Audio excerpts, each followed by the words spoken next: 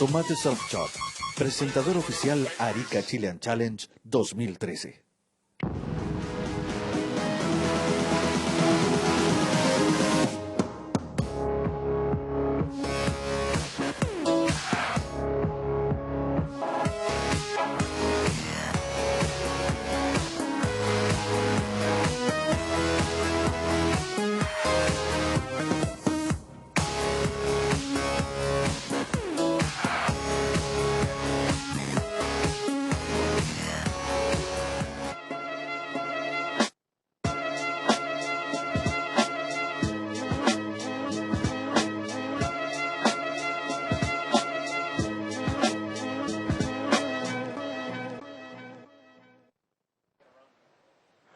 All right, here we go. Once again, we are live for the IBA GoPro World Tour stop number 3. This is the Arica Chilean Challenge. We are running today. I just got the word literally as I started speaking to you about 20 seconds ago. Alex Leon, our contest director, let us know that we are going to be going live in 30 minutes. Mike Stewart. Yes, the waves are cranking today. That swell that was anticipated all week has finally arrived, and it's almost maxed out. I mean, it's gnarly out there. There's big, huge bombing lefts that are, some of them are makeable, some of them aren't. The rights are pretty much all makeable, but not all of them have a hollow section. So it's going to be pretty radical today. Yeah, today's definitely going to be one of the heavier days of the contest. And you guys can see how early it is here on the coast of Chile. I mean, it's literally, it's still pretty much dark. I mean, the lights on our faces in here in our little studio are from our computer screens and our monitor where we're watching the same waves. This is Diego Cabrera warming up here. He's one of the standouts at this event. You know, he's the kind of guy that will bust big. So this is going to be a pretty gnarly heat. You know, you got Babby Quinones, the kind of standout. Amory Laverne, who's been surfing this place for the last few years, like one of the best guys out here for sure. Now, today's conditions a little bit bigger. It's going to be not what all these guys are used to, but they're all very competent. You know, gosh, Amory Laverne, previous world champion, just won the last event, got some momentum. Sergio Luis from Brazil, another charger. Diego Cabrera, Canary Islands, you know, he got second runner-up the pipe a few years back, and, you know, when he wants to get the score, he'll get it. Like, he'll just go crazy. And he's a guy that went so loony last year, he cracked his head on the rocks here pretty much. And then, of course, Babby Quinones, Puerto Rico's standout, who's just had a really good run here at the trials, almost won the trials. I think, were we commentating when he did that? Like, but I think if he got the last wave counted, he might have gotten through. It was real close between him and Kramslin. And so, anyway, this is going to be a pretty good first starter heat, you know. Man, and Bobby Quinones has been in the sport of bodyboarding since, 1999, 2000. It's been quite a while that he's been a competitor on the World Tour. Back then it was the GOB, and he's certainly been around for a long time. You guys remember, again, on the IBA Facebook page, keep the questions coming in. We are interacting with you on there, and like I said, we still have a little bit of time before we get started, about 20 minutes, 22 minutes or so. And Mike, I'm just going to jump right into it. Jonathan Reed asks, he tells you, the sport of bodyboarding pretty much recognizes you as a style master or innovator, and people want to know whose style do you enjoy the most on the GSS tour? Oh, wow. On the tour, every single one of these riders has something to look at and appreciate. And, if you just keep an open mind and look what guys are doing and how they're doing it, there's like techniques that each of these guys bring from their different territories and different waves. There's of course guys, that you would expect, like Hardy, Rollins when he serves. Ben Player's got some mean style. Amory Laverne, really good, technical, clean. But, there's so many good guys that you can kind of take little tips from. So, don't get hung up on one particular thought process. Keep an open mind and look at everyone's riding. There's something kind of to benefit from all these riders. Mike, Daniel Thornton wants to know, how do you prepare yourself before a heat? Like, is there anything you do separate than like other riders do as far as separating themselves or just focusing? Do you do anything in particular that other riders don't do? I'm not certain. I don't know what all the other riders do. Over here in Arica, it's kind of nice. The riders get into a routine here because the winds get kind of blown out. So you get into this routine, and generally I've been getting up around 5 in the morning. I stretch for about an hour, grab my gear, walk down here at 6, and try to be in the water at first light. But in the last 2 days, because of the contest, I've just been kind of like, sleeping in a little bit, just try to get a little more relaxed. And that's about it, really just kind of like trying to get yourself in rhythm with wherever you're at, whatever the conditions are. And that's kind of it. It really depends, I guess, on the venue. You'll actually do a whole hour of stretching? Yeah, it's about 40 minutes, 45 minutes, yeah. Do you incorporate any kind of like this is actually me. Do you incorporate any kind of like yoga or anything else, or just there's some yoga moves. Basically, it's stretches that are kind of where I'm tight, so it's kind of designed for me specifically. But I think one of the more important things for bodyboarders to start doing is it's myofascia stretching, where you're actually stretching the sheath of the muscle because you get cranked out there, you land a big air, and you can subluxate a shoulder or hyperextend joints. And so you really want to stretch out your fascia. That's one of the main things. I think you see guys like the guys that are in hyper shape, like Hubbard. I mean, Jeff's a freak. He stretches like that. And, guys that are really in shape, the next level, I think, is going to be this myofascial stretching. Mike, I have another question for you. Your answer led me into another thing. A lot of high-end athletes, and I'm not one of them, but a lot of high-end athletes actually believe in not stretching at all. They believe that if you're stretching too much, that what you're doing is you're loosening ligaments and tendons. What do you think of that theory? Yeah, I would agree. I mean, there's some recent research out now that says don't stretch right before you're hitting, right before you compete and stuff. And okay, so for me, it's kind of a meditative thing too. But there is muscles that I'm tight with, and if you're actively stretching and not just like passively stretching, you're almost activating your muscles and kind of getting blood flow in that area. And for me, it works out pretty good. Sure. Okay, let's keep it going. Next questions. Mike, what is your favorite wave? I'd have to say pipe. Yeah. It's got lefts, it's got rights. It's got everything. The only problem is it's got a lot of people too. It's super crowded. So that's probably my favorite wave. And then Indo, like places like Padang, Tahiti would be a close second, depending on the size. Another question that came in. Chad Curtin wants to know, what is your favorite wave in Australia? Ooh, I like Shark Island a lot. That's really? A pretty sick wave, yeah. And I haven't surfed some of the bigger bommies that I kind of want to check that out. So have you got a chance to surf ours or any places like that? Yeah, surfed over there. That's pretty sick. Kind of shorter. I prefer the island. Longer, deeper barrels. You just take off, not really knowing what's happening, and then you just make a line for it, man, and just hope you come out. Point A to point B. Yeah, it's pretty sick though. It's a pretty amazing. Every wave's like a pretty full-on journey. And how would Nuggins rank on your scale of waves in Australia? On its day, it's a really good wave. Yeah, it's amazing. It's huge ramps. You take off deep and you just have this giant ramp to catapult, and so that's definitely would be up there. And then Jethro James wants to know if Nuggins was your favorite spot so far to ever have a contest. Still second to pipe. Yeah. Well, the fact that you don't have anyone on at pipe, I think, is pretty special. But it's a beautiful place, the South Coast, and it's as far as the venue, I mean, it's hard to beat that.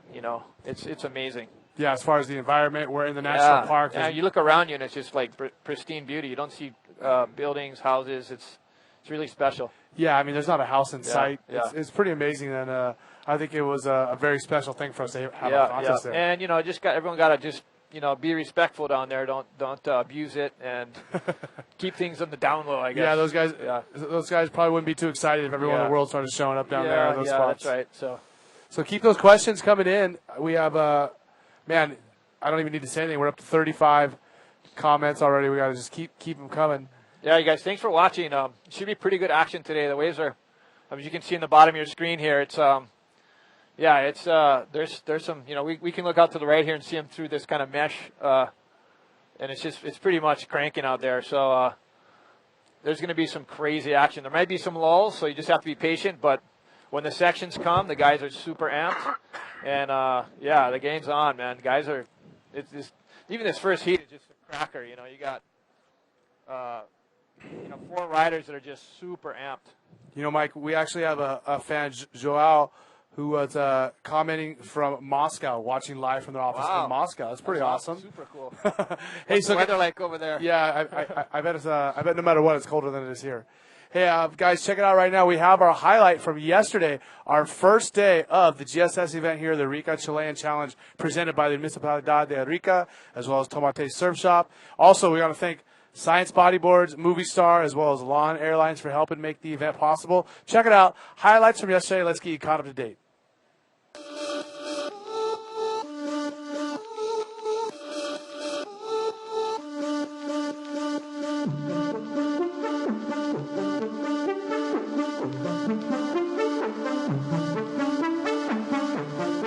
Well, bodyboard fans, the day is finally here. That's right. The GoPro IBA World Tour Stop number 3 is underway, and it is the Arica Chilean Challenge. This event has gone on for 10 years, and we plan to have great waves continuing the streak. My name is Eric Apple. I'm your host for the IBA World Tour, and we have got some great action coming up for you. Men's round number 1 starting now.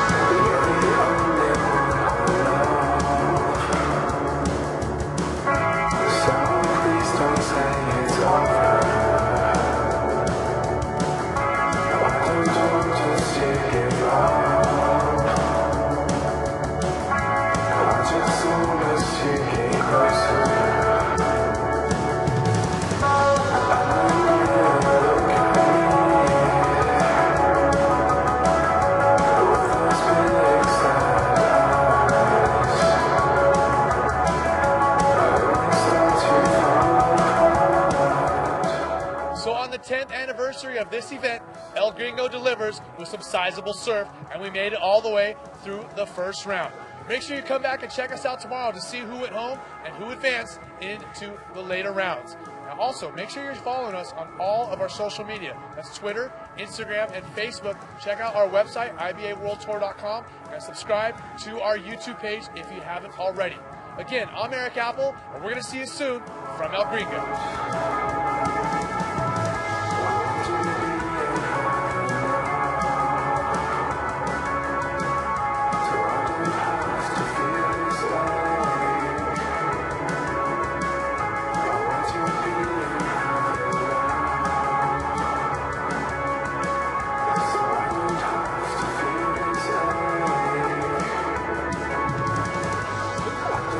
All right, guys, check it out.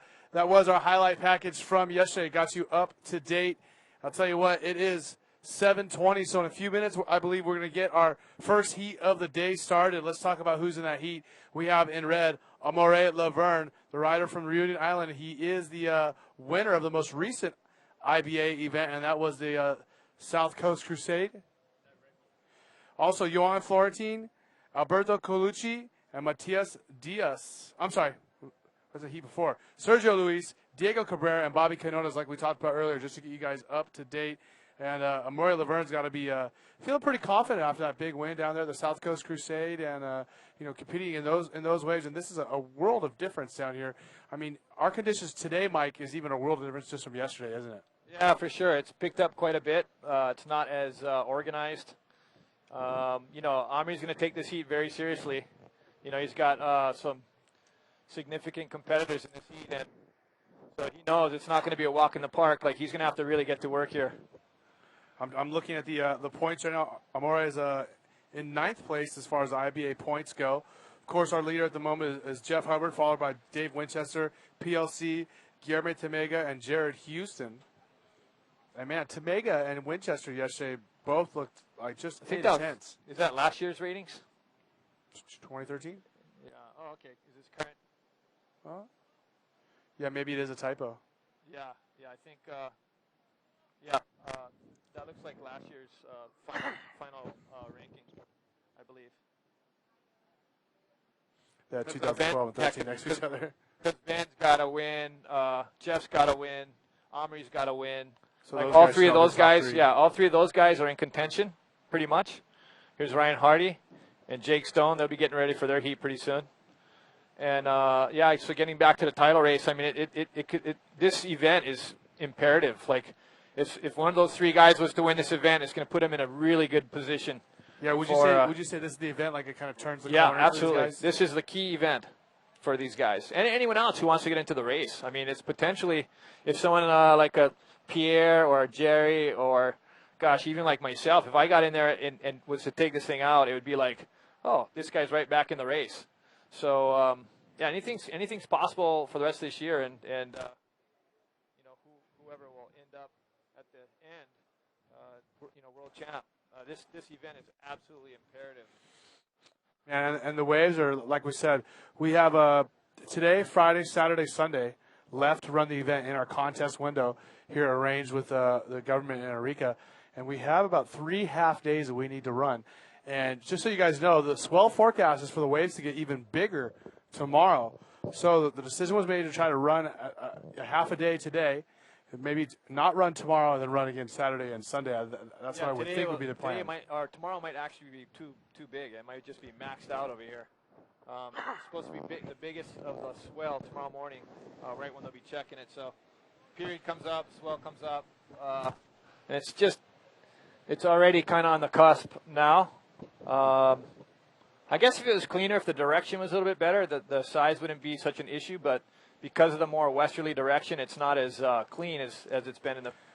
Now, Mike, what kind of swell direction does Gringo like? Is it a little bit more southwest in it? Yeah, a little bit more south. This swell is pretty southwest, so or southwest. I think it's just straight southwest, and so ideally you want a more south direction swell.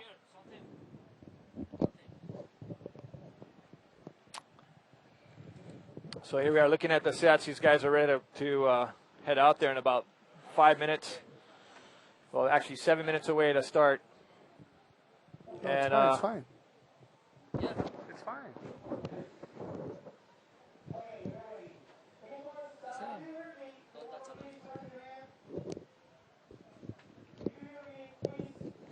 Mike, we have some questions coming in on our Facebook page, and James Weller wants to ask, Mike, did you think you would still be competing at this level at this stage? No, absolutely not. Absolutely not. It's kind of weird, you know. It's really exciting for me because this is new territory, which is I'm super excited about. But to be honest with you, when I was about 18 and I saw some of the other riders at 24 not being as competitively successful as they were when they first started, I was thinking, gosh, I only got like 5 years left in my career.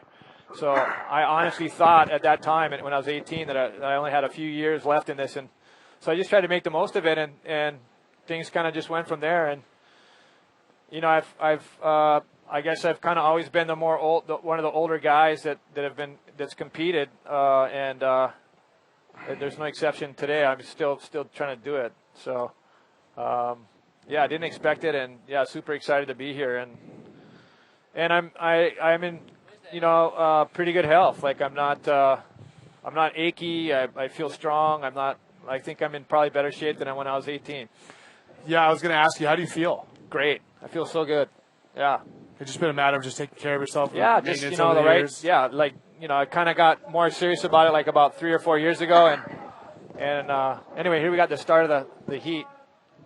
Go ahead, finish what you're saying. Oh, yeah. So, yeah, about 4 years ago, I kind of took a more serious approach. I won an event in Maui without really trying to train or anything. And I made it through from trials. And I just thought, man, what if I really applied myself? And so, if nothing else, it's allowed me to continue to be active and enjoy the sport for years longer. So just a total commitment in health, like diet, exercise, a lifestyle, and yeah, so it's paid off, and I'm super amped. So yeah, it's been a great little, you know, journey. And so I think the ocean certainly has a lot to do with it. You know what I mean? When you're in the water every day, whether it's surfing, bodyboarding, swimming, you know, free diving, anything. I think people who live their life in the ocean, I think it really makes a difference in their health. Yeah, I totally agree. It keeps, you know, it's a fountain of youth. It's actually an ocean of youth. It's called the ocean. Not only that, but I mean, I think on any level, it's just something about it that makes you feel better. You know. I mean, yeah, that's one thing. If I have a hard day or a long day or I'm away from the ocean, I mean, I can literally just run down, jump in the water for 5 seconds, and you just feel better. You know? Here we go. First Sergio, wave, paddling. This looks like a decent wave. Yeah, cool. Finding a little barrel on the inside, bouncing around a little in and bit. out. I mean, at least he's on the board. You know, tell you what, conditions like today, if sets start coming in, you can get washed in. You can, you know, just getting waves today is going to be a pretty good feat. So it's great that these guys have started up and started the action. Okay, we're in blue. Babby Quinones. Look at this. Nice pocket ride. Nice posture right there. Yeah, he's just the pocket master. Okay, Finding in and a nice out. section. Nice little section, you know, not the deepest barrel, but he got a pretty much good pocket ride the whole way. Okay, now yellow. Diego Cabrera pulling in deep. Man, all our riders getting waves here in the opening 2 minutes. Looking for a section. Okay, nice little roll off the end bit there.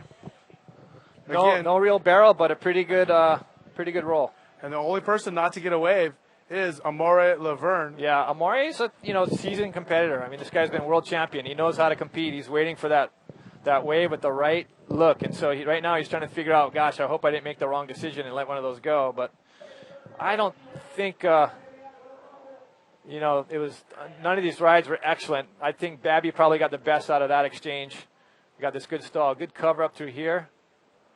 And just kind of rode the ball the whole way. So that's a pretty good ride from Babby. Yeah, like you said, considering the conditions out there, that's a successful ride out there, getting on the board. Tell us, Mike, even some of these guys, world-class bodyboarders, it's certainly a situation out here where these guys have to pay attention and be on top of it, because if they get caught inside, or they're in the wrong spot, they can certainly just ruin the entire heat for them, right? Yeah, it's, wave knowledge comes in handy here. But and it's also kind of you gotta kind of throw the dice here a little bit. You have to move in on the shelf. Okay, here's a replay of Diego's wave. So wave didn't really cooperate too much with him. He's stalling for it, waiting for it to happen. He's looking for a section. Kind of gets up to it here towards the end. Went through that first part. Finding a nice little roll. Good projection. Yeah, nice extension. And then, in and out. So not a bad start for Diego. At least he's on the board. kind of get the blood flowing. Got the questions still coming in as we're waiting for some scores as well. First score that came in is a 4.75 for Sergio Luis from Brazil.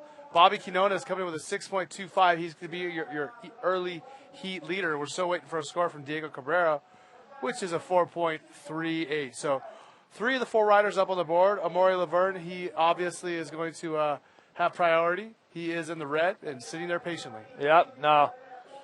Smart. That's a good move from Babby. You know, that's definitely a keeper. Omri's capable of getting 9s or 10s on a wave, so keep your eye out. You know, if a good one comes in, he'll be on it now, and you'll probably see some pretty sick riding. So there you got it. Babby Quinones moves into the lead, 6.25. Sergio Luis from Brazil, 4.75. Diego Cabrera, 4.38. Those are almost going to be throwaway scores if the waves cooperate in this heat. If sets start pulsing in here again, those could be keepers. Now, Mike, explain how, in a heat like today or waves like today, I mean, what can happen to these guys? They can get just skunked as far as the waves closing out. They can get caught inside once. That'll take up 5, 6, 7, 10 minutes maybe even. You get caught inside a couple sets. A couple other sets close out the bay. Not to mention, having a big set come in front of you, break in front of you, snap your leash.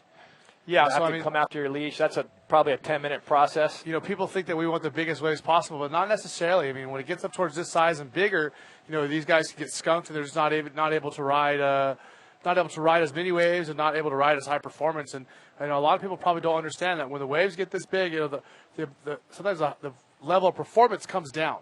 Well, it's not, Eric. I mean, like you say, it's probably less to do with the size, more to do with the conditions, more to do with the direction. Like, there's not a lot of really good open hollow waves. The size is not an issue. There's, I mean, you can ride. This break probably gets up to about 12 feet, and right now it looks like it's about 8 feet, maybe some 10-foot sets.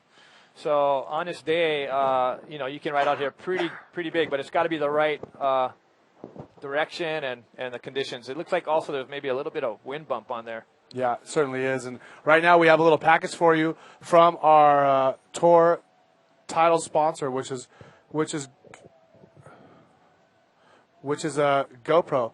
And we're going to have a package in just a minute for you guys from Bobby Quinona, is kind of showing some of his waves and everything going on for yesterday, as well as the Babby trials. got some sick shots in pipe, too. It's been really cool to see. And remember, this is the third stop in the IBA GoPro World Tour. We want to thank GoPro so much for coming in and supporting the IBA World Tour with their financial contribution, as well as they're helping us get some of the best content in the world, and we're sharing that back with them. So a little on the action here. 23 minutes to go. Yeah, and this is kind of what we were talking about. I mean, when it's this big, there's just these guys aren't catching as many waves just because it's the ramifications are much more serious. They're trying to pick the better shaped waves. They don't just want to take a short little wave and bust a little air, because then you can be stuck on the inside for the next 10 minutes. Yeah, and so here's a pretty big difference in strategy here. Omri being very selective. Now Omri's been a semifinalist in here. He's like the one guy you would expect to win, and he hasn't. He serves this place so well. Here's Jake warming up. Or cooling down. It's pretty cool out here this morning. Mike, looking at Jake Stone kind of brings a question to mind that I have for you, and I wanted to get your opinion on it. And our sport has started to come to a crossroad, as we see. He's in red. Omri Laverne. Look at the size of this wave. Look at the roll section. Nice roll section for Omri. Right in the pocket. Perfect 360. Snapping it around. Whoa. The heavy spot to bail out. That should be pretty good. That was a good place to do a roll. That was kind of a hectic session there.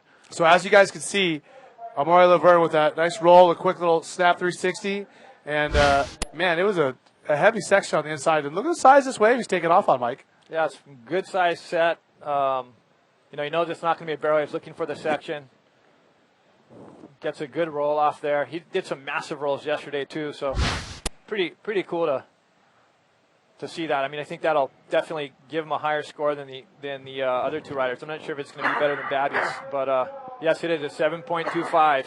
So it puts Omri into the lead that quickly. Wow, so great score. That waiting for the wave is paying off for him. Yeah, certainly did that time, and he has the experience and the.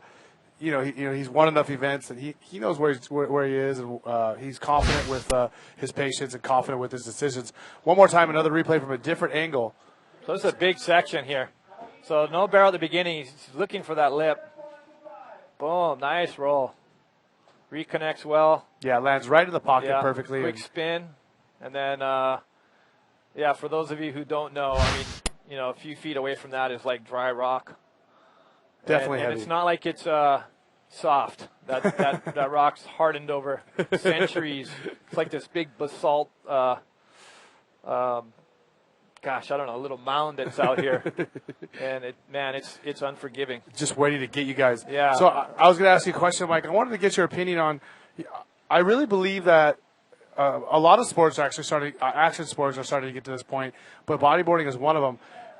I think that our sport is starting to hit a crossroad, or will hit a crossroad, where the top athletes will cross over from being the best wave riders to acrobats. And at what point do you see the guys who are more acrobatic and not necessarily watermen, becoming champions and taking over? Well, I think it's always going to be a mix. I don't think it's just going to go one way or another, unless in the future they break off and that's a different type of wave riding. But I think it's going to have to be a combination of. It's always been a combination. Just in yellow. For the very fact there's barrels like this we're seeing yellow in. Oh, nice wave. Diego Cabrera. Wow. He came out of that. Wow, that's going to be a huge score for Diego. Huge score. That was massive. I can't believe how long he was in that barrel. Coming out of the curtain, absolutely unreal. Yeah, he was traveling. I saw him kind of in there dark. You could see a little dark thing, and you can't rule Diego out, man. He's really good in these types of conditions from the Canary Islands. That's going to put him, in a pretty good lead right now. I can't wait to see that replay. That barrel was the amount of time That was we a traveled long in there. barrel. Check out the replay from Ren and our Scoops crew in there, in the TV great. room. Gets a good line, and from that point on, he is just in there traveling. So you can kind of see a little yellow. That was a great barrel. Wow, made it all the way to that end section, came out through the whitewater part, claiming it. He should. Yeah, absolutely. That was awesome. That's got to be, I don't know. I'm not going to judge that one, but that's got to be pretty sick. Okay, here we go. In white. This is Sergio Luis, the rider from Brazil. Nice roll. So he's got his own version of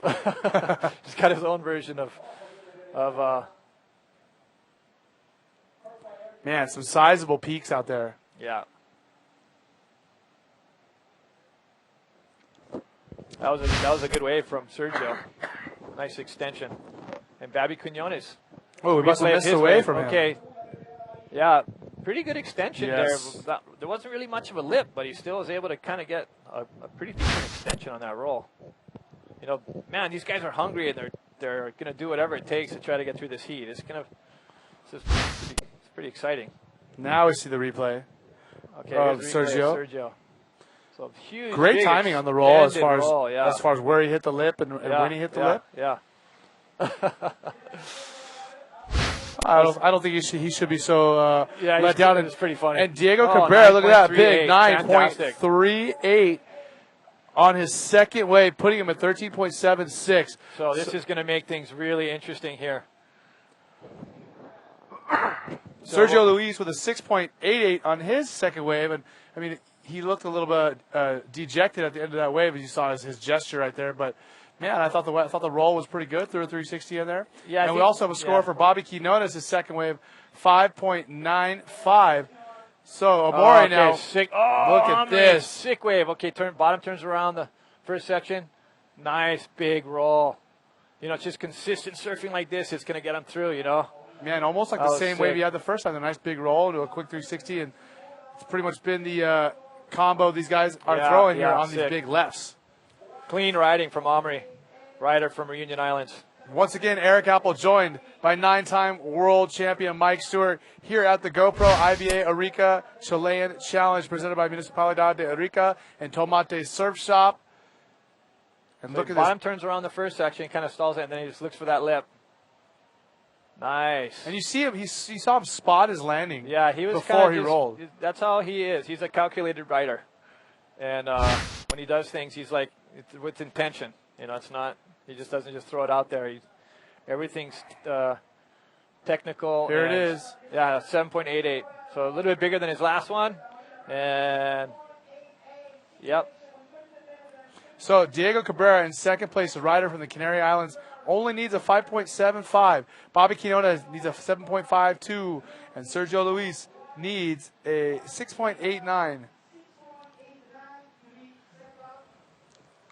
So things are heating up here. This will put the pressure on Babby, and Diego for sure is going to want to, extend his lead because with Babby on his tail, Babby still, he needs a pretty big score, 7.52, and he hasn't gotten that yet. So yeah, but we're not even halfway through the first heat of our day here in our second round of the men's GSS event. And remember, fans, this is an elimination round. Third and fourth place in these heats is going home. First and second will move on to the third round to compete against the winners of round number one. yeah, I wanted to give a quick shout out to Owen Pye, and good luck with his new book. It's called Boogie Legends of Bodyboarding. Born to Boogie, Legends of Bodyboarding. And so if you want to learn about the history of bodyboarding, check it out. You probably do a Google search for Born to Boogie, Legends of Bodyboarding. It's a hard book that he's been working on for a while, and he does great work. So it's probably a really nice piece of writing and pictorial history of bodyboarding. It's got to be pretty cool to be immortalized in literature, Mike. Yeah, I mean it's super cool. Yeah, what can I say? But nowadays, man, you immortalize electrons on the internet. Okay, so while we have a chance between these waves, I don't know if we have a set coming behind this wave, but that's a nice looking left right there. Not much of a bowl, but good peak. We do have that GoPro package of Bobby Quinones ready to roll. Let's check it out. Let's see what he did yesterday, Mike. It should be good to watch. I mean, the barrel's just perfectly round. Not quite the watercolor that we had at the South Coast Crusade, but, man, big barrel, spitting. Oh, that was sick. Definitely. Look at it, still in the barrel. Wow. Wow, nice. Oh, how this double barrel. Yeah, Bobby's riding the Go barrel for a really roll. good Look, here today. Here goes the roll. Pew! That's so cool. Yeah, Bobby riding the barrel really, really good out here at El Gringo. Definitely has it figured out, I'd say, on the lefts for sure. Yeah, well, he's been here for a month. He's taken his approach to bodyboarding to another level. He's super serious. And so he said, hey, he's committed, trying to do well in this event. So he's been down here a month prior to this event starting, which is a long time to be here and learning and figuring out this wave. So let's see if it pays off. He's made it to round 2, heat 10 of the IBA World Tour. Yeah, coming up in our next heat, just so you guys are aware, Alan Espinoza, Roberto Bruno, Jake Stone, Alberto Colucci.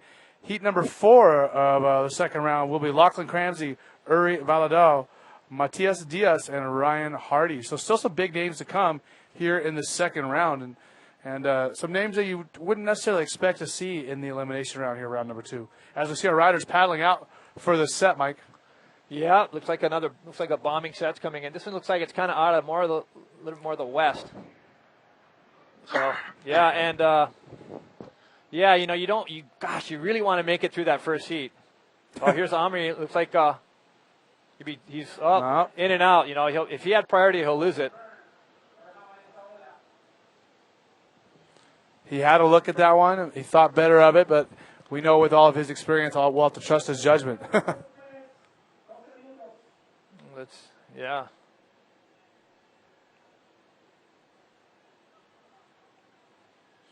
All these questions still pouring in on the Facebook page.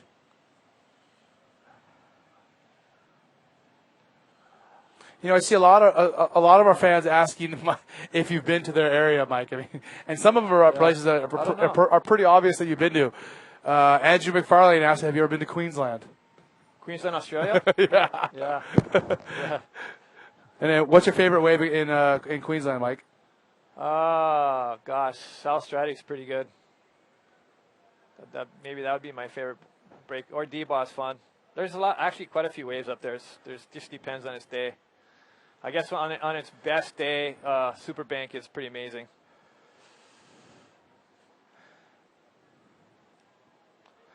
And Jack McKenna wants to know, Mike, at what age did you start taking bodyboarding seriously, like as a career? Well, there wasn't really anything when I was younger.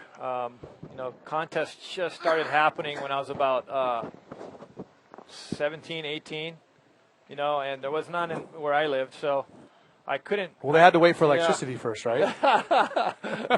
Yeah, we had to leave the cave and get our clubs and head out there amongst the other cave people. Have I known you long enough I can get away with that one? For sure. And anyway, yeah, I guess it was about 18 or 19 when I went to the first event. Yeah, another question that I see Guy has for you is, Mike, what have you found to be an effective out-of-water training routine for bodyboarding? And as an athlete myself, one thing I've certainly learned that there's no better way to train for a sport than to do that specific sport. Yeah. So, I mean, the best way to get in shape to surf or bodyboard is to surf or bodyboard. So, is there other things that have crossed over as far as for sure. work good for you? For sure. I like sparring with Eric Apple. That's good for kind of that fight or flight syndrome.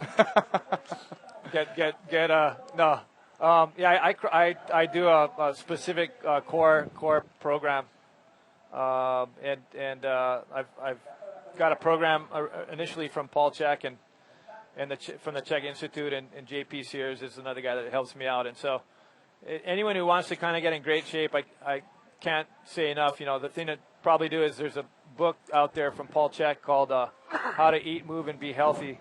And, man, get that book. It's like a Bible or a manual, human manual. That's a good way to put it, on health. Yeah, tell me about Paul Czech. Yeah, awesome.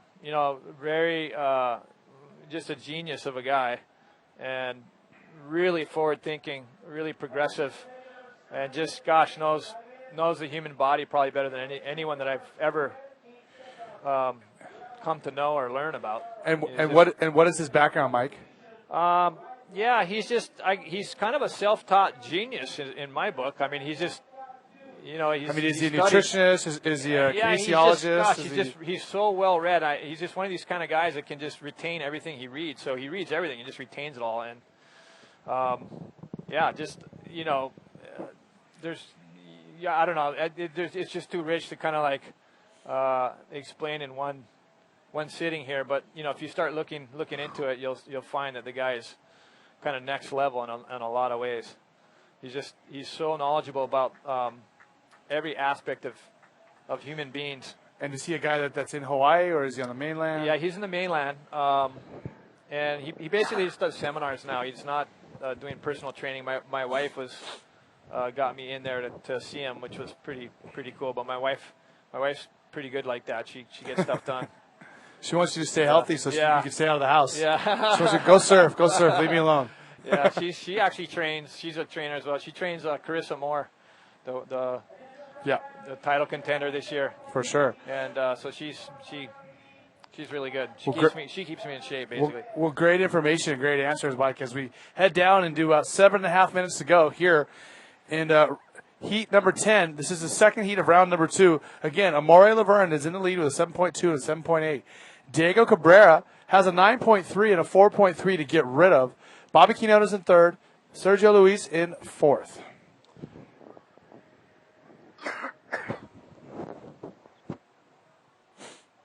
Still looking at some of the questions over here. Isaac Dawson wants to know, has chasing waves all your life ever gotten monotonous?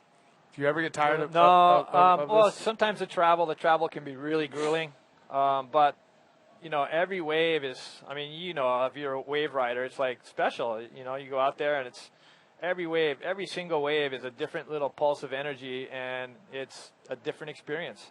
It's like a different person. Yeah, and there's so many variables to, it's just so rich and, gosh, it's just such a, I don't know, hard to explain, I guess.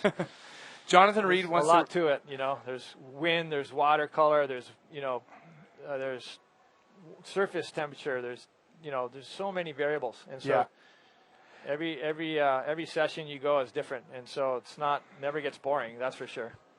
Jonathan Reed wants to know a little bit about your cinematography and the stuff you've done, and I know that you've had some really large projects over the years, and tell the current fans of bodyboarding, guys that may not have been around in like the 90s or early 90s, and who know about some of the projects you worked on.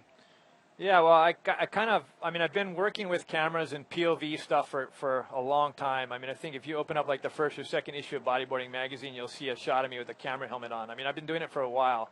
But I'd say ever since the movie Blue Crush is when I really started to get more into camera operating. And I mean, on that project, it was kind of a cool situation. I didn't mean to be an operator, but they needed an operator. And I raised my hand, and they said, okay, and I gave it a shot. I took it out the pipe, and I got them actually some really good shots.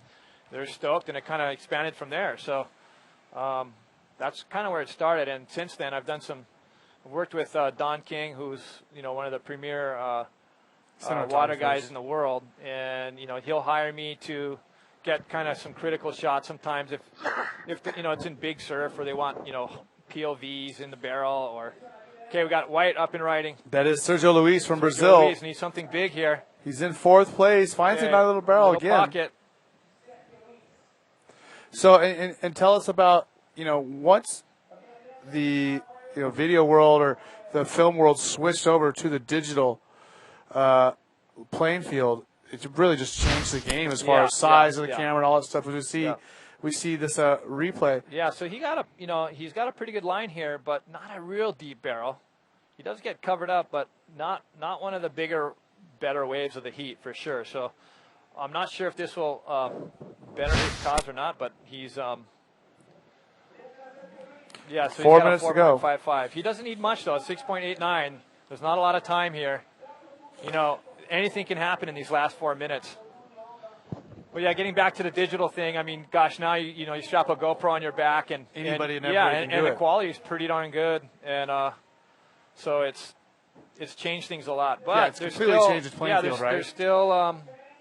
There's still high-end cameras. I just got hired recently from the BBC to shoot this thing in Africa, and it was. The camera, I think, was like a few $100,000. It was a really expensive high-end camera. We got some just amazing shots. So was that the Red Edit it's called? It was like a Phantom Flex. Oh, the camera. Phantom. Okay, yeah. And so there's still opportunity to pilot high-end cameras in critical waves. So I've been hired. Last 2 jobs I got hired were for digital formats. I got hired by Apple Computer to do this thing for Final Cut, and then just recently for the BBC. So. And tell me, the Phantom camera, how heavy is it? It's pretty heavy. It's like probably the best way to describe it is like a small appliance. It's about, I don't know, maybe like 40 pounds or something. Wow. And, putting the thing on your board. Oh, this could be a good way for Omri. More Laverne.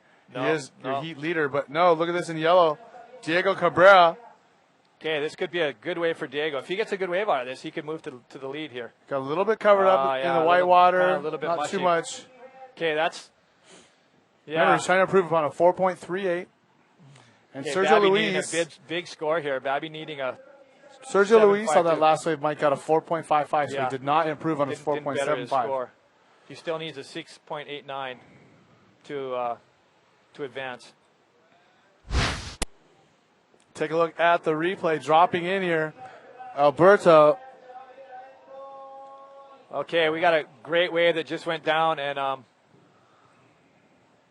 we'll see the replay on this. Okay, this is what just happened while we were showing you the replay. Okay. Guess Omri just paddled out. Ooh, okay, this could be This it's Yeah, look at huge it. for Babby Quinones. Big set wave, driving in that barrel. Okay. Covering a lot of ground right there. Barely ducking out. Yeah, Not quite in there not in there for a real long time, but the size of the wave was great. He needed a big score there, and I'm not sure if he's going to get it. We'll see. It's going to be close. So Amory Laverne kind of taking the strategy of just like 2 7s. You know, and this is how this guy just gets through heats. You know, time and time again, going big when he gets a section, finding those sections. And Amory asking for the situation. Diego only getting a 2.63 for his last wave, so that hasn't helped his either. So a minute to go. Man. So Amory Laverne first place, Diego Cabrera second. Bobby Quinones needs a 7.52. Sergio Luis needs a 6.89. Okay, so it's going to get down to these 50 seconds. Look at that wave just It's like exploding. a big set Some coming. real sets coming through, Mike. Oh, yeah, big west set coming in.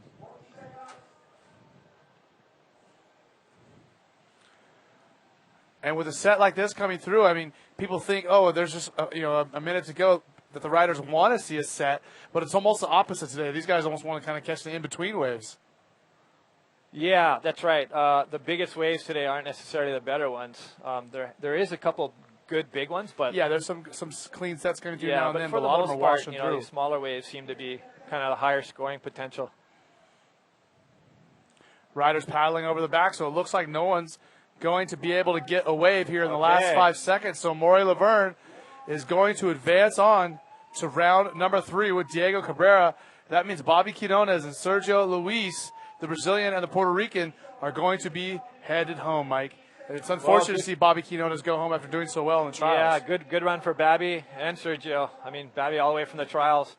So he can't be too disappointed. I mean, I'm sure he's going to be bummed that he got knocked out, but heck, he made it pretty far. And no shame going down to Diego and Amory. Both of those guys are pretty seasoned competitors.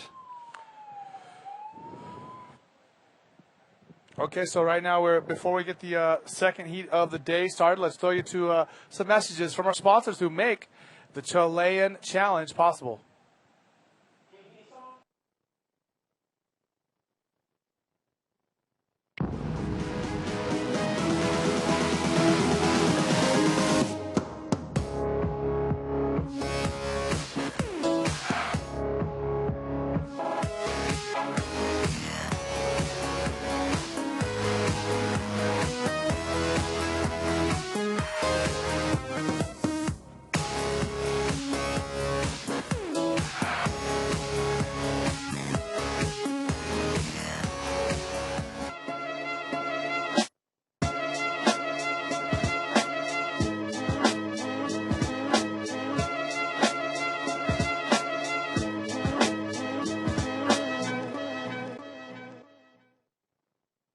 So we are back live at the 2013 Arica Chilean Challenge.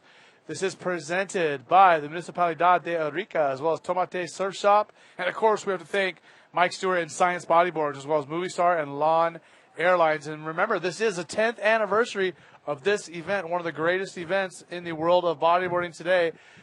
El Gringo definitely delivering some sizable surf today. Almost too big, but it's still contestable. And these guys are out there dropping in on the sets, throwing some big rolls and some nice maneuvers, and even finding some good barrels, Mike.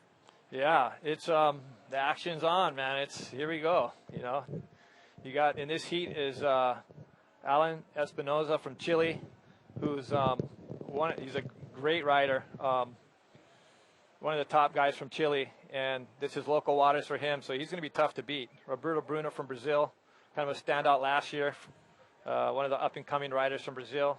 Jake Stone probably needs no introduction, but is a great rider from Australia. At the Nungan event, did some pretty crazy stuff. Like he did close to a 720 in the heat, and he did his Jake Stone flip. Although Tanner McDaniel says he should call it the Rolling Stone. Thinks that's maybe that is better. a pretty good name. As we see two riders paddling, this is a rider in yellow. Jake. Yeah, Jake gets the better of it. Speak of the devil. Yeah, pulls look at in. his barrel. Comes through nicely. And one thing I do want to mention is that in our last heat, Diego Cabrera, doing so well, especially after he's had some of the real serious injuries that he's had out here at this spot. Yeah. No, it's great to see him back in form, and this is heavy. This rider in blue, Alberto Gulichi from Venezuela, was like ready to go right, and then Jake just kind of pushed it and went left. So he got. Had they continued, they probably would have got a double interference. But as a result, Jake got a pretty good wave out of it. Yeah, nice good barrel. Unfortunately barrel. For Jake, not much to offer. Yeah, a little short. Would have been nice to have a short roll or pocket, but something. Good way to start. 5.88. And we know if anyone can take advantage of a section, it's somebody like Jake Stone. Yeah. So it looks like Alberto Gulichi was paddling for that, and I think with the way the rules work now is he would move into, unless Jake's out, but he would lose his, he'd go into priority. So now it would be Roberto and Alan that would share first priority.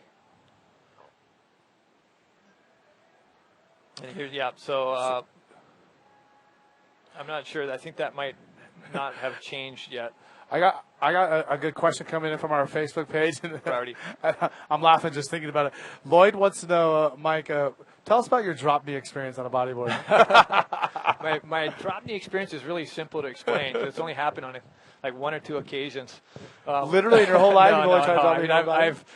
Me and Magno had a drop knee challenge out at St. Louis last year, 2 years ago. Yeah, that was pretty funny. I mean, it's just comedy. If you want some comedy, then you can do a little research and find Mike Stewart drop knee.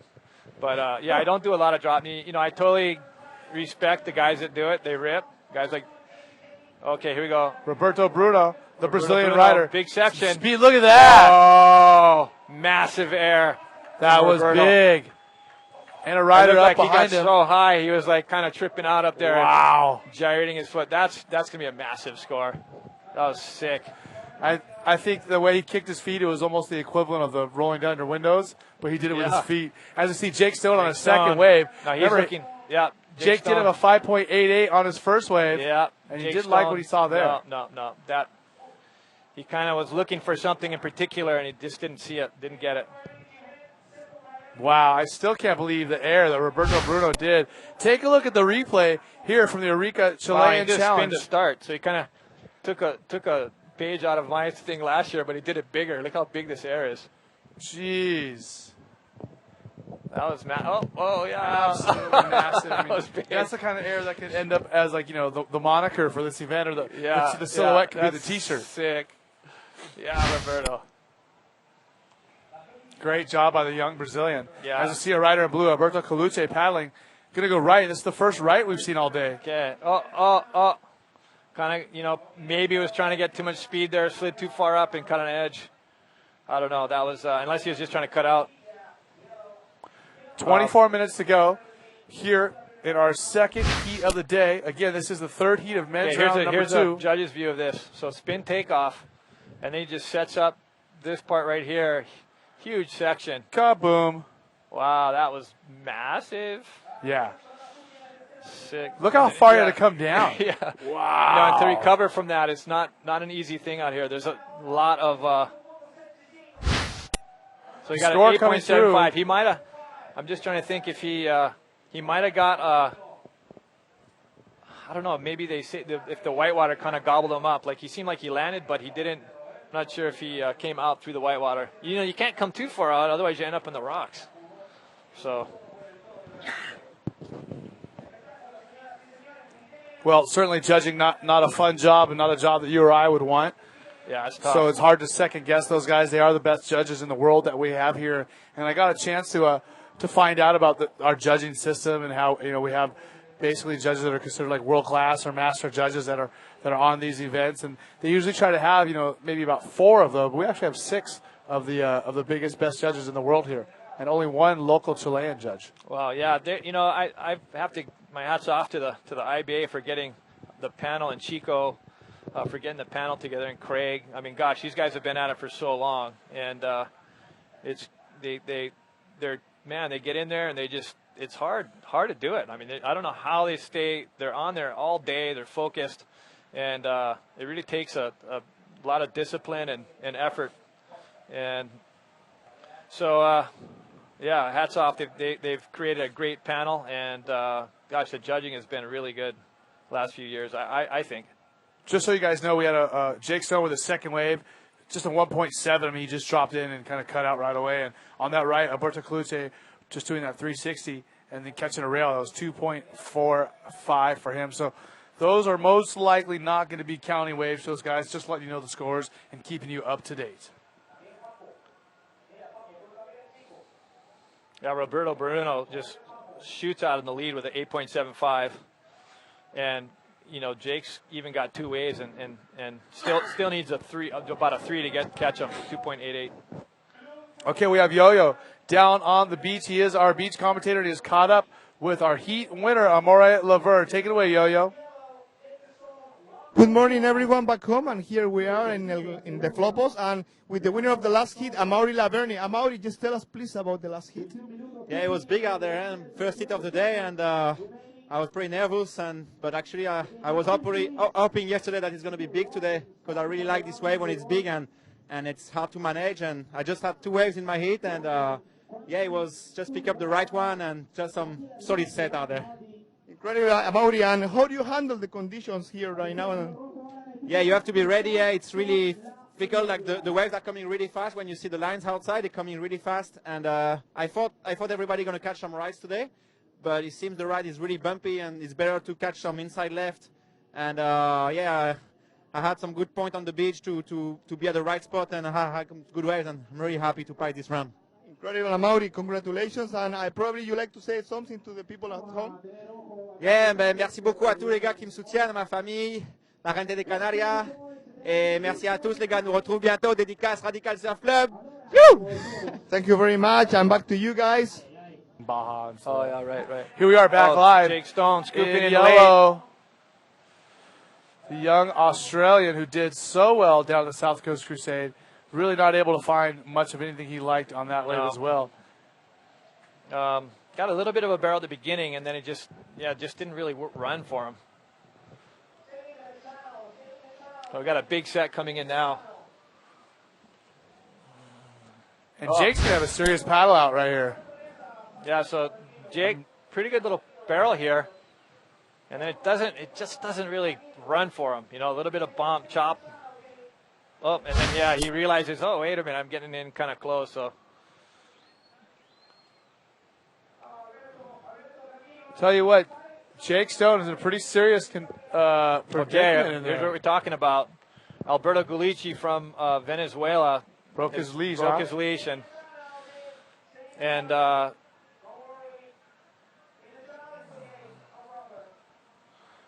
beach announcer letting Jake know that the spot he's in is safe. He's going to be okay. Yeah, they don't want him to go too far to the left or to the right because basically the waves wash right up onto the cutting board. That's pretty classic. I don't think I've heard that before. So this is a classic example, and this is what I was talking about, a little bit ago. I mean, when the waves are this heavy and this big, there are conditions to be dealt with, and getting caught inside, taking a bad wave, and getting stuck. That's going to take a good chunk out of the heat for as far as time for Jake Stone. And now Alberto Colucci, he broke his leash, has no board, had to be picked up by the water patrol, and it's going to be quite a while before he's able to get aboard and get back out there. Yeah, fortunately the skis there. Had there been no ski, it'd be like have to get his body surfing skills down. Now, Mike, as far as you know, in the history of our sport, has there ever been an event where we had board caddies like surfing does? Yeah. We've had them at Pipe a few times.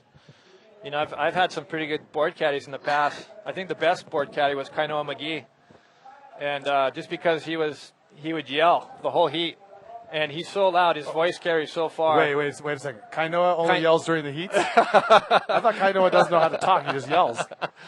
No, Kainoa, he's a passionate man. I could be at the mall in Ala Moana, and I can hear him at Pipe. Hey, I remember once I was up in the Eukai shower, taking a shower, and I thought I heard him, and I thought he was right next to me. He was actually in the lineup in Eukai. The best part is you're serious. Yeah. Okay, and so here's the next heat lining up. This is going to be a good one. Lachlan Cramsey, Ryan Hardy, those are guys. Lachlan won the trials for crying out loud, and Ryan,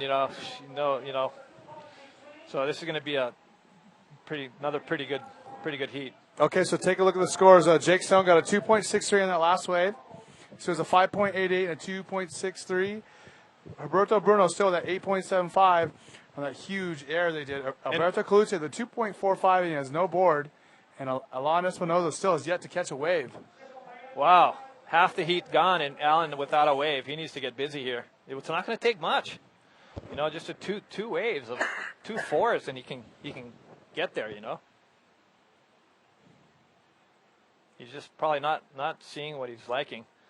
And, you can tell with guys like Jake, getting 1s and 2s and 3s, it's like... Yeah, he's not very excited. Yeah, the waves aren't that great. It's just not really totally doing it. I mean, there's those occasional waves that are amazing, but it's pick and choose. And so that makes it, pretty difficult.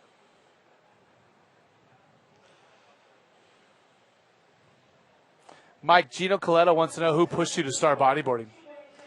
My dad. You talked about your dad and hyperboards. And yeah, when I was young, growing up in Hawaii, and then, but I get inspiration all the time from everyone. There's so many guys ripping these days. It's just all you gotta do is watch guys in the lineup, watch any IBA event, and you get all the motivation you need. I mean, there's such cool riding going on from all over, guys from all over the place. So it's pretty humbling, Another question I saw, Dave Camacho wants to know, Mike, do you know of any development, or have you ever heard anything as far as PlayStation ever developing a bodyboard game? Well, there's U Riding that's out there, but I'm not sure. I mean, there was talk a while back about doing some different games. And when Tony Hawk's game came out, and that was like a real popular thing, I guess Activision was looking at one to do with Kelly, and then he wanted me to be like a secret rider in there, but I don't think it did too well, so that went away. So, yeah, I mean, I guess the only thing available now is U-Riding, and I guess a lot of guys play that, but it would be cool to do like I've always thought it'd be really neat to have a game that was more realistic and, like a POV game? Yeah, like a POV, and had some of the other elements that at least you could get from the sight and sound of the experience. So there's a shot from our rider's tent over there, and you can just see how sizable the surf really is when you get a perspective. You see in the top left corner, there's Bowie. That's like one of the best big wave spots in Chile. And that place handles massive, like 20 feet, 25 feet, I guess. Luis Fernando wants to ask Mike. He says, Mike, I've heard some history about the Chopu discovery, and the history says that you and Ben Severson have discovered Chopu, or at least you guys are the first ones that ever surfed the wave. Tell us something about that. Yeah, it's kind of a lengthy story, but in the short of it was we were over there for a PSAA contest, and there's this... there was a PSAA at Tahiti? Yeah, I'll just talk about it until... Yeah, there's a PSAA specialty event, and they had this rubber ducky demonstration team, and I convinced them to go to the other side and explore for waves. And I was with Chris Tenenberg. And, Chris Tenberg, yeah. Yep. And so we went and we looked and found a bunch of different waves, and on the way back we rode upon that spot, and it was just like heaven on earth. It was so good and so amazing. And did you see it from the beach, or were you guys on we're the just boat? Looking at it from the back. So that was the first experience for it. And then went over there, and yeah, it was just the most beautiful wave I've ever been to. And it wasn't that big. It was about maybe 4 or 5 feet, maybe 6 feet. But it was running just super long barrels, and it was really fun. So it was just super clean. And so I told Ben about it. We came in after quite an ordeal of coming in almost at dark, running into the reef, deflating the thing, stepping on fire coral, and wanting to strip off my skin because it was so itchy. The next day, or that night, we told Ben about it and said, hey, Ben, let's go check this place out tomorrow. And then we went to him tomorrow. So there's Diego, pumped that he made it through his heat. And as far as you know, no surfers had ever ridden that way? Well, I think there's local guys that surfed it. And so, yeah, I mean, there's local guys that I'm pretty sure there's local guys that surfed it. I just don't know if there's a lot of Westerners, and I don't know. I mean, I don't think I was the first guy to ride it. I'm pretty sure there's other guys that rode it, but You're the first outsider. yeah, maybe the first Westerner. This was like forget, late '80s, maybe. I did the first trip I went over there was in '85, and we can see Omri super pumped, man. Yeah, so that was good. You know, he won that heat with another rider getting a 9, which is a pretty big accomplishment. Yeah. You know, just consistent, solid riding by Omri. So And- to finish the Yeah, Chopu yeah. story, So you know, yeah, and in then- '85 I went over there for the first trip, '84, '85, and you know, it was the waves were pretty good. And one day it was massive, and we went. I surfed this other break that was just terrifying, big pass. It's actually gnarlier than Chopo because it's not as clean. It's like all these steps in the wave. And then you know, I decided to go for a little walk, and so I hiked to the end, and I saw it, but I didn't think it was rideable because it just looked like it was barreling, spitting, and then washing up onto the reef. And I just figured, man, that's just death. I didn't realize because from the beach angle, you can't tell there's a little bit of a channel. Yeah. So I didn't end up surfing it then, but I saw it and learned it, looked at it, and said, wow, what intriguing. Maybe in the future sometime. And then sure enough, you know, and I didn't realize when I stumbled upon it that it was the same place. I just kind of pieced it together later.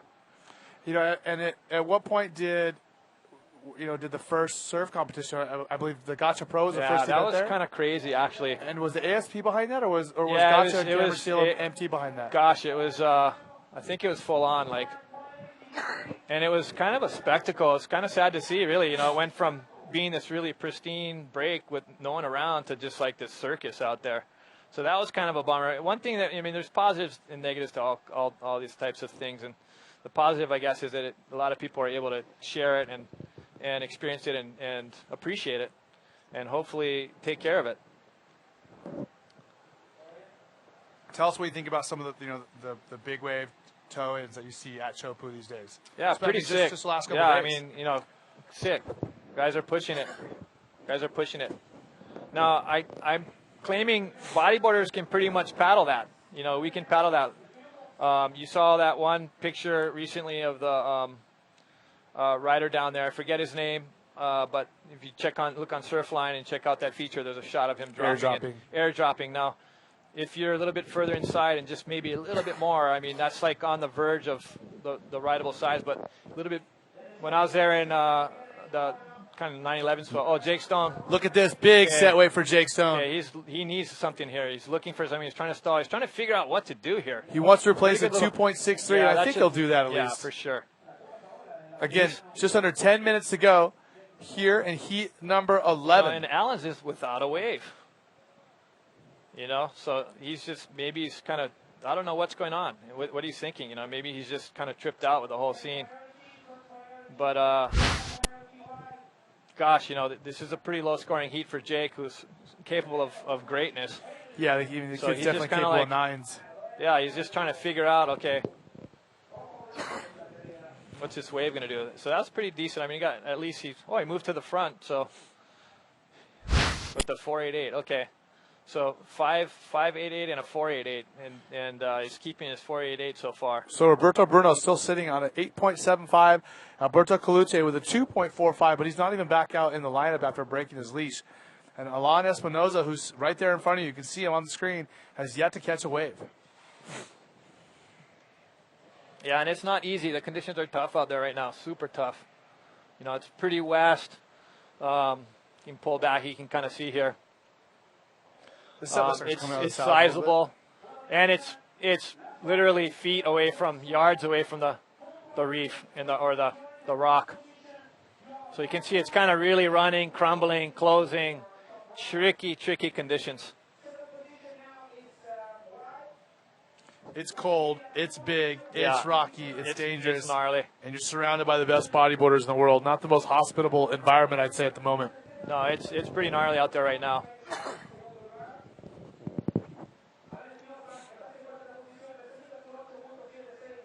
Remember, this event is brought to you by the Municipalidad de Arica, as well as Tomate Surf Shop. Mike Stewart and Science Bodyboard supporting the event. Movistar and Lawn Airlines. Lawn Airlines, of course, the big Chilean airlines. Them and Sky down here are the two big ones.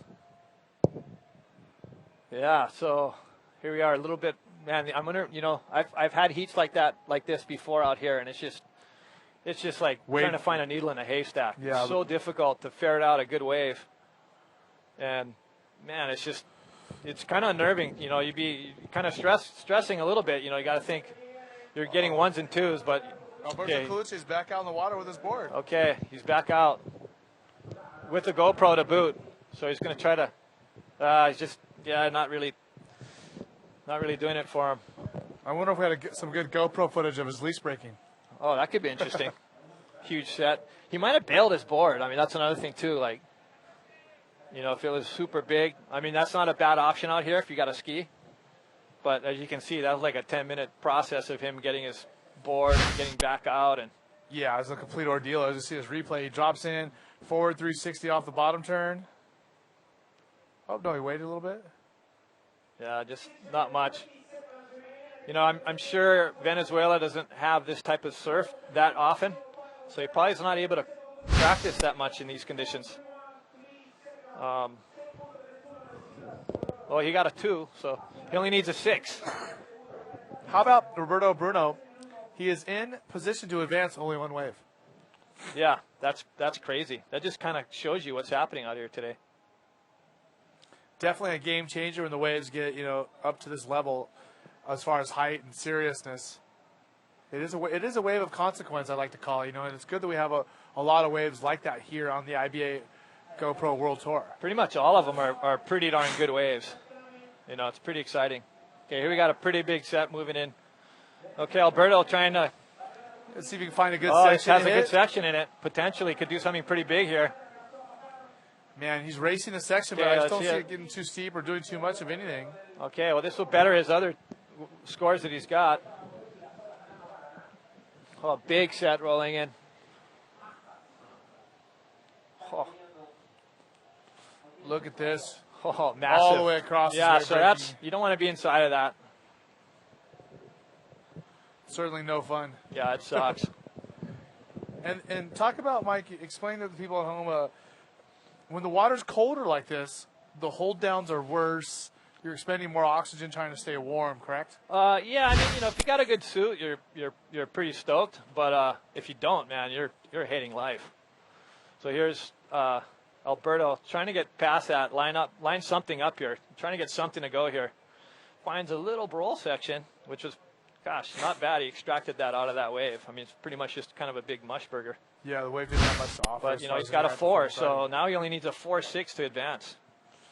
And if Roberto doesn't catch another wave, there's 4 minutes left. And in these conditions, that's possible. Yeah, certainly. And Alan, without even a wave on there, be interesting to see what's going through Alan's mind right now.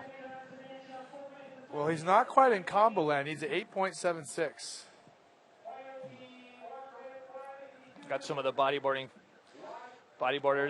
down here.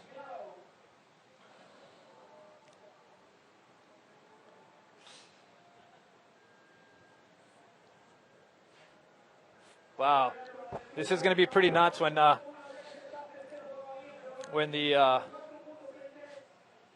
third round starts. Guys pushing it in these conditions is going to be pretty difficult. So our beach announcer giving these guys the rundown of where everyone is at.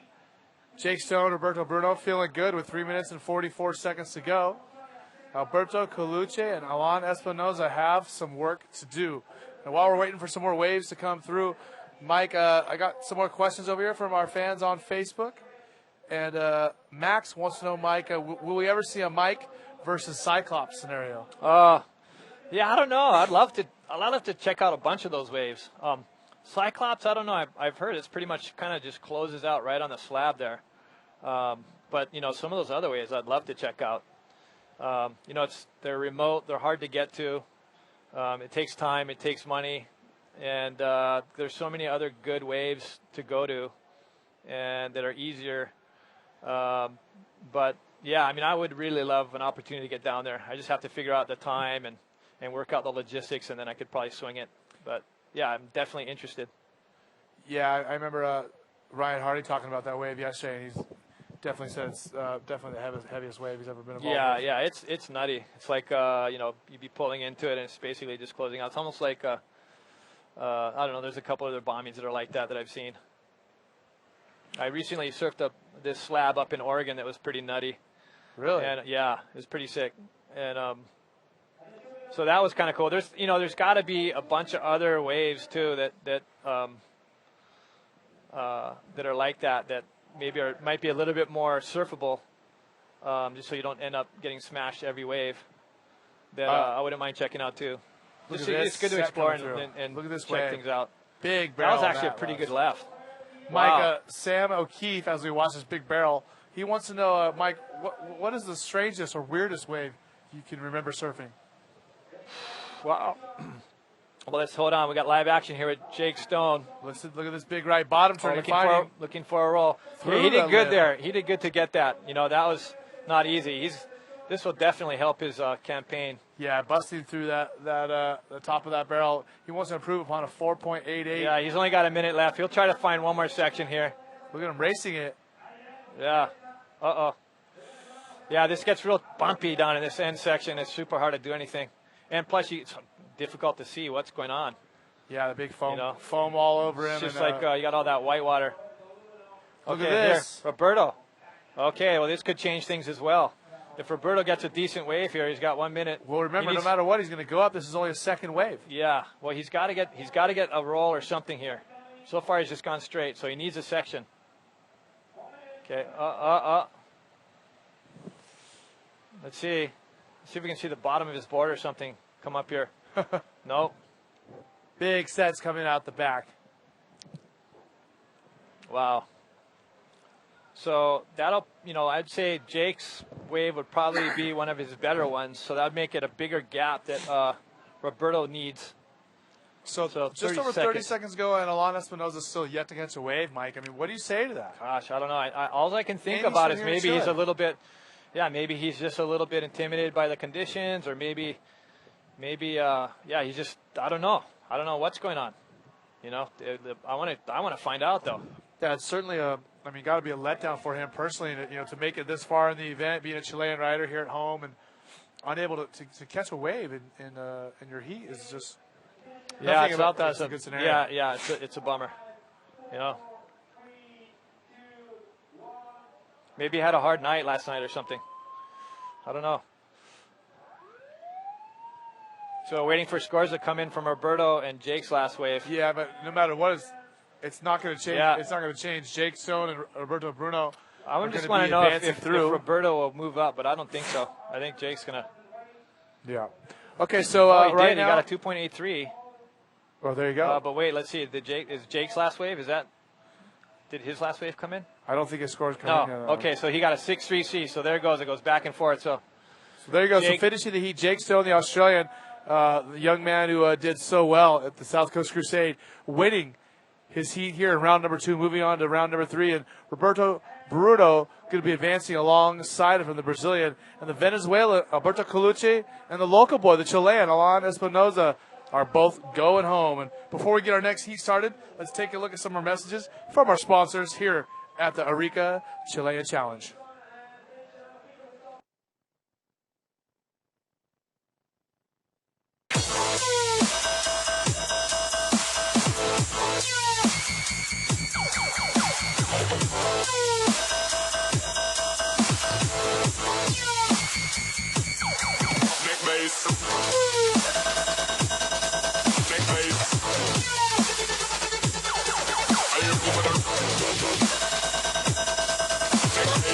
Tomate Surf Shop, presentador oficial Arica Chilean Challenge 2013.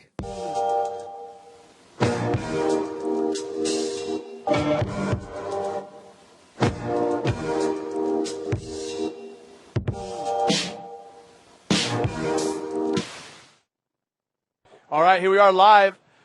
Red, this is Lachlan Cramsey getting busy early. Our young Australian rider. He is competing against Uri Valadao, Matthias Diaz, and Ryan Hardy. See that little jam on the bottom turn. A lot of times you're trying to get speed and jam down the line so hard.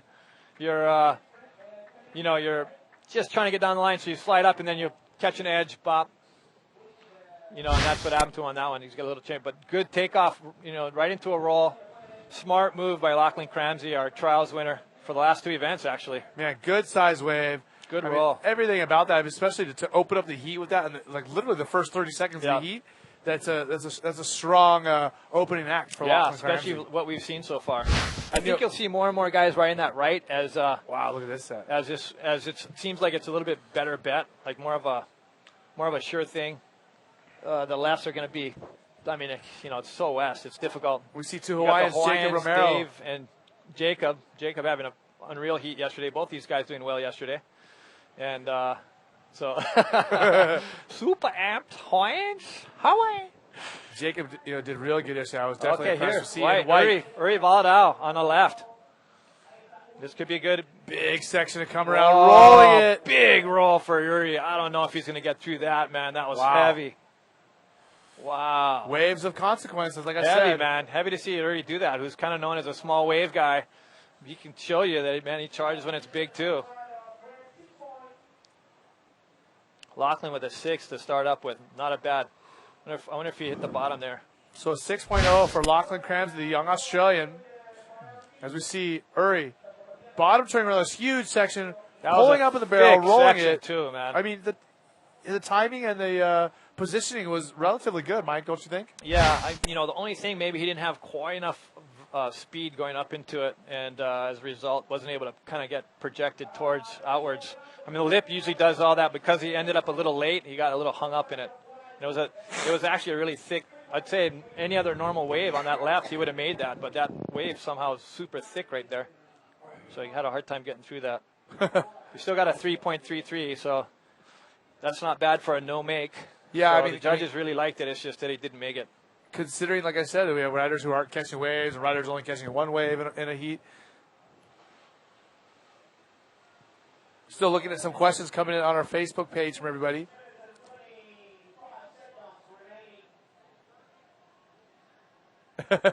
Nick Gornall, his comment was, hey, lay off the questions, give Mike a break. No, it's all cool. I have no problem. It's all good. So Charles Yates wants to know, Mike, what's your favorite wave in Puerto Rico? Oh, Puerto Rico. Gosh, I got this one reef. I forget what it's called. It's right in town. It's a left, and it's like back door, but it's like 3 times longer. Wow. And it's a left. And is it a reef break? It breaks up onto this limestone shelf, and it's pretty sick. It's really good. Actually, I was really impressed with the waves. Anyway, here's Jake Stone walking back from a victory. Yeah, he's got to be pumped. Yeah, he's stoked that he made it through. And but yeah, there's so many good waves down there. I mean, last trip that we had down there, for me, it was 2 years ago. I went for the IBA event. We scored some amazing waves. Mike, Liam Gray wants to know what your Ryan Hardy rider taking off. Big left. Look at him driving. Nice smooth bottom turn in and out. Didn't like that one, huh? I guess not, and he's going to have to deal with the set after him. Well, I think he's in a good position to get that guy. Yeah, he's fine. He's fine. Sorry, I didn't mean to interrupt you. It's okay. Mike, I was going to ask you, Liam Gray wants to know what your view on localism is, and so if it's gone too far in some places. But I was going to comment on that. In my opinion, I think localism is backed off from what it used to be in most places, especially in Hawaii.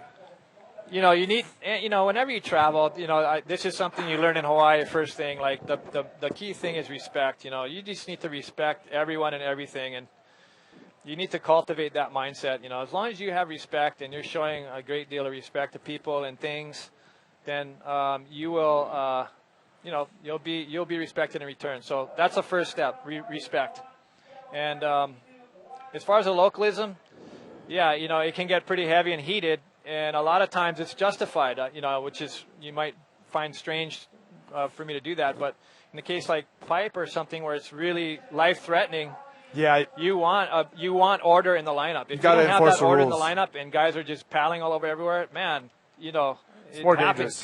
People get seriously hurt or die. Yeah. So, I'm not for localism, but I think if people don't respect other people and things, then there needs to be some sort of signpost or some sort of indication that hey, it's not cool. Yeah, And I mean, it's like you said. I mean, how many of the injuries at Pipeline are results of other people and not just the wave? Yeah. Probably half of them.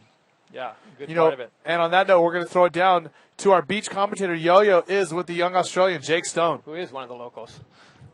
And here we are with Jake Stone, winner of the third heat of the round number 3. Jake, tell us about this.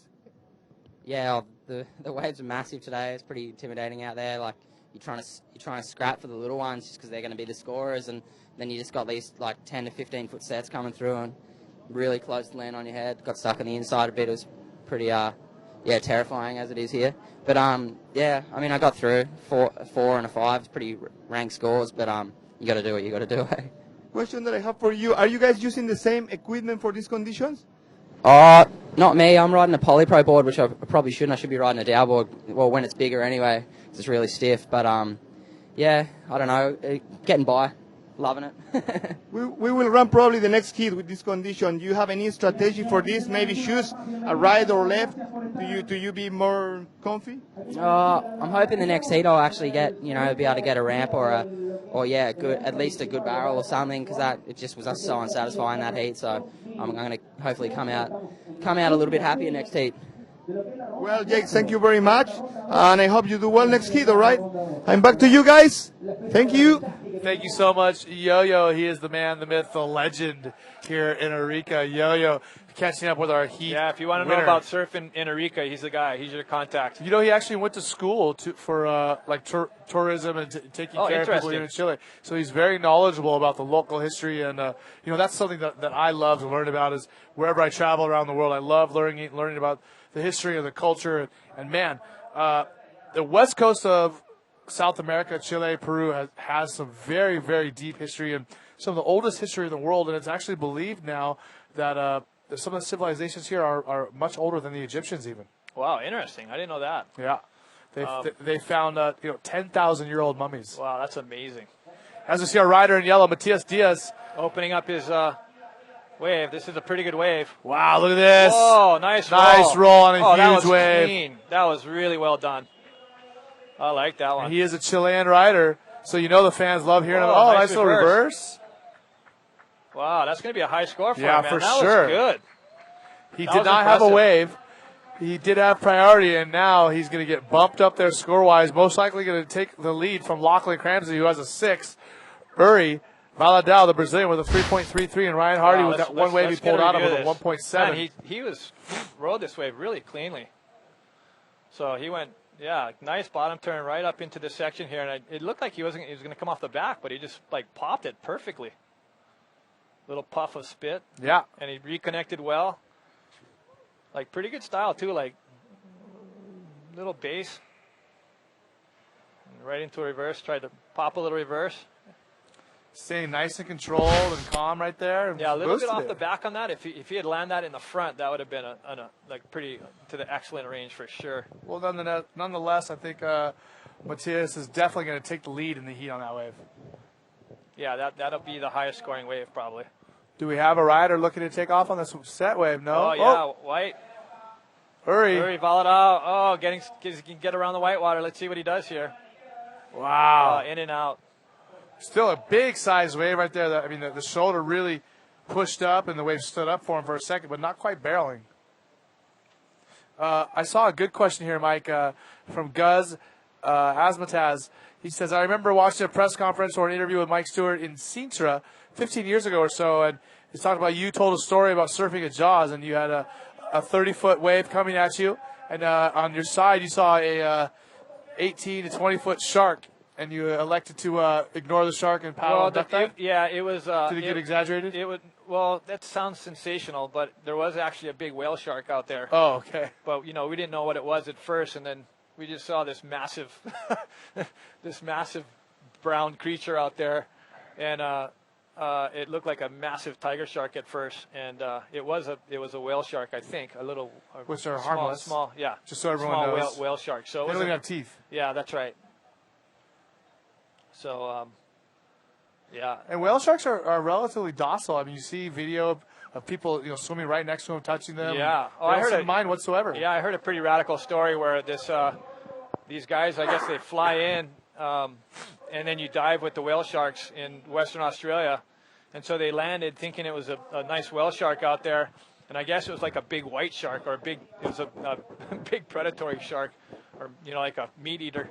Wow. And, yeah, so they I guess it's they quite even a mistake. started to, yeah, you could say that's a little mistake. Might be a little bit hard on the tourist. Hey guys, let's go free swim with the massive, white shark. And while we're listening to some of the great stories from Mike Stewart, I want to let you know Matias Diaz, with only a 6.13, I'm kind of surprised of the score on that wave, but nonetheless, he is in the lead. As we see our rider in Hardy. blue, Ryan Hardy. Nice line driving. Oh, cover up on the right. Ryan's got such a solid base skill. Yeah, look at this invert. Nice. Oh, let's see if we can pull this. Yeah. Oh, Ryan. I can't believe he wasn't able to hold on to that just held one. on to that. Shucks. A little cover up and then the invert there, but not able to hold on through the landing in that whitewater. Just shows how powerful and strong this wave could be. It can sneak up on you. Yeah, even when these riders think they're in control, they're not. And it's unnerving too. You're way up there, and you're looking down, and you got the reef, the rocks, like just right in front of you. So sometimes if you hold on, you make the wave, but you get messed up. You'll slam into the rocks. Here's that invert. Pretty sick. And just not able. It's a pretty big lip landing on it right there. Yeah, it looks like that bottom might have. Yeah, it looks like maybe the wave just kind of popped it out from under him. Definitely some serious surf coming in here at El Gringo in beautiful Arica, Chile. And man, getting here wasn't easy for any of us, but it's certainly been worth it with the size that the waves have delivered, Mike. And I want to continue off of that conversation we were having earlier. You're talking about seeing the big whale shark and seeing the guys mistake a whale shark. A meat-eating shark for a whale shark.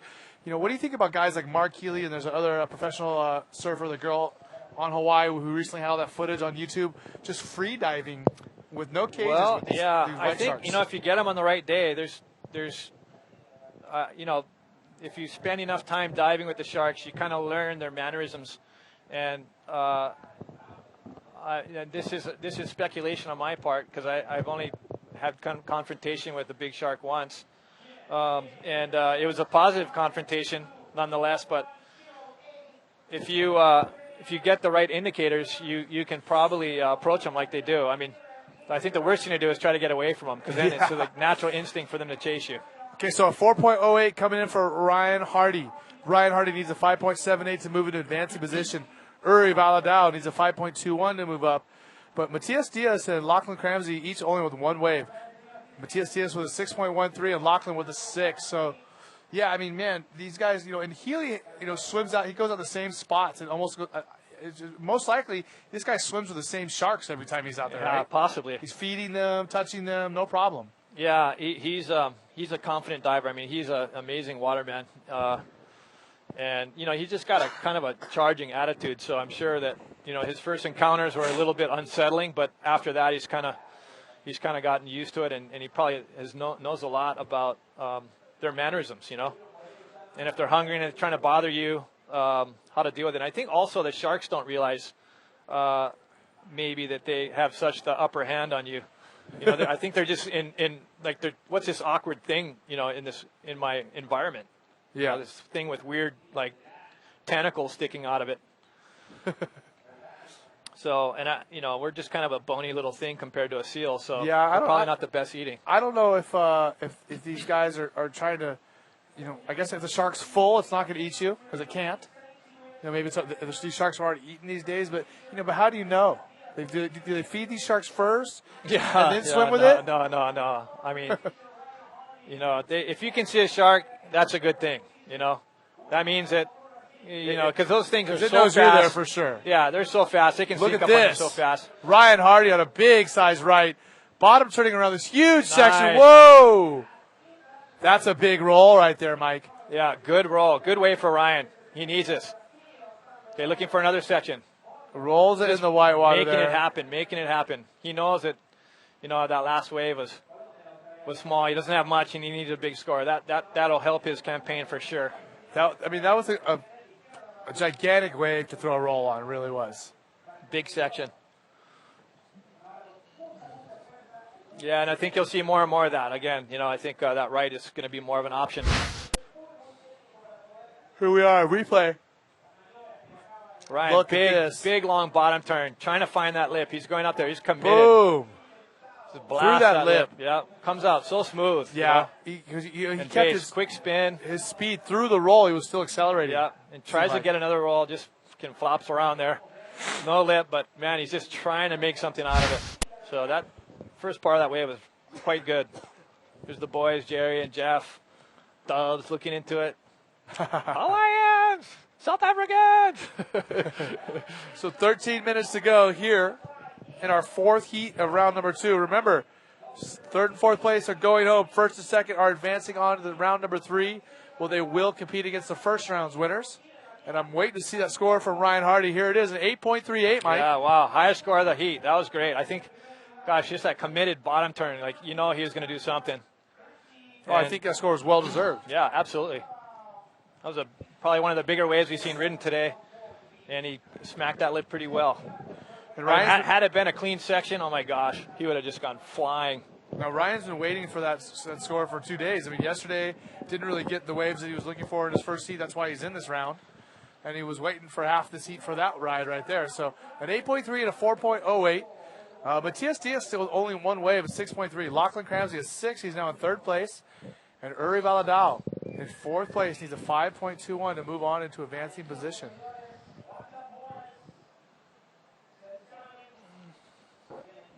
Okay, we got a big set coming in. See what happens here, guys. Yeah, we paddling see these out. guys paddling Gosh, with you know, some urgency. it looks tiny on the screen. Like, I'm looking at it there, it looks like 3 feet. It sure Doesn't is, it? though. Yeah. It looks like it's 3 feet. It just shows how deep the water is out there.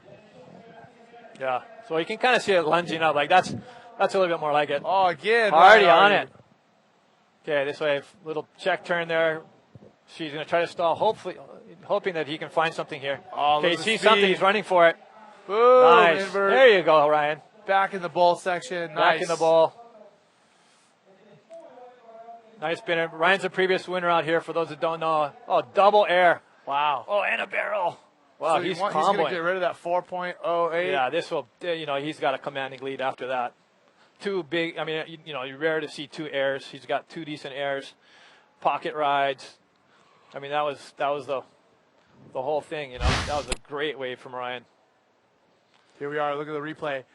Once again, So, yeah, he's sizable trying to serve. get that first section, but it doesn't really do it. So he cuts back, repositions mid-face. Okay, stalling a little bit, and then you can tell he sees it. He runs for it and sees that first section. Yeah, hits that just right. Not a, And he landed that one crazy smooth air, because the but last yeah, one he so wasn't able to smooth. land. Reconnects the wall and gives him, allows him to set up for these other moves. Another nice tweaking air inside, and then he pulls into that little ball. Another set wave coming in now. And that'll do it. In and out. That's going to be a pretty good score.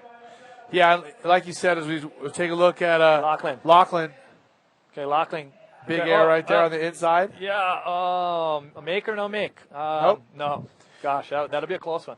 And Mike, you mentioned how Ryan Hardy is a former winner here. He won in 2004 in pretty similar conditions today. With riding to some of the huge, massive rights. So the guy is experienced in all sorts of conditions, and he's especially experienced in this condition here at El Gringo. Okay, here's Lachlan trying to get something. Finds a little inside section. Goes for the air, tweaks it nicely. V kind of gets him. He sort of lands, but then it just gets gobbled. So I'm not sure how the judges are going to score that if that's a make. He definitely didn't ride out of the whitewater, but he did kind of looking for a paddle right there. Under 10 minutes to go, guys. Under 10 minutes to go here in this heat. 3. So that puts him into second place. Matthias in yellow needs a 2.92, which is not much. And Yuri Valadao, who's a former world champion, and only needs a 5.73. So Yuri's all these guys, things can change out here, as you've seen. So it's really up in the air right now. The wave you were asking about in Puerto Rico that you were talking about is called Chatara. Oh, maybe, yeah, that sounds familiar. That Juan here we Santos go. said that was Chatara in yellow. Okay, Matthias. Remember, he only has one wave, so no matter Chilean what, rider. he's moving up. So waiting for a section. Okay, Whoa. mid-face roll. I don't know. That probably won't score so great. Let's see if he's got something else here. He needs to do something else on this wave. No. Remember, he only had one wave, though, so it's definitely going to well, pump him up. He only needed a 2.9. Yeah, he probably will get at least possible. I think he'll get it. Now, Lachlan got a 3.05 on that air he did earlier. Yeah, but this judges don't really like this if you try to do a roll without the lip. So he will get scored, but not as high as he would have had he, tried to hit a lip. And there's not much there for him to do, so he's making the most of it. All right, so that's good to see. A little breakdown. Well, no, they're allowing toe outs, so that's cool. So Uri Valadao in fourth place with a 5.21. Lachlan with a 9.05. He needs a 4.02. And Matias Diaz with a 6.13 and a 3.88 in second. And Ryan Hardy with an 8.3 and a 7.4. Oh, wow, Matias moves ahead with a 3.88. A lot of time left, 7 minutes, 40 seconds. And we hear our beach announcer giving the riders the situation call. So Lachlan doesn't need much. He just needs a 4.02 to advance past Matias. Matias needs to back up his score, probably try to put some more room between him and Lachlan. And Yuri Valadao just needs a 6.88, which he's, does that in his sleep. So, he just needs to catch a wave, maybe catch a right. I've seen him get some great, crazy scores on the right here and do some massive moves. So he's just trying to wait for that right wave. And you can see the background there, beautiful Arica. You see the El Moro right there in the background. It's you kind of lose perspective of the scale of this place, but you go in the back and it's just absolutely massive. Oh, someone went on that one. That would have been Matias on another wave. Oh, cuts out. Oh, lost his board. Or is it still connected? It looked like he might have lost his board there. Yeah, it looked like it traveled quite a bit when it bounced. Yeah, he lost it. Gosh, I wonder if he's even got a leash on. Yeah, it looks like his leash snapped. You're going to see that a lot today. There's a lot of water moving out there.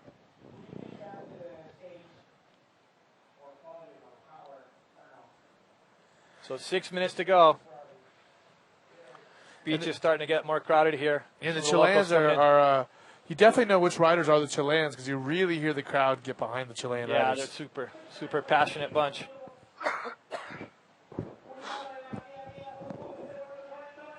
And a lot of seals in the lineup, I noticed. Yeah. Mike, they're all over out there, which is kind of an unnerving feeling, isn't it, when there's too many seals riding? I guess they could bite you, but I kind of dig it. No. I'm saying as far as being sharky with as much seals. Oh, yeah, well, yeah.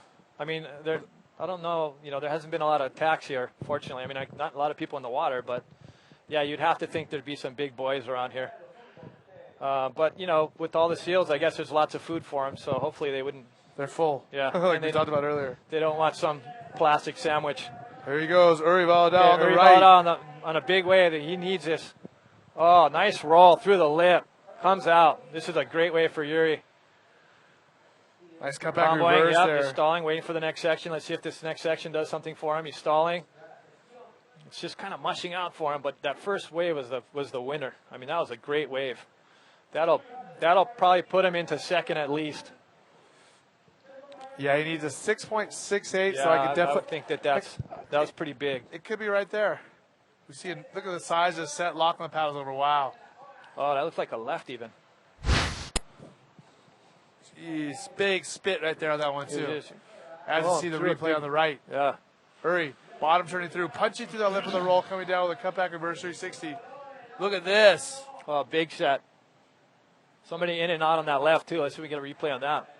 Anyway, Yuri, let's see here. So Yuri waiting for the wave. Looks like he might have got it. Let's take a look at this left. Oh, Ryan on the left. Ryan Hardy big on a left. set wave. Driving off that bottom turn. Look at this, Mike. Oh, just in and out. Oh my gosh, what if he rolled there? You know what? When the later rounds, man, you're going to have to be hitting those sections. You're going to see some pretty crazy action. Somebody's going to have to lay it on the line if they want to move on to the next round. Yeah. But Ryan's got a pretty good lead, so he's not that stressed about it. He's looking at bettering a 7.43, which is not easy to do in these conditions. 3 minutes, 44 seconds to go. I will give you the landscape as we have it right now. Ryan Hardy is in the lead. Matias Diaz in second place. He needs a pretty high score. He needs a 9.68 to be able to put Ryan Hardy down. And Lachlan Cramsey in third. He needs a 4.02 to move into advancing position. And Uri needs a 4.34. So Yuri with the 5.68, I guess he got on that last wave. So yeah, maybe they didn't like his he's coming up a little bit. He came up maybe a little bit not as fast line and through the lip. It's the only thing I can think about. But I thought that was a pretty good wave. Well, they're probably comparing it to the some of the set waves in the heat that Ryan has had, and a that lot more had the first Ryan, a wave. lot more projection, a lot more speed through the move. It wasn't quite as committed. Lachlan not needing much, only a 4.02 to move to second. And I would say, there's 2 minutes left. So we'll see what happens here. Matias,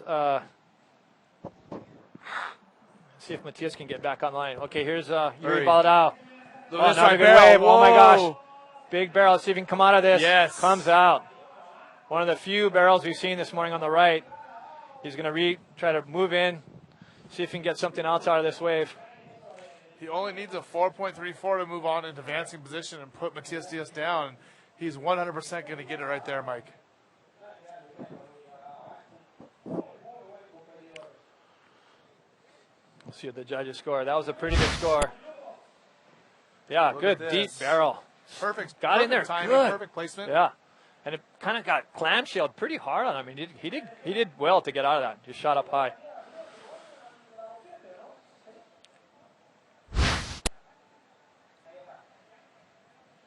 Scores updating Uri with a 6.65. So that moves him into a commanding second lead, second point. Lachlan needing a 6 now. And Matias moves down to third, needs a 6.21. Both those riders needing a 6.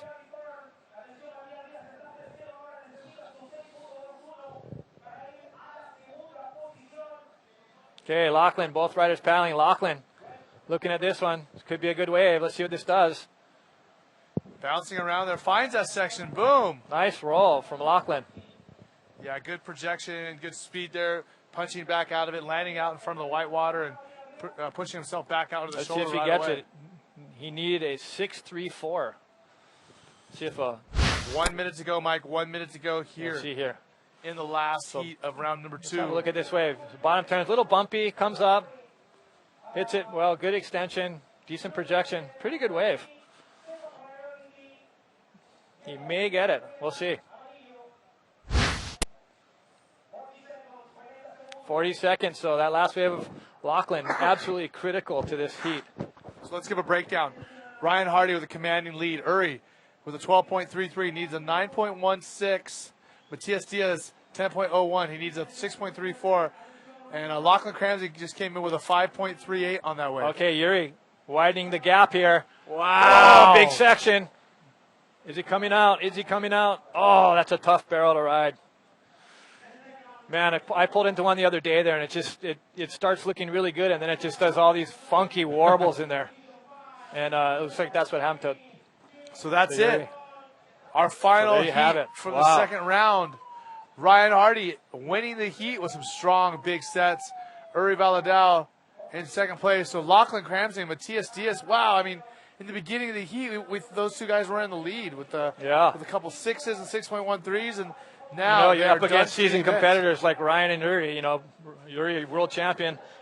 Ryan Hardy, runner-up, number of years and one of the top riders in the world. It's tough to beat those guys. Lachlan maybe just spends a little bit more, a little more experience, gets his competition knowledge up a little bit, and he's definitely got the ability. Okay, well, Mike, we are done with this round of bodyboarding. We're done with our first 2 rounds. We have round number 3 coming up, and I want you guys to know that we are going to be taking a 10-minute break. Our judges are going to get set up for round number 3. So you guys check out some messages from our sponsors, and also take a look at some of our amazing GoPro clips. Yeah, so I might switch you out.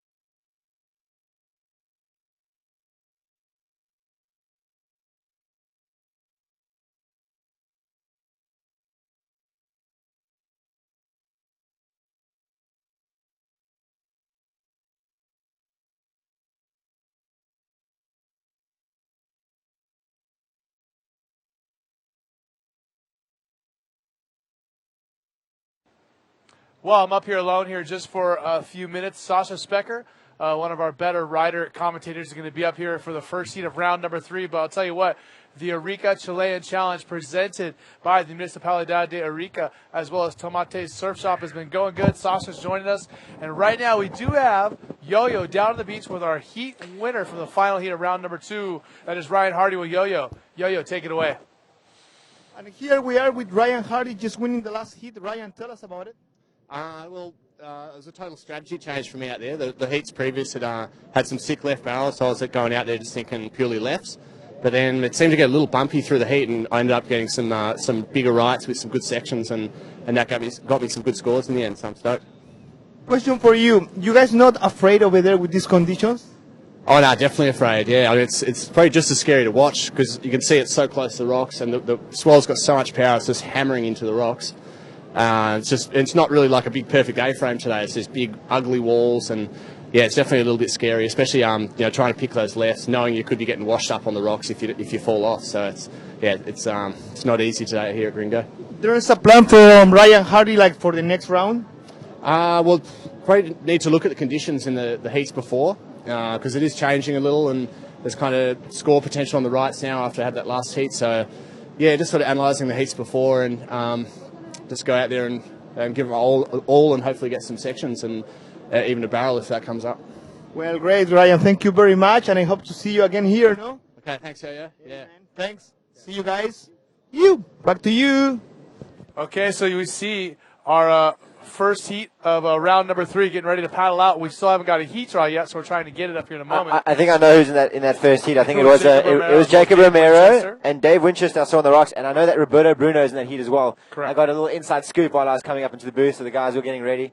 And I'm sure we'll get a heat draw in here in the booth in a minute. The guys are just busy printing them out and getting everything ready. Yeah. So it's kind of a last minute update that we have to give you because we had to reseed that draw as it unfolded because round 2 had to finish up.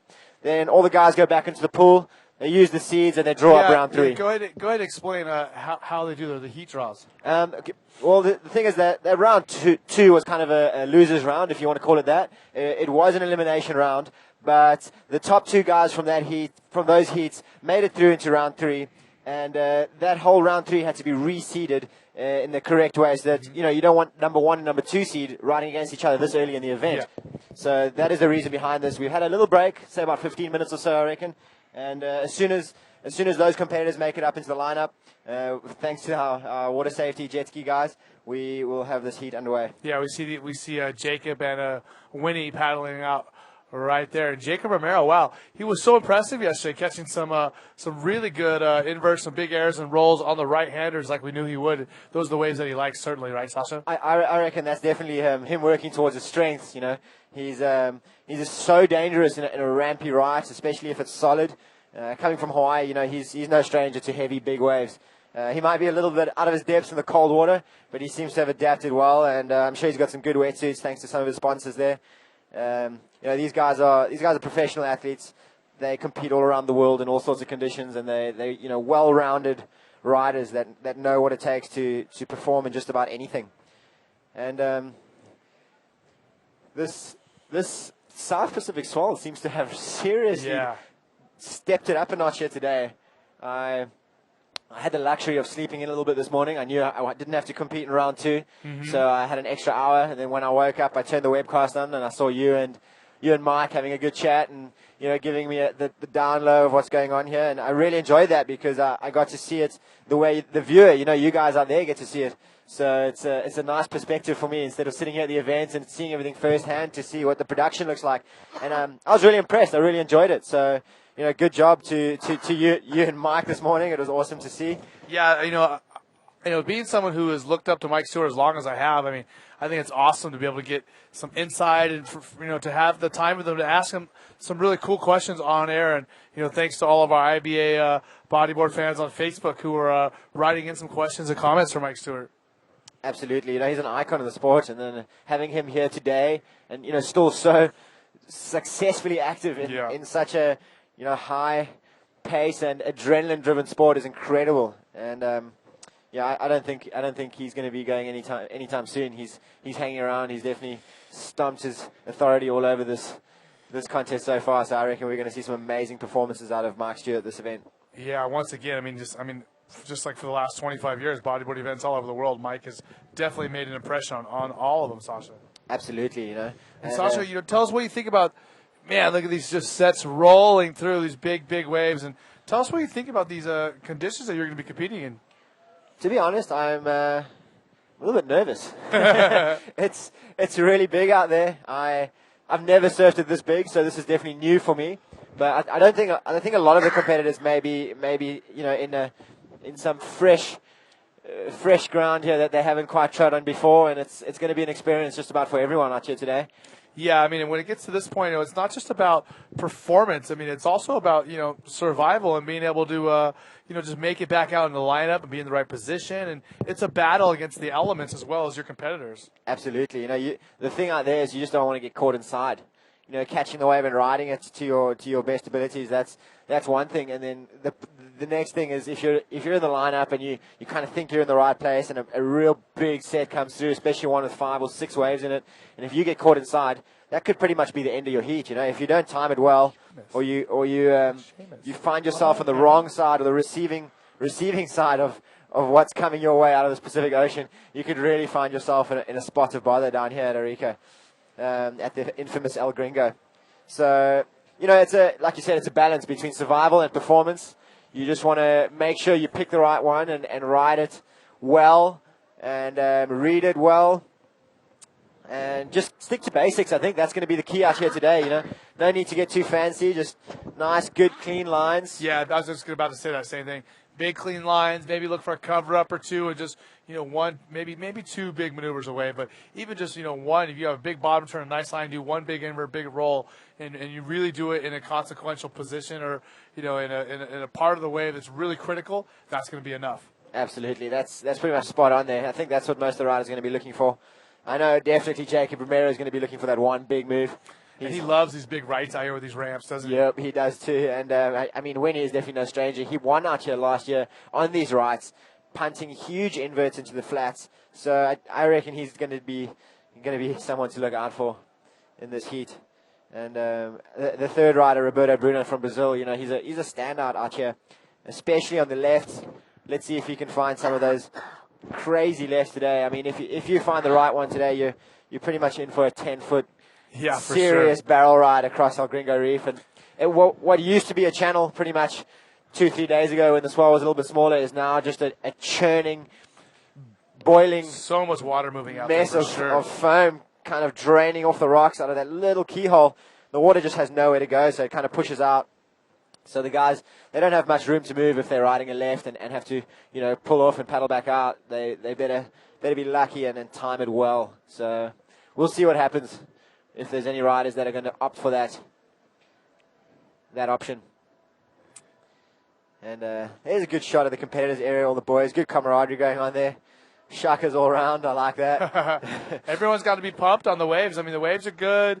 Bodyboarders are just happy to be around each other and be competing against each other.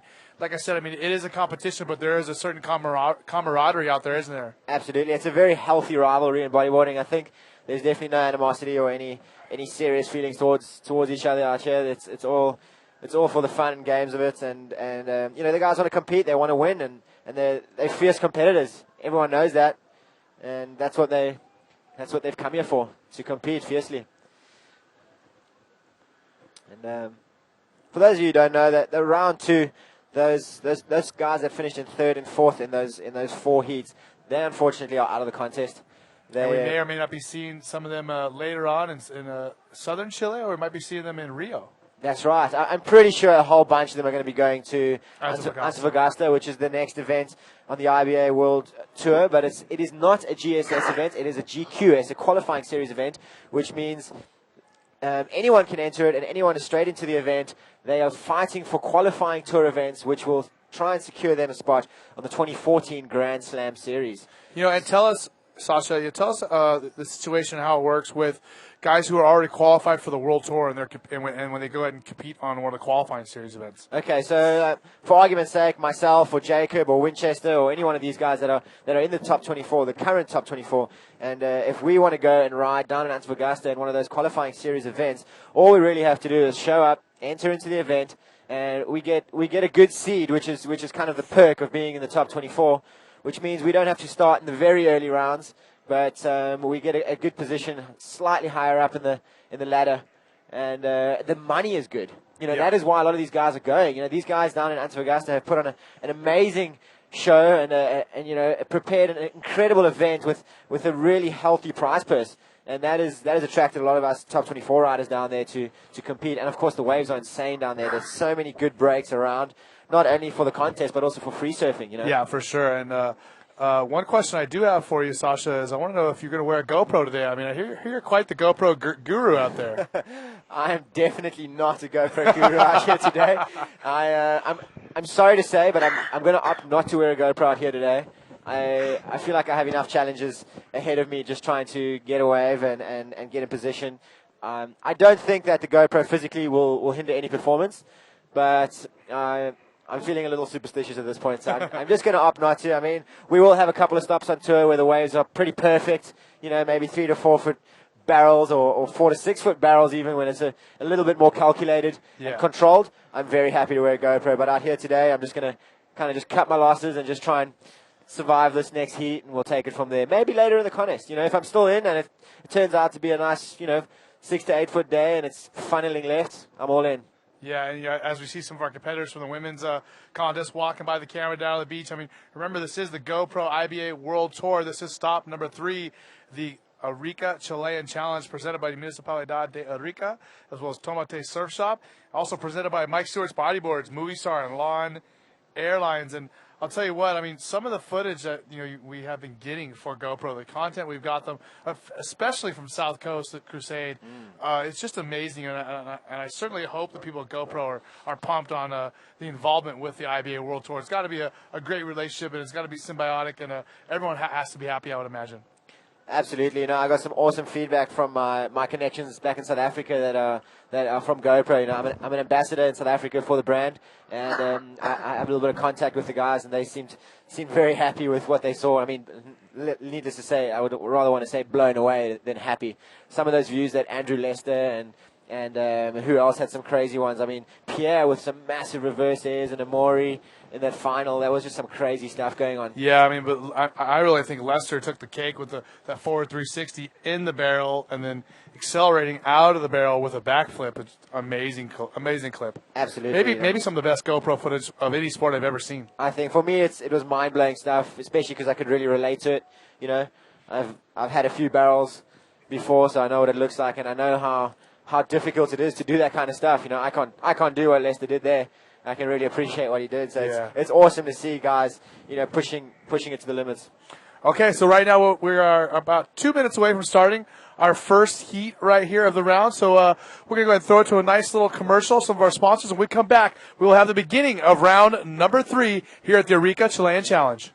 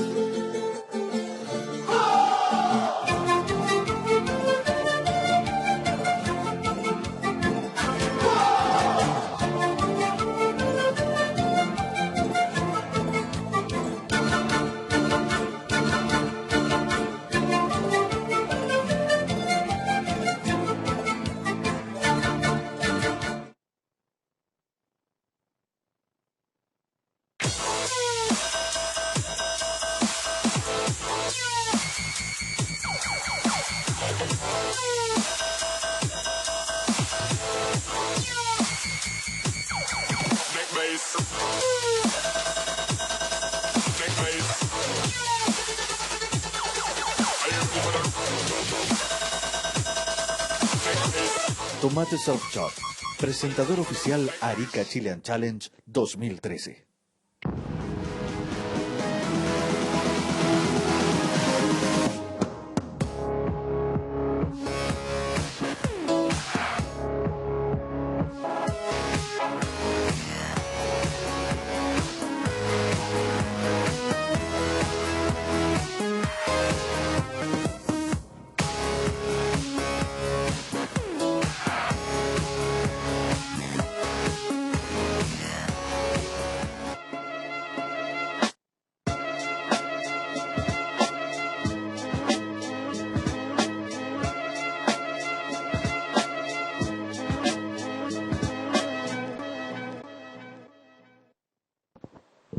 right, so Okay, we're back live. The third stop of the GoPro IBA World Tour. This is the 10th annual Arica Chilean Challenge. I'm Eric Apple, joined by Sasha Specker. And Sasha, one of our better rider commentators I like to have in our booth. Very well versed and very experienced here on the webcast. We have the countdown for our first heat of round number 3. Dave Winchester, Jacob Romero, and Roberto Bruno. And tell us about how this breaks down. We have 3 riders now instead of 4 like we've had in the rest of the heats. Well, this is actually just, everything's exactly the same as in the 4-man heats. The only thing is only one guy loses. So, I mean, you got I don't know the maths is 100% here, but I think you got a 66.6% chance of going through, something like that. And, Dave Winchester, Jacob Romero, and Roberto Bruno, all 3 of them have, I reckon, an equal chance right here.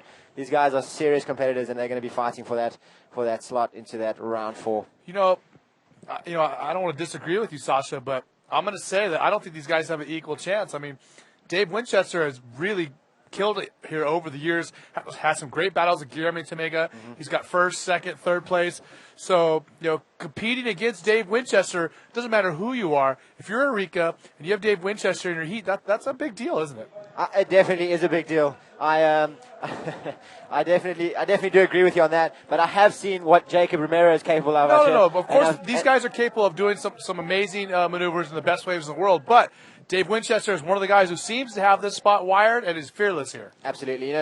I dread having him in a heat. Yeah. I had him in my first heat, and he did beat me quite easily. I was struggling to even find waves, and he seemed to just sneak past with some good rides. He is a very seasoned competitor out here, and he's very talented and has the inside info. That's the feeling you get when you ride against him out here. He just feels comfortable, and he knows which ones are the good ones. Whereas half of us out here, we haven't spent the time that he has, and we haven't had as many good waves as him. So he definitely has the upper hand. Well, it seems like when guys are competing against him out here, it's like everyone's just fighting for second place, and he's just out there hurting feelings. Absolutely. And sometimes he is in a bit of a situation, but it seems like with 20 to 30 seconds. Hot chocolate there, buddy? I got a bit of coffee. Oh. I need it. I need a bit of a. Look at that set these guys paddling over. I'm going to have to deal with that in a couple What do you need a pick-me-up for? Look at those waves, Sasha. You don't need a pick-me-up. That wave would get my adrenaline going. No, it definitely will. I just want to try to get my heart pumping before I get out there. So, no one's had a wave yet, and that's almost... Well, just over 2 minutes gone. Did you see in the second round? I mean, we had one rider. I'm going to try to remember who it was. Alan Espinoza, who did not even catch a wave in his heat. And he's a Chilean rider. I don't blame the guy, man. It's big out there. I mean, if it were to happen that one of these guys didn't catch a wave, and it's, I know these are capable guys that are competent in solid big waves. I wouldn't say anything. Wouldn't be able to say anything bad about that. Mm-hmm. It happens. Well, I mean, I don't know if he was overwhelmed by just being in a competition with the best guys in the world, if he was afraid of catching a wave, or if he just was never able to get in the right position, or a combination of all those things. But it's definitely odd for a Chilean rider here at home, looking to put on a show for his countrymen to not even attempt a wave or not even drop in on one wave. I think it could be pretty difficult here to find a good wave. That might be a huge challenge for the riders. And maybe Alan isn't quite as an experienced competitor, so he maybe didn't know that a small score would have got him through, and that might have been the situation for him. I think he has a very bright future ahead of him. I saw him riding some of the early rounds, and I definitely think that was not the last that we were going to see of him. Roberto Bruno, the Brazilian in blue, dropping in on the left. Wow. Sasha, what do we got? He's in a perfect position. This is a pretty solid wave. He was kind of looking for a little section there, and then he just kind of trimmed into the pocket. It looks like he's just going to pull off. Nice forward air off the back of the wave, unfortunately for Roberto Bruno. And now in red, the man, the myth, Dave Winchester. Look at the barrel. Wow, so he just scoops into that left. Quite easily comes out of it with the spit. And what's he going to do? And that one just pushed him out into the flats. Winnie just opening his account, very strong and controlled. I hope there isn't another big set coming through so these guys can make it back into the lineup. Both of them getting an okay wave. Winchester definitely getting the better of that exchange. Yeah, I was actually looking for Winnie to possibly try to. I thought he was going to duck out. You think he was going to duck out of that wave right there for a second? Maybe. I think he might have been looking for another barrel. You can see him just scooping in. Excellent control, and just drags the legs to slow down and comes out kind of after the split. I think he was looking for a little barrel there, just a little final shampoo rinse. He thought he was going to go duck in there for a second, huh? Exactly. But he did well, and he's definitely going to be rewarded. handsomely for that.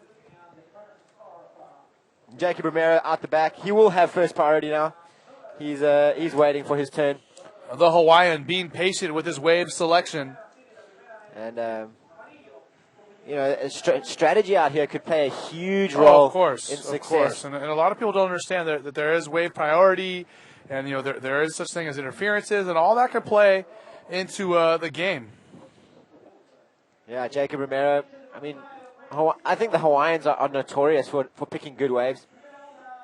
They spend a lot of time in big, good surf.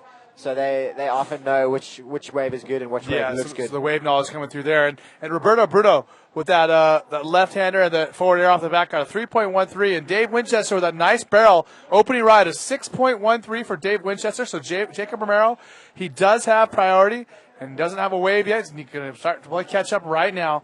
And, we were talking about the rider in the second round. It was Alan Espinoza, the young Chilean, and one thing that might have played into it is he doesn't have that much experience. He's a rather young rider, so it's possible that all those things kind of overwhelm him. Competing against the best in the world, he's in front of his friends and family and his homeland. He's a little bit nervous about that. The waves are big, hard to get position. He's might have just been overwhelmed. And it's unfortunate for him, but it's not out of the realm of possibility for that to happen. Absolutely. I mean, this can happen quite easily, and I think he's put on a great performance throughout the event so far, and he should be pretty happy and proud of where he's come to, and the performance that he has put on for all of us here, and especially for the just local to get crowd. here. Exactly. Looks like some sets coming in right now. Some serious waves coming in. On your screen there, we had some of the lady competitors. They competed here a few days ago. They've come down today to watch the show. I was very impressed by what they put on. They definitely gave it a dig out here, and my hat off to them. Well done, ladies. Look at these sets rolling through. Now this one's coming a little bit more of the south, it seems like. And the viewers here, what we see is what you see. So we kind of limited to that. I'm so tempted to just look out the side of the booth here and see the sets coming from further away in a slightly wider view. But maybe we can get the engine room to flick over to a different view for us so we can have a slightly pulled back angle. That's a different angle there. That's kind of a camera angle looking from the right, if you were looking into the right. And I think that's the angle we're going to see Jacob Romero on next. Yeah. I got a feeling that's what's going to happen. And the ocean is so live out here. I mean, when you're sitting out there, I noticed the other day, I had the seal following me. Not just in the water cruising around. This guy was actually following me. Like, I was paddling back after a wave in my round one heat, and I don't know how long he was there for, but he was just kind of cruising behind me and followed me pretty much all the way from the inside, all the way into the back line, and kind of cruised around with the four of us, with the four competitors that were in the heat, and just kind of checked us out, which is pretty cool. Well, they are very curious, and I told a story yesterday, I believe it was to Ryan Hardy, when I was younger, maybe 20 years old or so, at the beach that was closest to my house, which is Salt Creek, which is a pretty well-known spot in Southern California, good waves. We had a seal for a year, maybe 2 years. The same seal hung out in the lineup every day. Yep. That was its little home area, and it cruised around, and it would swim around us, check us out every day, swim right up to you. And even sometimes it would come and bump into your leg and stuff underwater, so you'd be paddling after a wave back out in the lineup, and you just feel something hit your leg, and of course it'd scare you to death. Absolutely. You think a shark is trying to grab you or something. It would bump into you, swim away, pop up 10 feet away from you, just look at you like, hey, what's up? Yeah. That was me. He wants to play. Yeah, he wants to play. Just being playful. Exactly. Thank goodness. And I've never actually heard of a seal attack. I mean, they do have teeth, and they're kind of like they're like the canines of the sea. I think in Spanish they're actually called wolves of the sea. Yeah. That's their actual direct translation of the name. So Lobo? Yeah. Lobo de mar? That's it. Lobo de mar. Wolf of the sea. You're on it. Mi español es muy perfecto. Mi padre vive en Los Cabos, Mexico. Oh, yeah, there you Yo go. hablo español. My Spanish is very rusty. I am trying to learn, and it's been a journey, to say the least. And you know what? Back to the seal thing. Let me just talk you through that. I have heard of someone being bit by a seal. Really? But they did try and pat it. So let's not go touching the wildlife, because the chances are pretty good that it's going to bite you. So that's like live and learn. And on your screen you have Maury Laverne. Look how serious he is. He's got some beats going in his ears, and I don't even know if that. Sorry to interrupt you, but I don't even know if that counts as being attacked by a seal. No. You try to pet it, you attack the seal. Yeah. Here we go, Jacob Romero. We talked about his ability to do something big on these rights. And what's he going to do right now, Sasha? He's eyeing out a big section down the bottom. Look at this. Let's see what he's got. Oh, couldn't stick on it. Wow, that thing was amazing. He had a lofty launch out of the bowl on the right and just caught his rail on the landing. I think that would have been a huge score for Jacob Romero if he had pulled that off. And how about the anticipation? We talked about his ability to do something big on these rights. We said that he was going to wait for it. He had priority. We're waiting, watching, driving down the line, halfway through the wave, finally boosts our reverse air, and we're going to take another look at it right now, Sasha. Wow, Jacob Romero, he just kind of sets up here. He's waiting. He's waiting as long as he possibly can, I think, and then just releases at the last moment. Got a big bowl here, and such a good reverse air. That was excellent. Maybe a little more rotation would have helped him, or maybe a little further in the flats, which would have given him more time to rotate. But, I mean, that was textbook. I couldn't have done it any better, and I don't think many guys could have. It's hard to be critical of something like that because it was insane, but it's almost like he hit it a hair too early. Maybe. I think it was a very difficult section to judge. Yeah. But, I mean, I don't think he could have done much more than what he did. He was just unlucky that he caught rail. Had a bit of a bounce and caught rail on the landing. And, I mean, he's still got a bigger score than Roberto Bruno did on the left. So he's in second place. Wow, look at that. So, Jacob Romero, I mean, putting on a show, to say the least. And the good thing about it is you got to respect it because he's laying it on the line. He's going for it. He's willing to risk his priority and his the amount of minutes we've gone into the heat to post a big score like that. Absolutely. A lot of guys would have maybe just come up with a nice roll, first wave of the heat, roll out of the bowl, land, and then maybe a spin in the pocket. And Jacob just risked everything and went for a big punt, a big reverse air. He wanted the big points. That's what he's going for. Well, he's not really known as a guy who wants to hold back. Exactly. He's definitely doing what needs to be done. And that's the priority disc right there. So in first priority is blue, and in second priority is Dave Winchester in red. So Roberto Bruno can take any wave he likes out there. Dave Winchester will have to wait for Roberto Bruno to take a wave or paddle for a wave before he is deemed first priority. And Jacob Romero, he probably isn't back in the lineup just yet, but he will be in third priority once he makes it. Oh, there he is, back in the lineup. So he's in third priority. And he can pretty much catch any wave he wants as long as Dave Winchester and Roberto Bruno don't look at it. Yeah, it's quite a paddle back out there, as you were saying. He got out there pretty quick, though. He did. And for the viewers at home who don't understand or haven't ridden big waves very much in their life, the paddle, even though it might be the same distance in meters or feet or yards or whatever you want to call it, it becomes a longer paddle when the waves are big and there's a lot of water moving around because you're not able to travel very fast when you're paddling. Absolutely. There's so much water rushing in from the Pacific Ocean that you're kind of paddling upstream continuously. So after a wave, you're not only just trying to cover the actual distance that you can see, but also the distance that the water is carrying you back. So you're constantly fighting it. And Sasha, that brings me to a question that I have for you. Is this one of the more difficult places to paddle and to get out on the World Tour? Or would you say Canary Islands? I think this is probably more difficult than in the Canary Islands. I mean, Fronton, the water is so deep around that reef that, I mean, even when it's really big, if you're off the reef, you definitely have nothing to worry about and you're just paddling through open swells. Whereas here, I think if a really big one were to come through and catch you off guard, you could find yourself in some serious trouble. Yeah. Especially if you get washed in. Look at this. Looks like we have some riders paddling, possibly. I don't know. Again, in the next heat, Amaury Laverne in red, Magno Passos, and Renato Arellano will be in the blue. This is a serious heat. Magno Passos, a very powerful competitor. I was gonna ask you about how would you compare Porto Escondido? Would you say that's the most difficult place on tour as far as paddling and getting caught inside? I mean, I have some experience there in big waves, and to me, that's the hardest place I've ever had to paddle out or get back outside at. Absolutely. As I see Dave Winchester. So answer that question when we come back. So Dave Winchester, Australian rider, he has won here before. He is fearless at Arica, and he's driving on this right-hander, Sasha. He sets up a little speed check turn, and he's coming down to this end section here, and a nice roll. Big roll. And great extension and great projection. Yeah, Judge is going to love that. That was super clean. And, Dave Winchester will be in a very commanding position after that wave.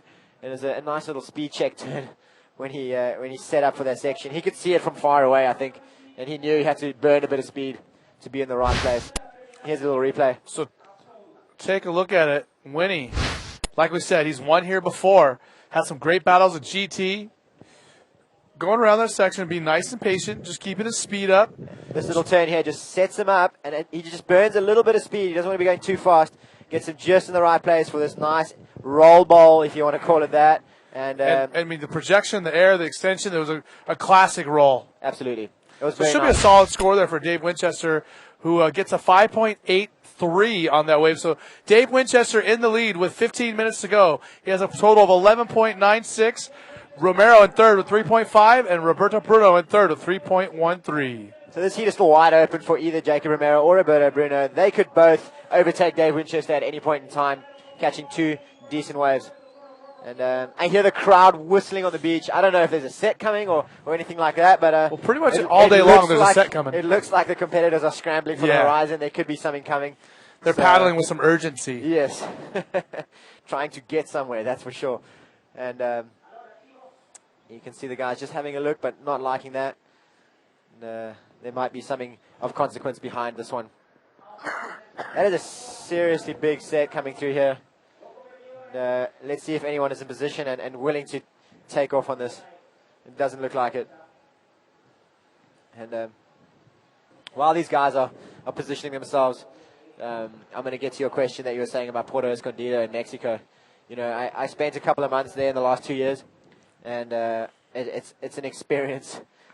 The waves are outer body experience when you get caught inside there. Like, you don't know if you kind of feel like you're going to die. The water's really warm. It doesn't float you very well. You can't wear a wetsuit because you'd be too hot. So you're just in board shorts. And it is so incredibly powerful.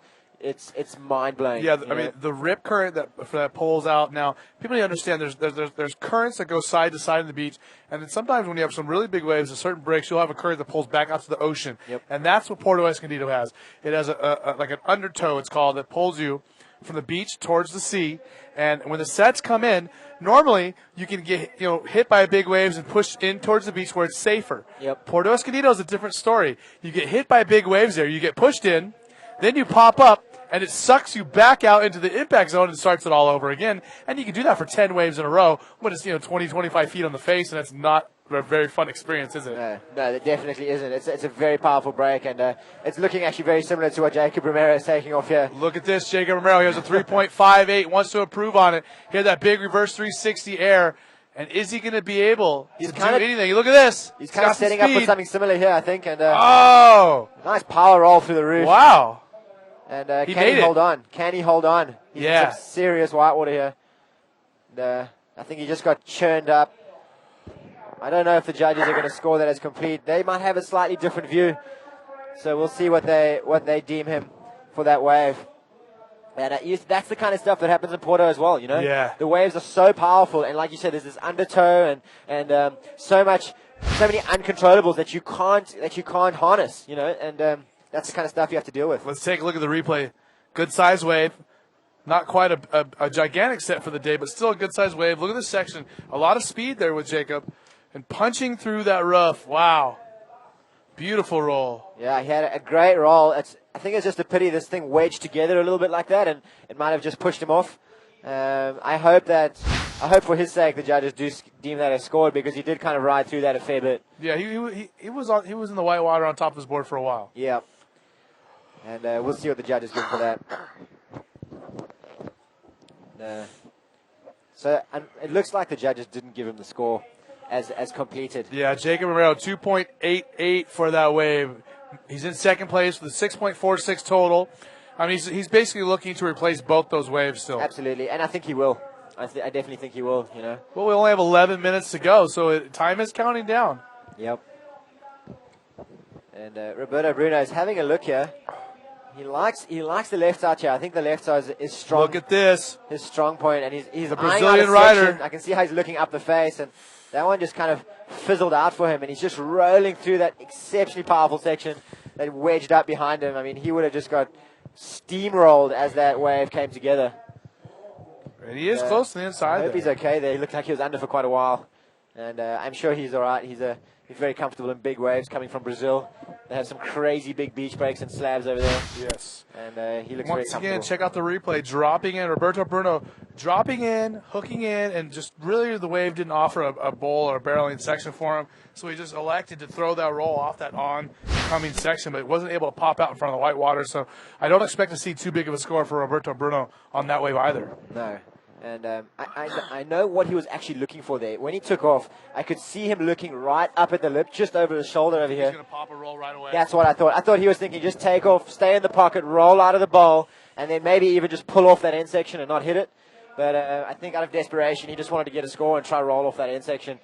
And it didn't really pay off for him. The judges only gave him a 2.13. So he's going to want to replace that as well. He's still finding himself in third place, and I don't think either of his scores are going to be counting waves at the end of this heat. 9 minutes and 35 seconds remaining, and there is plenty to happen out here today. This is round 3, heat number 1 of that round, and there's going to be 8 heats in round 3. It's pretty much going to be an action-packed day of events here. And we see Dave Winchester just having a look at this one. He's going to opt to go right, and he's just kind of staying slow. He's just released the rail now. He's full speed going down the bottom. And wow, look at that big invert. Big invert out of the bowl. And that's kind of what Dave Winchester does out here. You know, I want to almost say that's his go-to move on the right. He comes with those big inverts, and that is how he won out here last year. You know, barrels and inverts. So here's a replay. Insane. Winnie, like we said, he's a guy that, you know, just has this place wired. Boom, perfect timing, perfect invert. I mean, it looks like the back of a T-shirt. It does. It was perfect. His timing is incredible out here. I mean, those rights are so difficult to judge when you're taking off, and he somehow knew to keep it slow in the beginning and release just at the right time to approach the bowl when it is at its steepest and at the perfect angle to give him that launch. So, and that comes back to like we were talking about earlier, is like your wave knowledge and your wave judgment. Yep. So we have scores coming through. Winchester with a 7.75, so commanding lead for him. Jacob Romero is in combo land.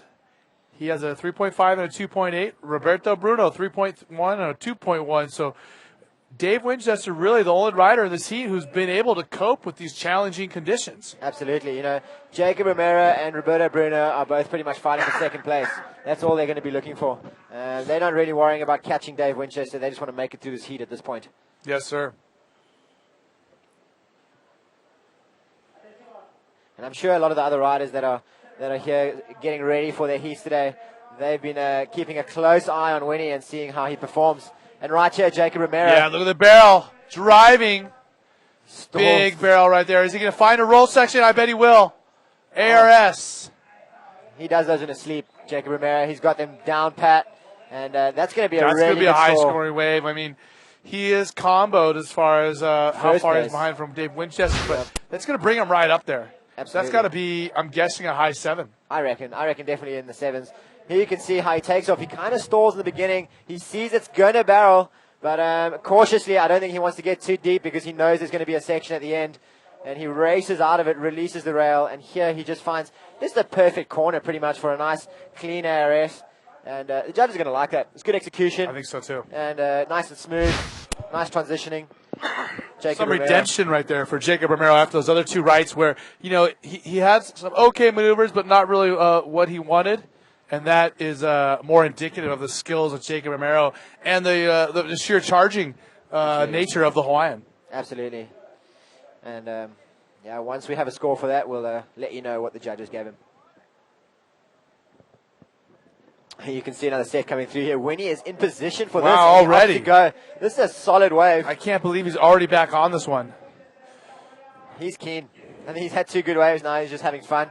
Wow, this is a seriously solid inside section that he has to deal with. Wow, just kind of comes around it, Yeah, unfortunately. I think it just went a bit fat for him. He might have just been a little bit too far off the reef, and that one just kind of ran off into deep water. It's very unfortunate that Winnie couldn't find anything to hit on that. He's just driving forever, and looking for a lip or a barrel to pop himself into, and just never materialized for him. So, nonetheless, Jacob Romero in second place, still waiting for a score on his third wave. Roberto Bruno in third place. He needs a 3.34 to move on into advancing position. Otherwise, he is done for the Arica Chilean Challenge. Remember, this event brought to you by the Municipalidad de Arica, as well as Tomate's Surf Shop. And we also have to thank Mike Stewart, Science Bodyboards, Movie Star, and Lawn Airlines for helping to make this amazing event here in Arica be possible. And it's the 10th anniversary, which is a great thing. Absolutely. I'm honored to be here today and for this entire event and to be a part of it. It's kind of a milestone in bodyboarding history, and it's an awesome event. The guys have put on a great show, and thanks to all the sponsors and the people who've made it possible. Back to Jacob Romero. I think he's going to be out of combo land once that score comes through. I think he's going to be in striking distance of first place, and Dave Winchester is going to have to start looking for another score if he wants to keep that pole position. Yeah, for sure. And here comes a score for Dave Winchester, a 7.75. No, that was a wave earlier. I'm sorry. That's right. That was his previous wave, that invert. So we're just waiting for some scores to drop for Jacob Romero, and let's see what the judges give him. So we're here in the priority scale right now. So Roberto Bruno does have priority, so he's in a good position. He only needs a 3.34, which is really not a big score. Well, that is before we have had a score from Jacob Romero. Correct. I think he's going to drop a pretty decent score. So once we get that, we'll see what Roberto Bruno requires to stay alive. I'm sorry about that. It's taking a little bit longer to get Jacob's score, so I forgot about it as I was taking a look at some of our fans' comments and questions on the IBA Facebook page. Remember, you guys, you should be signed up to our Facebook page, IBA World Tour. Also, you should be subscribed to our YouTube page, IBA World Tour. Also, you should be checking out our website every day, IBAWorldTour.com, as well as following us on Twitter and Instagram. All right. I know that the score hasn't come up on your screen just yet that you can see riders, but I have a little inside scoop, and let me tell you, Jacob Romero is in striking distance of Dave Winchester. He got a 7.13 for that last wave, where he rode through the gaping part of that barrel and did a nice ARS off the end section.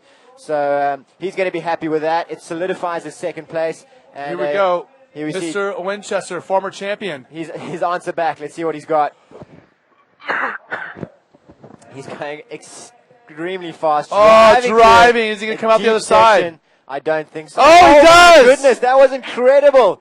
I had him as incomplete on that. I thought he got caught behind that curtain. And he's still going. He's not finished with this. Might do one more spin or another roll possibly, or just pop out the back. He does. Negotiate with some serious chop there. Dave Winchester. We talked about he's hurting feelings out there, and that's he's doing the Houdini. He had me fooled, that's for sure. He had a disappearing act, and he reappeared. Once again, let's take a look at Winchester. Remember, Jacob Romero got a 7.13. He needs a 6.76 to move into advancing position, and then Dave Winchester comes back with this beauty of a backdoor section. Check it out. He's got some serious drive here.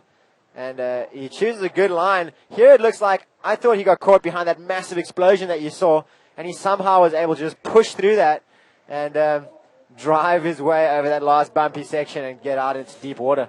I don't know how he did that. That is mind-blowing stuff. And straight into action. Oh, Jacob Romero. A roller at the top pops it up. I don't know what the beginning of that wave looked like, but he's been busy. He's looking to get rid of a 3.58. I think he did. Whoa. Look at that. A roll and a little ARS. Oh, not quite able to hold on, and that might be the difference with only a minute and 38 seconds remaining. He just got rocked around by that white water. And again, Roberto Bruno needs a 7.58 to advance. Nice big roll there at the top. Not very critical roll, but definitely something that Jacob Romero can work with. If you look at what he's got counting right now, a 3.58. So that's all he was trying to replace. And I got a feeling he might just replace that score with that next. If he does, I don't think he's gonna improve upon it by much. He might only improve upon it by a little bit, especially because he wasn't able to hold on to that last little ARS. That's just my guess. Remember, Sasha and I aren't judges. We just are up here to give our opinions and tell you what's going on, who, what, where, and when, and tell you what we think. And like I said, I think Jacob will improve upon his score, but not by much. Yep. He's definitely not going to be catching Dave Winchester, especially after that last wave that he had. So we're just going to wait for all those scores to lock in, and then you can see a very current and updated situation that is unfolding here in the last dying 30 seconds of this heat. And Jacob Romero did actually improve his score. He got a 4.88. That score will pop up on your screen soon. We just have a little inside scoop here. There we go, as the scores have dropped in. Dave Winchester with a 6.83 for that barrel, and Jacob Romero for a 4.88. And the time is winding down 5 seconds ago. And just like I said, Jacob improved a little bit, 4.88. Total score, 12.01. Roberto Bruno, the Brazilian, is done for this event. We're going to see him in either Antofagasta or in Rio. But Dave Winchester, again, with a 6.1, a 5.8, a 7.7, and a 6.8. I mean, he had 4 waves that would have won this heat for him. Yep. He only caught 1 wave pretty much that he didn't want, which was that 1.93, you know. Well, like we said, Winnie, hurting feelings out here. Absolutely. And he could be on the road to another win here. Okay, so right now we are in between heats. Coming up, Amore Laverne, Magno Passos, and Renato Arellano. We're going to throw a little commercial at you. Check out our sponsors. We'll be back in a moment with Jake Stone.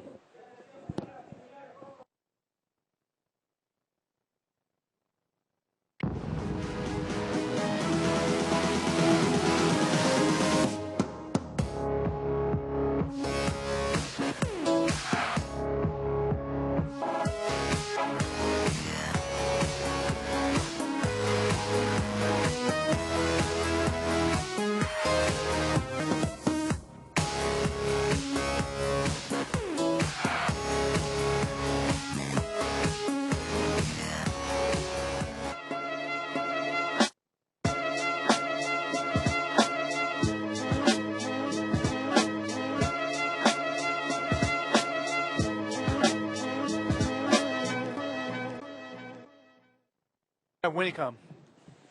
All right, we are back live. The third stop of the GoPro IBA World Tour, the Arica Chilean Challenge, presented by Municipalidad de Arica and Tomate's Surf Shop. You got everything hooked up for you? Yeah. We do have in the booth with me none other than Jake Stone. How you going, Jake? How you going, mate? Yeah, good. Just had my heat, got through. I saw that you in the second round, you advanced to the heat. You were in a good position throughout the entire time. But we were talking about is I don't really think that you were too happy with that, because I know that you're really looking to do some real progressive and high risk maneuvers, and it wasn't really there for you in that heat, was it? Yeah, for sure. It was just pretty annoying out there, to be honest. It was just real big sets, and couldn't really. I just wanted to get some bigger kind of barrels and stuff, but I really just didn't end up coming through. So. Well, maybe next heat. I guess there's good news and bad news. The bad news is you weren't able to do some of the tricks that you wanted to. Yeah. But the good news is you made it through the heat and you survived to compete in a little bit. You're going to be in the water later on. You're going to be competing against Johan Florentine as well as Ben Player. And these waves are certainly a different animal than it was yesterday, isn't it? Yeah. Oh, it's some big ones out there. I ended up getting caught inside, actually, and I was freaking out because it was just keeping me in there. Yeah, when the announcer was talking to you, telling you to stay in the channel and all that stuff. So tell us about that experience. Oh, yeah, it was a bit freaky. Yeah, it was just as big as probably like 10-foot sets out the back, and I was just trying to stay in the channel so I didn't get washed up the rocks. So I think we've all been there when we've surfed here, though. It's pretty sketchy like that. Well, explain to even when you're competing with and against the best bodyboarders in the world, that the waves and the surf spots that are on the IBA World Tour are some heavy spots, and this is a heavy wave, and at this size, it's serious business out there. And not only are you competing against the other riders, but you're also competing against the elements. And it's about being in the right place, the right time, and survival, and making sure your equipment's okay. Riders having leashes break, stuff like that. I mean, it happens, doesn't it? Yeah, for sure. Here goes yellow. This is Magno Passos, the Brazilian, and we know that he is willing to lay it on the line. Boom! Big roll. Huge roll for Magno. And I think they'll count that as a make. I mean, he was pretty. Amore Laverne, remember he did win the South Coast event in south of Cayama. Oh, that was sick. Our South Coast Crusade winner Amore doing a great job at our secret spot on the last day and throwing a nice little invert there. I mean, I'm sure he would have liked to have more than one maneuver, but a decent score. I mean, like I said, we were just talking about it. These guys are you're not only competing out there against the other rider, but it's survival. So to get a clean wave, an open face wave, and do just one maneuver is a small victory. Yeah, for sure. Look at this huge roll from Magno, punching through a big lip right there and landing out in front of the whitewater. Man, looked pretty good to me. Yeah, I think they'll count that as a make. I mean, he was pretty clean. And then Amori just backing up straight after it. So that's pretty cool. Tell me this, Jake. Who are some of the favorites in your mind? I mean, I know in my mind who I think are guys who I expect to see in the finals and semifinals, but what do you think? Well, yeah, it depends on the conditions, really. But, you know, everyone in the top 16 really surf really well. So, but, yeah, if I had to put money on it, yeah. But, you know, Ben Player's always a pick. Amori, he goes Amori with a nice invert. Nice replay there on Amori, the invert. yeah, he always surfs really good in this competition. So it's him as well, and there's always Harb. You know, I don't like to point fingers at who's going to win because you never know. But I don't know. Well, you didn't have to give us such a politically correct answer. You know, I'm telling you right now. I was really impressed with Guillermo Tamega yesterday. I mean, he is just relentless, catching so many waves, and he's fearless with these rocks. Yeah. And of course, the other guy who's always done so well here, Dave Winchester. I mean, he's hurting feelings out there. It almost seems like guys are fighting for second place. Yeah, as we see a replay of our rider, Renato Arellano, the Chilean. Nice little cutback on the inside, setting up for a little roll. Doesn't quite do it, though. Yeah, that wave did not do nothing. I know, I get ya. Yeah, well, Tamega's crazy out there, especially when it's bigger. He'll push the limits more than anyone, I reckon. Everyone would have seen that roll a year ago or 2 years ago, and that was just intense. So, but yeah, I obviously want to see an Aussie win, but yeah, who knows? Are you willing to throw a roll on the inside like GT has? Yeah. Oh, in the final, who knows? Who knows what could happen? I don't know. That's pretty psycho though, man. Like, you kind of got to be here and understand the wave to know how nuts that is. It's just straight up sharp, past the channel, just straight up onto the sharp rocks. There's no exit, so. I mean, he got out of that pretty easy for how nuts that was. Well, I mean, you know, I certainly want you to know that, in my opinion, if you get, you know, in the semis or finals and you have a really critical section like that, that's breaking over shallow waves, I think you need to hit it. I mean, especially after you let Lachlan Cramsey punk you on the big bomby. You know, when we were in Australia, I mean, after letting him do that and getting that photo, and, you know, you're kind of looking sort of soft. I think you need to come back and show the fans what's up and what Jake Stone's all about. Maybe. Okay, so right now we're going to throw it to Alex Saranga. He's got a little GoPro spot check. He's going to show you what El Gringo is all about.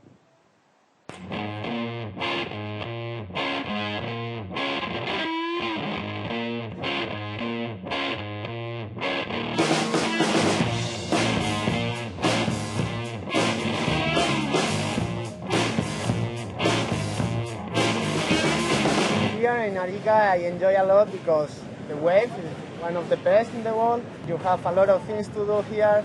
It's a small city.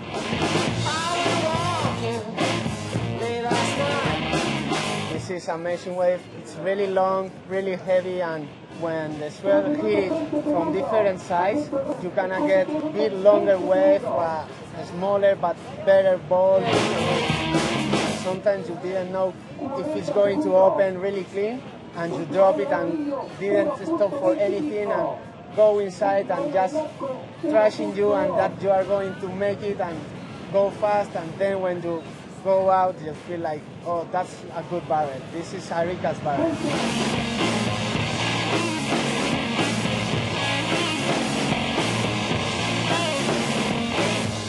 This is one of the biggest comp of all the event, and I know that everyone is really hungry to win there. You have to trashing yourself all the time, trashing the wave, not be scared of the rocks, and go hard.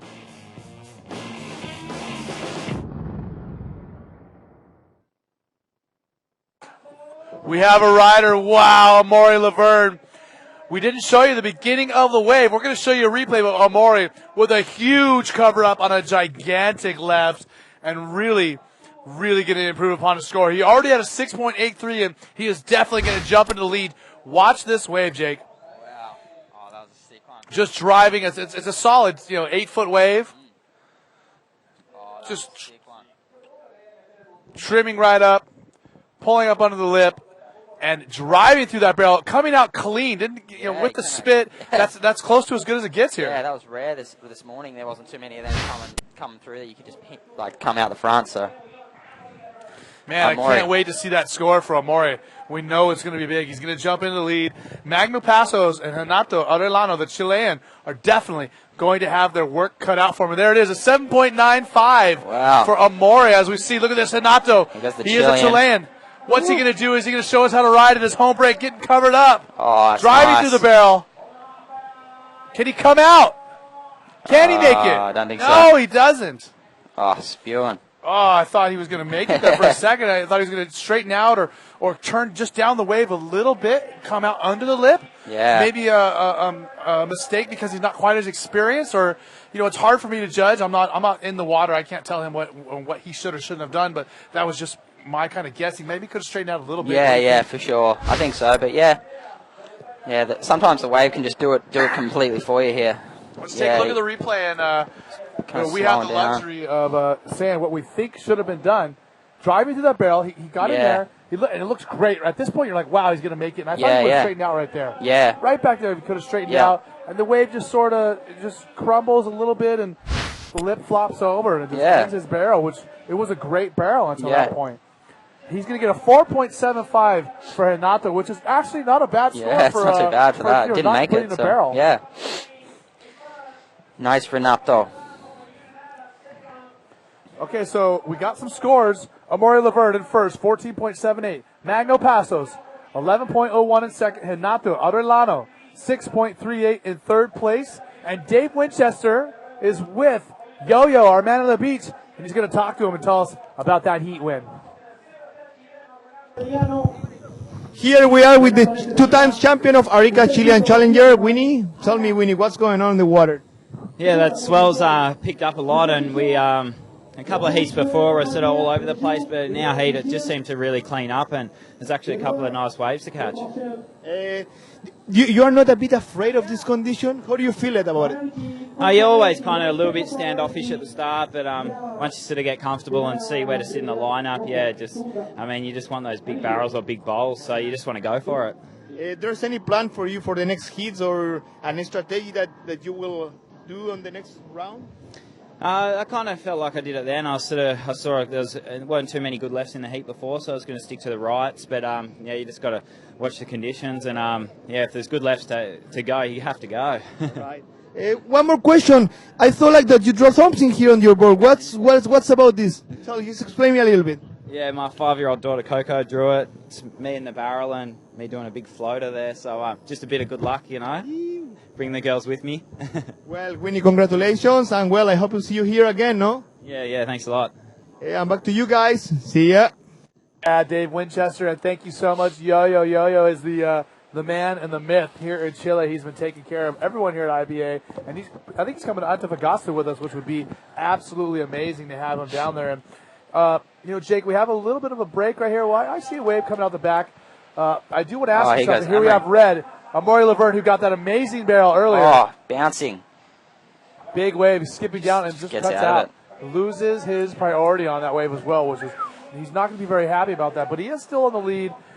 Magno Pasos needs a 7.16 to take over the lead from him, and Renato needs a 6.27 to move on into advancing position. And Jake, what I did want to ask you was, I want to ask you about, you obviously. You have your stone flip, or someone called it the Rolling Stone today. I thought that was a good name for it. Have you heard that yet? Yeah. And we had your big 720 the other day. Yep. At the South Coast Crusade, and I want to ask you, do you have any sort of a background in any other sports as far as being a gymnast or any kind of gymnastics? And the second part of that question is, do you think that bodyboarding is going to go the way of, say, freestyle skiing and snowboarding, where people who have acrobatic backgrounds are really going to be the forerunners of the sport because the level of tricks is getting so high? Okay.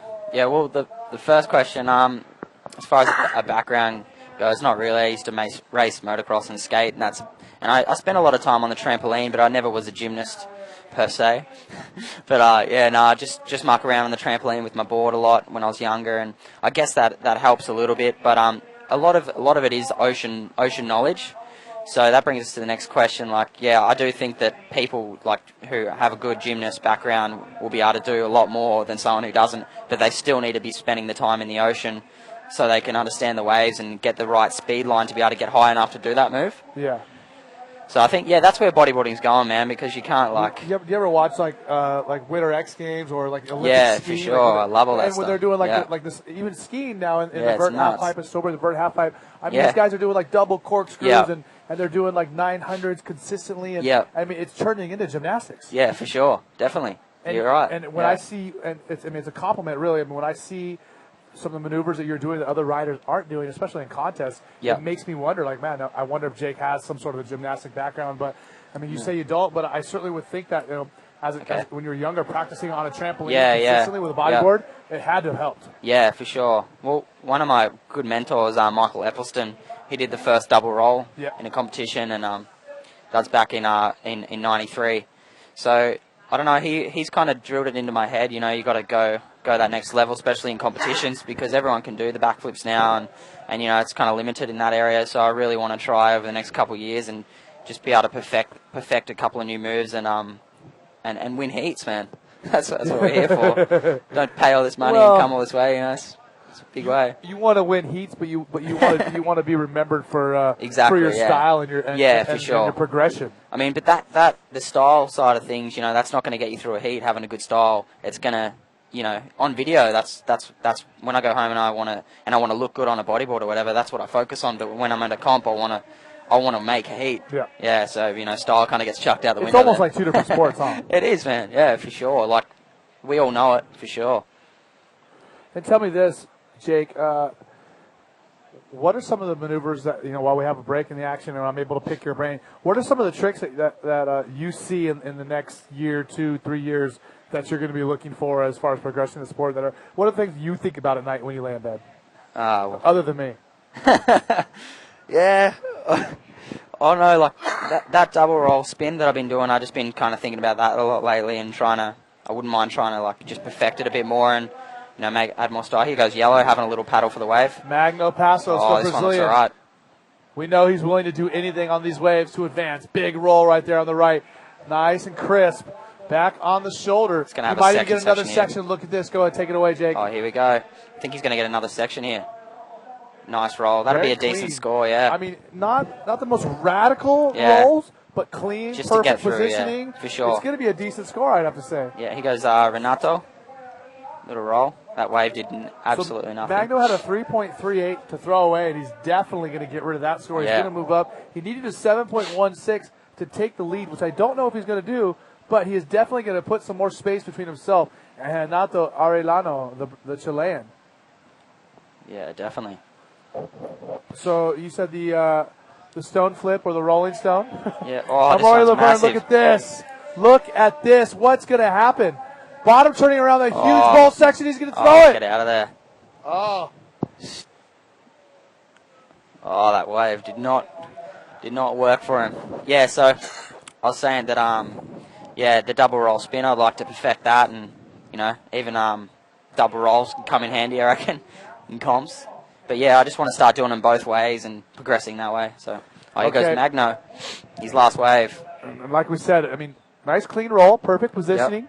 Lands out on the shoulder, trims a little bit, finds some more speed in the bowl, and just clicks another roll. I mean, just textbook nice maneuvers. Like I said, they weren't super radical or you know, on the edge of control, but very controlled, very smooth, and it should be a decent score for him. Yeah.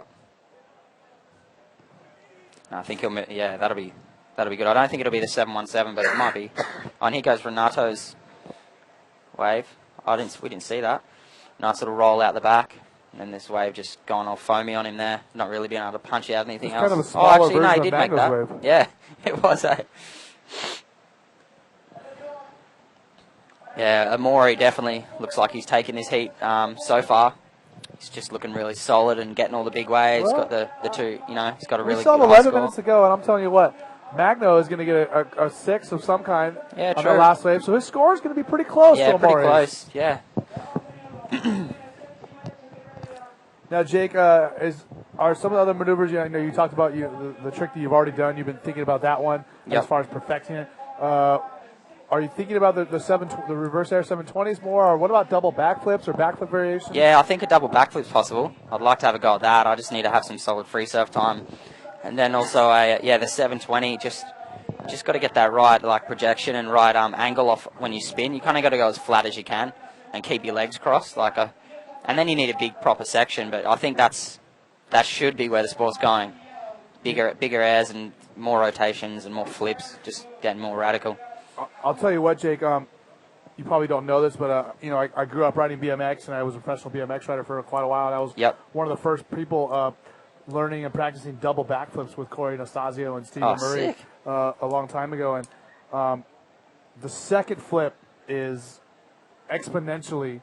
It takes exponentially more effort and energy than the first. I mean, if I had to tell you, if I could put it on a number, I mean, if you put 5 pounds per square inch of pressure to throw a backflip the first time, it wouldn't just be, well, now you have to do 10 to do 2. The second one takes 3 times more effort than the first. For sure. And also the other part is if you're going to do a double backflip, you have to do it so fast that it's actually difficult to keep your awareness of your body and where you are. Yeah, exactly. I know that from BMX, and I don't know how that transfers over to do it in a way, but it's going to be significantly harder than just the first flip. It's not just, I'm still in the air, so I have enough timing. You really have to do it. I think it's going to be a difficult one. I think the 720s and the stone flip are things that are much easier, more attained. Check out Amaury Laverne. That's a beast. Big, man. Oh, he's not going to roll. Nice. Amaury just getting eaten. Just getting absolutely eaten. That was crazy. That was no bueno. Yeah, I think he looks a bit rattled after that, actually. That was a big set. It was all of 10 foot. Yeah, solid 10-foot wave. Yeah. Oh, here we go. Look at this set. Amaury Laverne, our champion from the South Coast Crusade, dropping in. That's a legit shoulder right there. Bottom turn through the bowl section. It's like, chuck a 360. spin.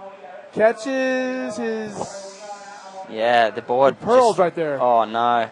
Digging the nose. It's not where you want to be. Barrel, getting shut down. Ah, yeah. That did not look good. But, yeah, he's going for it. He's having a dig. Jake, I want to know what you think about Pierre's one-handed or no-handed backflips. Yeah, I don't know. It's kind of each to their own, but I haven't really seen too many of them yet, so I can't really comment on it too much. But yeah, I probably wouldn't be trying them myself. But that's just me. It's almost like he's taking a page out of freestyle motocross or BMX. Taking the hands off or feet off. Yeah, for sure. Which, I mean, a style is up to each individual. Yeah, but definitely. To me, I don't think it doesn't quite transfer over. Yeah, for sure. From that sport to this sport. Yeah, well, I know, man. A lot of people have probably seen that clip where it's got like motorbikes doing double backflips and then Pierre doing trying backflips without his hands and that. But I think it's cool that Pierre though is at least thinking, progressively. Exactly. He wants to do something different. Yeah. Whether it ends up making sense. Yeah. That's another story. But at least he's out there. And he's not only willing to do it, but he's capable of doing something different. Whether it ends up being that cool or not, exactly. He's still doing it. Yeah, well, taking nothing away from him, he's still, he's at the forefront of the sport. He's got the best backflip in the game, left and right. So he's just gone, he's looking at other things to do now, and that's what I mean. It's cool. It is what it is. But yeah, just for style wise, I don't think it looks. Yeah, for me, it doesn't look that good. Okay, so look at the scores: 14.78 for Amaury Laverne, Magno Passos with a 14.58. I told you he was going to be real close. Yeah. A 10.38 for Renato Arellano, the Chilean. He needs a big score at 8.9 to move up. So it is close between Magno Passos and Amaury. Magno only needs a 7.16 to shut Amaury down, even though Amaury really is, seem to have an impressive heat. Magno is hanging with him. Yeah, it's really, really close. He's surprised actually. He got a 6.95 on those two rolls, which is pretty good. There's Yo-Yo. I think he's getting his back bun done. Oh, he's in hair and makeup before the next interview. Yeah, he's such a legend, that dude. 6 minutes remaining here. In the second heat of round number 3. I don't know how many heats we're going to try to get through today, because after this, we're just going to have quarters, semis, and finals, correct? Yeah, for sure. So I don't know what's gonna happen. I mean, they might get 4 done, they might get the 8 done. So, but yeah. So I mean, if we have Friday, Saturday, Sunday, and only the quarters, semis, and finals, we'll be in a good spot. Don't you think?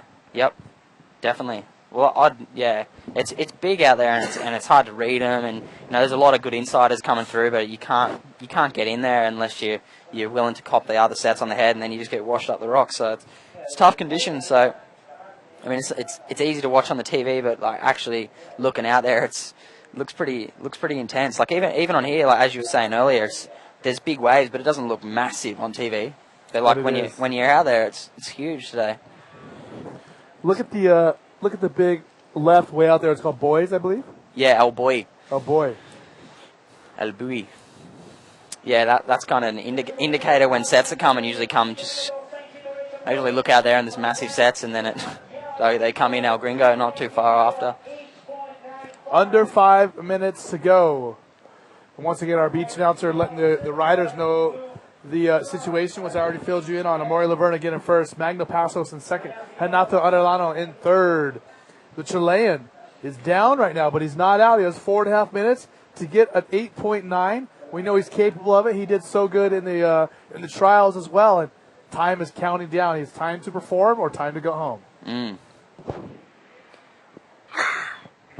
Yeah, Renato needs to get a big score here. He needs an 8.95. So that's going to be probably a set wave and then a big air maneuver, or it's a big barrel, deep barrel. So he knows what he needs to do. So he's just going to wait and hopefully it comes.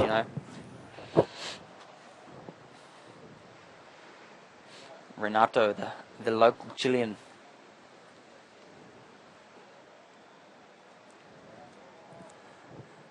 Once again, we want to remind you that this event is, of course, brought to you by the Municipalidad de Arica. That's a mouthful, isn't it? If you're not Latin. Municipalidad, as well as Tomate Surf Shop. We want to thank Mike Stewart and Science Bodyboards for supporting his own sport. Movie Star, as well as Lawn Airlines. Thank you guys all so much for helping to make this awesome event possible. The 10th year we've had Arica on the bodyboarding tour. This event's been going insane for 10 years, and this year is certainly hasn't fallen short with these waves that the Pacific Ocean is delivering. Nah, definitely not. It's massive. Yeah, I think that the rest of the charts look pretty damn good. So I think we're going to actually get some really nice waves towards the end of these this comp. Well, actually, look at Yo-Yo. Actually, tomorrow's going to be bigger. What's going on over here? All the women. What's going on? Look at this, Amaury Laverne with 2 minutes and 48 seconds to go. He's in the lead. Is he going to extend that lead? Barrel coming out for sure. Nice 360 that time. He didn't pearl there, did he? Nah. And Izzy. I don't know if it's going to better a 6.83 though. Yeah, it's going to be tough, but I mean, it's just practice for the next heat at this point. Yeah, for sure. It seems like he's been getting some good lefts this heat, which, the heat before there wasn't too many. I mean, Winnie got one at the start, but, it's pretty rare. But this heat there's been a couple of really nice lefts.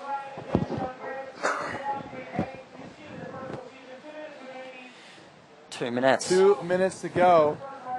And our leader is the last one to get a wave, so that's not going to change any of the positioning as far as first, second, third. Renato Arellano, time is counting down. He has 1 minute and 50 seconds to pull off something big. He needs a big score to move on into advanced position and make it to the next round. And Jake, tell us, sometimes our format changes, but is the next heat going to be man-on-man, or is it going to be four-man heats, I honestly couldn't tell you. I think it's going to be four-man heats and two-men advance and then two split up. I mean, I don't even know. I don't know the format. Well, you never know. Yeah. That's the great thing about this tour is we can change it, for whatever we need. If today's the only day we're going to have waves, we make it 4-man heats all the way through, because we can even cut out of the second round if we want to. For so, sure. You know, Alex Leon is able to adjust the format. Look at that. That's a big, solid set right there. Alex Leon is able to adjust the format to fit the needs of the contest, and there are some solid waves coming through. Yeah.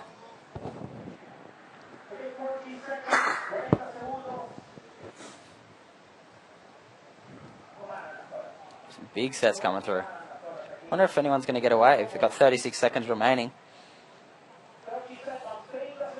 Yeah, and Renato Arellano, the rider in blue, who is from Chile, must just have a sickening feeling in his stomach. I mean, not able to do much. He's just watching it all go away right now. For sure. I mean, he could have a dig at this last one. Actually, he's going to. No. Just not getting there. Amory. Amore figures you might as well catch a wave in. Yeah, couldn't get on it.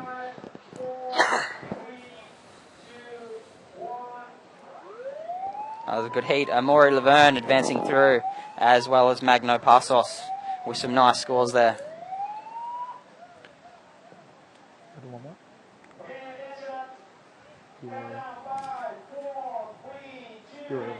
Yep.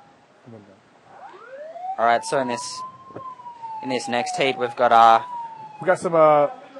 one of our favorites here, Guillermo Temeg, a guy who, like you said, is known to lay it on the line here, and he's won this event, competing against Jared Houston, the South African, and Uri Valadao, another Brazilian.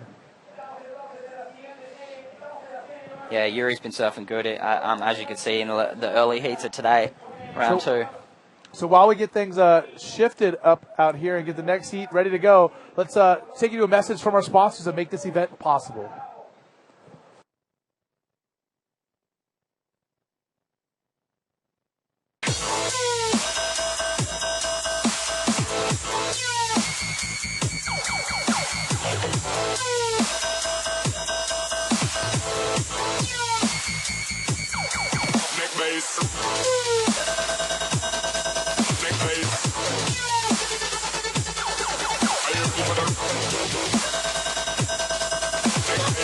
Tomate Surf Shop, presentador oficial Arica Chilean Challenge 2013.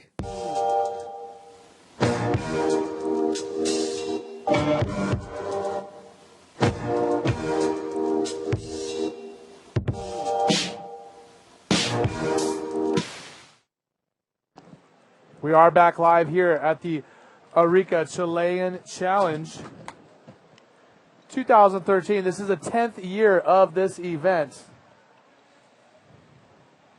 Woo. Yeah, so we've got Jared Houston out there in red. We've got Guilherme Temega from Brazil out there in yellow. And then we've got Yuri Valadao from Brazil out there in blue. So these guys, let's see what they got. I think Jared Houston loves the rights out here, so I think we could see some big right ramps today, maybe from Jared. And Guilherme just speaks for himself, just goes nuts. So he's going to get some good stuff. And he was just so intense yesterday as far as he just was nonstop, just getting wave after wave and just going for it. Yeah. He loves to get the first wave too, and that's what he's doing right now. Already, look at, see, he's intense. Yeah. Just right off the bat, GT pulling to the barrel. Just wow. Fearless. Yeah, he loves it. Just like I said, I mean, almost on cue. We talked about how he's relentless, just keeps on going on the biggest and baddest waves, and he does it right there, and immediately pulls into a big barrel. And the way that he rides, he's attacking the wave. He's not even thinking about the fact that I'm not going to make it. I mean, in his mind, he's making it no matter what. He's thinking about what he's going to do after the barrel. Yeah, for sure. He just wants, he wants to make that. He goes anything and just tries to make it. So that can always work in your favor, for sure. He's an intense dude in the water, and we see him right now. Bottom turning real big. Big speed line. Just kind of chandeliering down on him, stopping him from coming through to that next bit. Yeah, just not quite the wave that he was looking for, but I mean, he was in position, to get it done. Here's the boys in the competition area. Got Dubs, Spexy, South African boys, and Hardballs, and Ben Player, Ryan Hardy, aka Hardballs. He killed his last heat, actually. Got some really nice rights. Yeah, for sure. Just really, he's so good in bigger waves, especially rights. He's just so used to it in WA. He's grown up surfing bigger waves, so yeah, if it's going to be big, it's going to be the man to beat.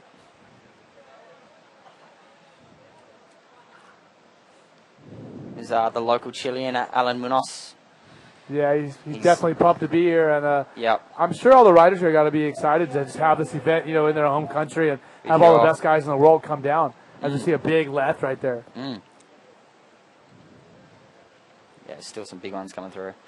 I mean, Mike was saying that the swell might drop a little bit this afternoon, but hasn't really showed any signs of that so far. Mike made it sound like it was going to get bigger tonight and tomorrow. Yeah. Well, the charts are reading it's getting bigger. It might drop a tiny bit in the afternoon. And then bigger overnight? Yeah. There's Pierre-Louis Costes. So it's certainly possible. If it gets much bigger than this, we might not even be competing tomorrow. We might have the day off tomorrow and come back Saturday. Yeah.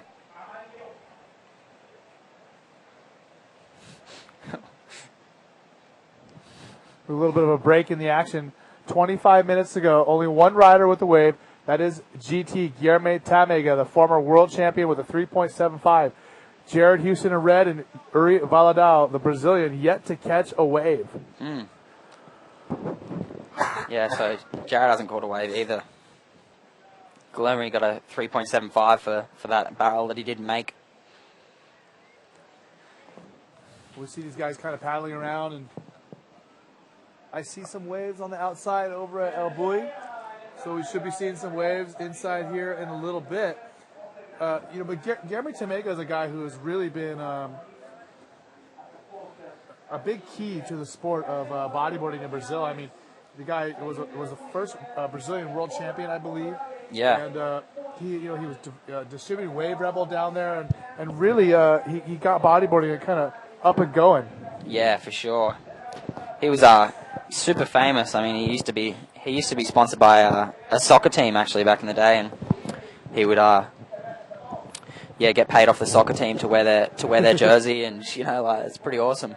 Yeah, I mean, in a lot of countries there's some awesome support for our sport, and that's just an example of it. I mean, there's some other competitors from Brazil like Neymar and all that who are actually sponsored by the state, by the sporting commission in the states. Yeah, it's pretty cool. The government really gets behind their own kind, so that's awesome, man. This is possibly the longest lull we've seen out here for quite a while. Yeah. Should be scrapping for some insiders now before the big sets come in. What a mistake that would be. For one of these guys to paddle on the inside, catch a wave, and just get absolutely bombed on. Yeah, I nearly did that this morning. It was so scary. Just big lumps of water. You can't even see them coming either. Also, we need to keep in mind the tide is dropping, so the lefts should start getting better. They should start shaping up and getting some better barrels on those lefts. Yeah, definitely on the middle-sized ones.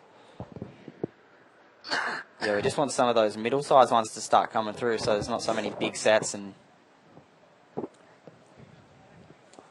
well, just waiting for some waves. 22 minutes and 50 seconds to go here in the third heat of round number 3. After this, we're going straight into the quarterfinals, which will most likely be tomorrow or Saturday. We're definitely not going to get that far today. And as a matter of fact, you guys, keep it in the back of your head that the swell is getting bigger. And Gringo might not be able to hold much bigger swell than this. We might be on hold tomorrow and running all day Saturday and finishing the comp either Saturday and or Sunday. So keep that in mind. Make sure you're checking out IBAWorldTour.com.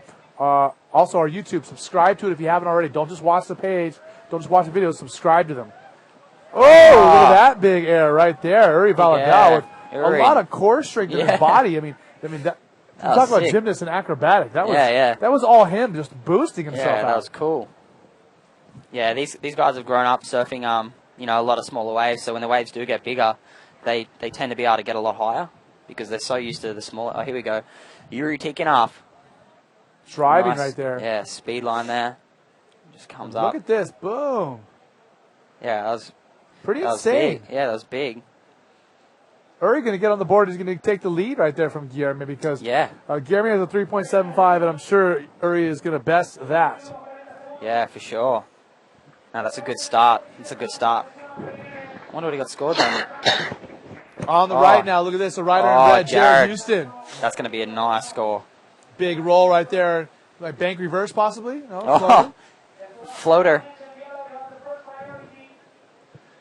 Yeah, that was a nice exchange. And now we have some sets coming in. Look at that white water washing through. The ocean is certainly a powerful thing. Oh, yeah. This place, I mean when waves like this, just makes you feel small in compared to the size of the world, huh? Oh, yeah. The size of the ocean. Look at that big roll right there for Jared. Textbook, classic, and perfect was that roll right there. Unfortunately for him, the floater or the off the top didn't really work out for him afterwards. Yeah. Look at this, driving Uri again. Uri again. Oh. Nice reverse air. Wonder if he'll make that. A little bit off access, that's why he didn't land flat, but he did get a 6.63 on his wave earlier. Yeah, here goes Galemi. GT, Guilherme Tamega, the world champion. Oh, that wave just did not able to nothing find for him. anything on that wave. And he's got to be frustrated. And he's such a hard-nosed competitor, you know. You know we're only 10 minutes into the 30-minute heat. He's going to be cranky. Yep, for sure.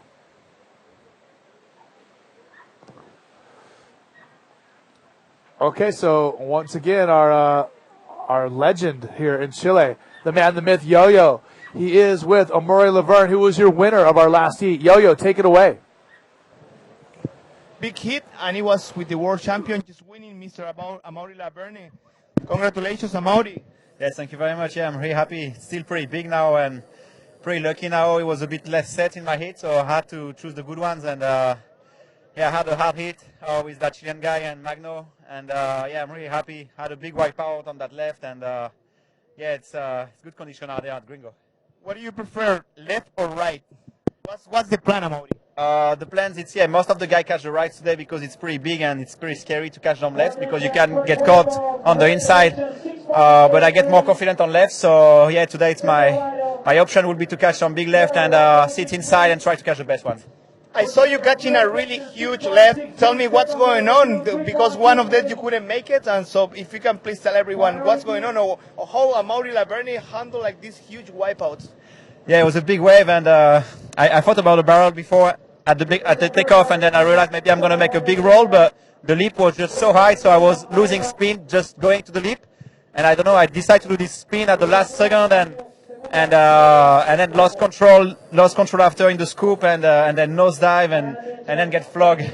But it was heaps of water here, and make me confident for the rest of the comp. Super kamikaze, Amaury. Congratulations, and I hope to see you well one more time. I'm pretty sure that you will be here, because I'm trusting you in big waves, and I deserve you like the best, Amaury. Thank you very much. Thanks to everybody. Thanks to all the Chilean guy, and thanks to my family. And see you later. I'm back to you guys. Thanks a lot. You. Okay, we're back. Thanks so much, Yo-Yo. Catch up with Amaury. And Amaury is just such a likable, happy guy. It's great to see him do well. And he did so good at the South Coast Crusade. And look at this wave, Jared Houston driving through that barrel. Oh, traveling so far in the barrel, Jake, but not able to find that opening and find the exit.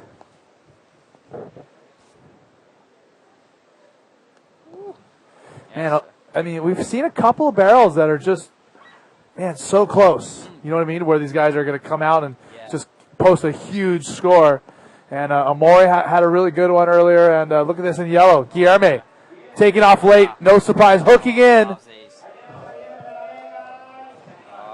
Man, look at that. I mean, same scenario, right? Exactly. That's what we're just talking about. It's just so hard. It either lets you out or it doesn't. It makes the calls, you can try and squeeze out the front, but rarely. So, we're talking about how these guys are so close to getting out of these barrels.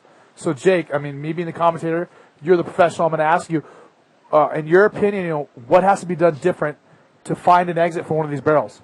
Just wave selection. I think you need to be on the waves that look makeable, which is really hard to read today. Like when I was out there before I paddled out in my heat, I actually thought there was a bunch of lefts that were really makeable, and there is, but they're right on the inside, so you can't. If you paddle right in there, it's just the set's coming so often that you're going to get palmed. So yeah, well, just wave selection. Or do you think it's a matter of these guys trying to get out of that barrel, almost like they're getting greedy? They're trying to get too much, they need to duck out the bottom a little bit earlier, or no? Yeah, for sure. Oh, this thing's massive. Uri.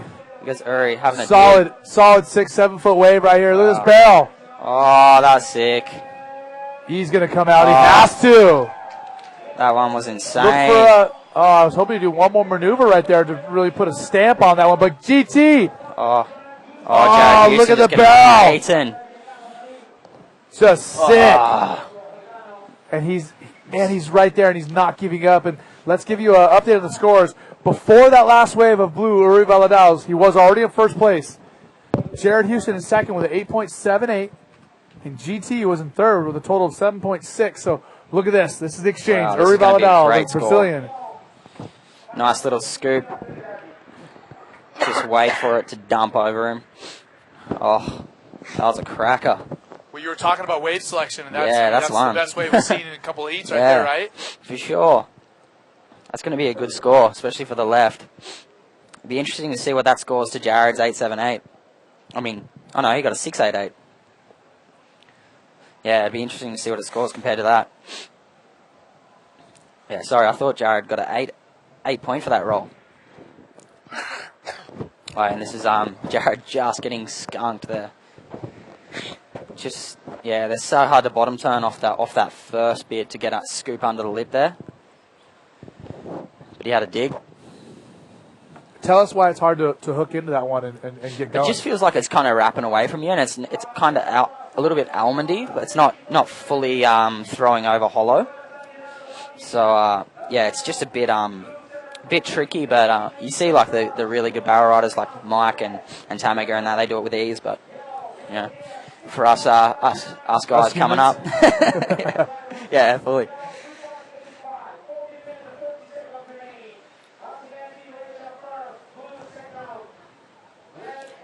So we got Yuri Valadao with a 6.63 and a 3.28 in first. Second, Jared Houston with a 6.88 and a 1.9. There's a score right there. That's an update there. Yuri's still in first. So he's having a blinder of a heat. So you got a 7.63 for that last wave. He did. So I'm going to tell you right now, I'm shocked to see Guillermo Tamega, a former champion here and a former world champion, over halfway through the heat, and his best score is a 3.8. Yeah, well, it is. As Mike told me earlier, he goes, it's really just a roll of the dice today with wave selection, because the sets are going to come, and you if you're in the right spot for it, it's just it is a roll of the dice, and it seems like Yuri's rolling a couple of sixes right now.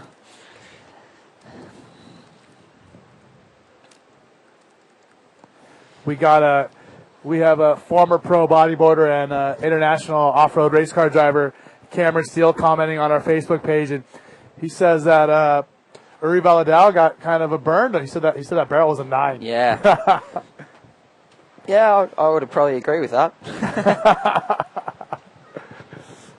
But that's the way the cookie crumbles.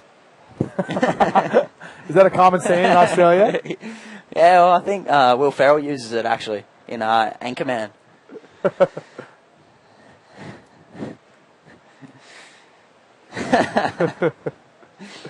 We're checking it out right now. We have a little bit of a lull in the action, and like we said, we had a one earlier in this heat, and we're having it again. And this is the first time all day long that we haven't had just constant waves coming in. I mean, in your heat, did it ever stop? No.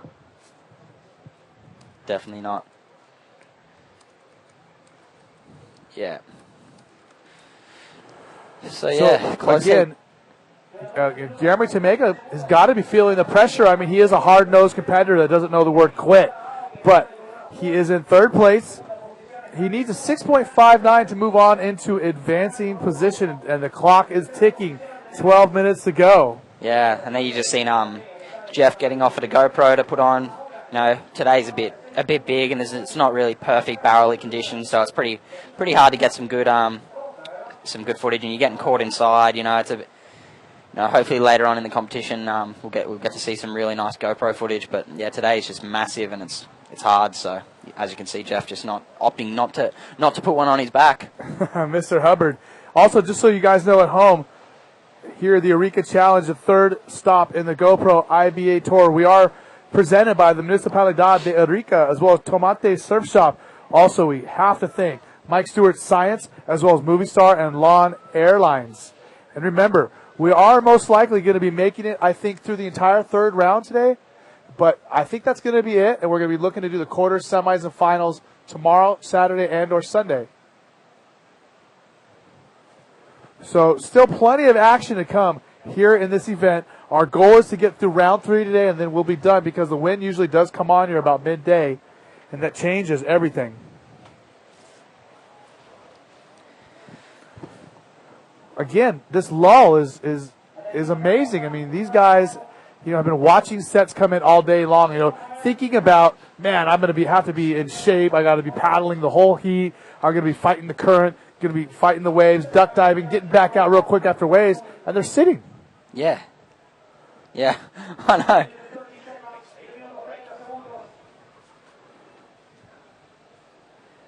And I wonder if being countrymen, Uri Valadao and Guillermo Tamega chat in the water at all. If there's a little bit of favoritism for their countrymen, if they're like, hey, you and I are going to make it and Jared Houston's not. Yeah. Yeah. I mean, if Uri Valadao is in the lead, Jared Houston needs a 7.39 to take the lead from him, which would be the second highest score of the heat. As we see in yellow, Guillermo Tamega. Yeah, it's going to be big. Driving. What's he going to do? A big roll, ARS. Oh, that was sick. So that's going to throw out one of those scores for sure. Yeah, definitely. Yeah, so I'd hate to say it, but that's going to put Tamega, I think, up there into second place. Why do you hate to say that? Well, yeah. Wow, I guess you just, no. just let the cat out of the bag. Fuck. Huh? Jake Stone, Guillermo Tamega. Yeah, what do I? Full rivals, and they hate each other. Sorry, folks. I didn't mean that. I love Tamega. I want him to win. I do, actually. But look at this. I love Jared, too, so. Wow, that was massive. So that was great some good replays scores. From our TV room downstairs, right underneath of our announcing station. Yeah. Our little studio up here.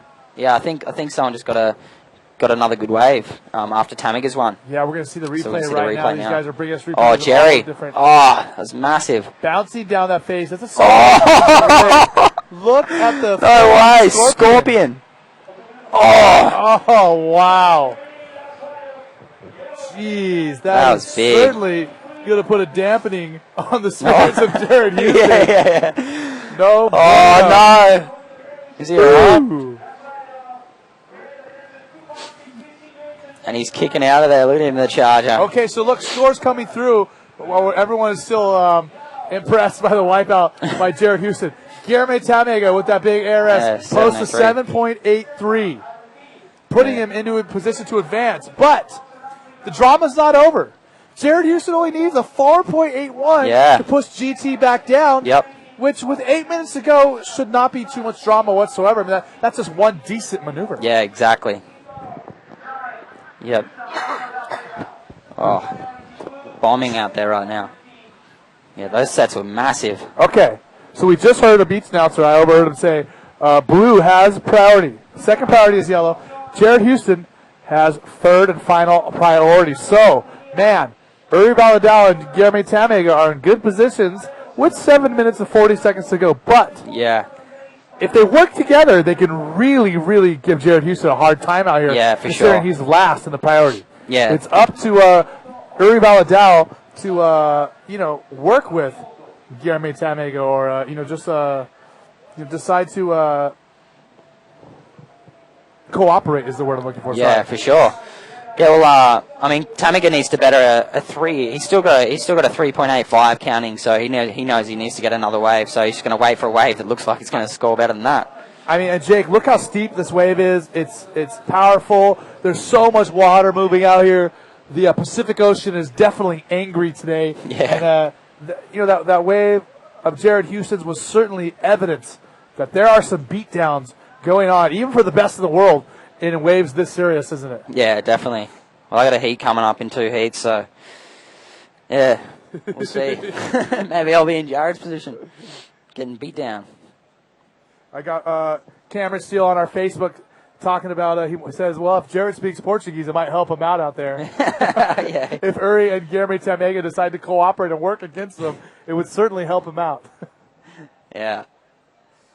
Always good to know what your opponent is saying. Yeah. I think we're going to see, it's going to be a close heat. It's going to be a close finish, this one, because Tamiga knows he's very vulnerable in that position, and Jared knows that he needs a good score, so. And even Yuri's in a vulnerable position, even in first. I mean, Tamiga only needs a 6-4-3, and Jared would need something around that. 6-4. Yeah, he'd need a little bit more than that, like an 8 or something, but it's not out of the question. And we can see it up in the corner right there. We have the entire crew of Brazilian riders, including some of the girls from our women's event, and they are cheering on Uri and Guilherme Tamiga. I mean, like we said earlier, Guilherme Tamiga really is the kind of like the leader or the archangel or archbishop of bodyboarding in Brazil, one of the most famous athletes in Brazil, and really led the charge into the modern day of Brazilian bodyboarding. Yeah, for sure. It's crazy. I mean, bodyboarding in Brazil is massive. Like if you ever go there to bodyboard, you'll understand. We're going to be there in a few weeks. Yeah. Who is this? Nobody catching the wave, are they? That one's a sick one. Man, that's a big peak. Just reeling off the reef. Intensity at its finest here at the IBA GoPro World Tour. This is the third stop. We already were at Pipeline on the North Shore of Oahu. We've already been to the south coast of New South Wales, down there by Kiama with the Crusade, and now we are on the continent of South America. We've moved over the other side of the world. We are here in Chile for the GSS event. Next week, we're going to go down south for a qualifying event, and next month we will be in Rio de Janeiro. Yeah. In the homeland of these Brazilians. Oh, yeah. And the shoe will be on the other foot. Yeah. Well, I went there last year to Itacoatiara, and, man, that place is amazing. So good. It's paradise. Right on the beach. And with our next heat only a few minutes away, we have Jeff Hubbard, Sasha Specker, and Diego Cabrera, the man from Canary Islands, seeing that big 7.83 score from Guilherme on that ARS. It brings to mind, what is Jeff Hubbard going to be doing? What kind of scores will he be able to post in these waves? I mean, Hubby is known for just launching in all conditions, and imagine the ferocity of his airs in waves this big and this powerful. Yeah, well, he's the elastic man. He'll be hitting anything and landing it. So he loves going big, and it's big out there. There's some big ramps. So if he gets a ramp and it's big, he's going to go big, and then we're going to see a big maneuver and a big score. Big. So Jared paddling right here. He only needs a 4.81. 4.81. I think Guilherme Tamiga, the elder statesman of Brazilian bodyboarding, must be nervous because here we go. One good roll here is going to do it. Uh-oh. Oh, he's going to do a second one possibly. Oh, that wave sucked. That wave just did not help him out at all. Well, Jared Houston needed a 4.81. Uri Valadao. Looks like he got a barrel on there. We couldn't quite see. Nice invert right there. Nice Man, how do invert you do those airs, Jake? I don't know. Just pops out of him. Oh, man. And GT. Big roll, projecting out under the shoulder. Yep. The Brazilian contingent cheering him on the beach. Invert. A little invert, and the side wave kind of knocked him off right there. Yeah, well, that was a nice exchange for the Brazilians. Jared Houston not really getting a good wave there. That wave wasn't. Thanks, Cameron. Jake is one of the better riders in the world, and he is allowed to express his opinion. And throwing out that wave sucked. Yeah, well, the wave just didn't help him. So I mean, it's nothing to do with his riding. It's the wave. Ocean interference. I'm calling it. 2 minutes and 15 seconds to go. And the next scores that are going to be dropping are important ones, aren't they, Jake? Yeah, for sure. I think Jared's got to get out there and try and get back. So, nice roll. Oh, I got caught up top there. Yeah, he fell down. Yeah, he got caught the whole time, eh? And then after that, the wave didn't bowl quite as much. He had to kind of just manually push that roll through. A score of 5.4 for Jared Houston. It's not a bad score. It wasn't enough to get in the second, but... And a 6.55 for Guilherme Tamiga. 7.73 on the last score for Uri Valadao. So with 1 minute 37 seconds, the Brazilian contingent is looking comfortable. Jared Houston needs a 7.51, which would be one of the better scoring waves of the heat. As we see the replay of Blue Uri pulling in the Uri's barrel. wave. That wave was sick. So, wow, nice Jared little Houston, ramp as well. he thought he had it there for a second. We see that big invert from Uri. Yeah, it's just one of those waves that it's just really, really good. Handed to you, like, it's just nice. Oh, here goes Jerry. No, this is a replay, I believe. Oh, no, it's I not. think he's right. It said that on the screen, but that was just from the wave earlier. Look at this bowl section. What do we got? He needs a big score, and he's not going to find on this wave, I don't think. A nice backflip. Oh, that was a sick backflip. Will he kick out? Lost his board. Less than a minute to go. Spewing. So Jared Houston getting desperate, and it showed with that wave right there. I mean, it was a nice backflip, but he was chasing a wave that really most likely would not offer the scoring potential that he needed. So, Guilherme Tamega, the elder statesman from Brazil, slamming the door on the South African and showing him what's up, saying, hey, this spot is mine. I've won this contest before, and I don't plan on letting you have me go home after round number 3, that's for sure. Yeah.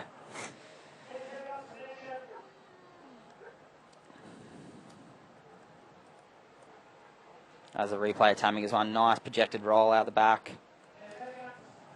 I mean, seeing some more replays. There's Guilherme's little invert, taking us back to 2002 right there.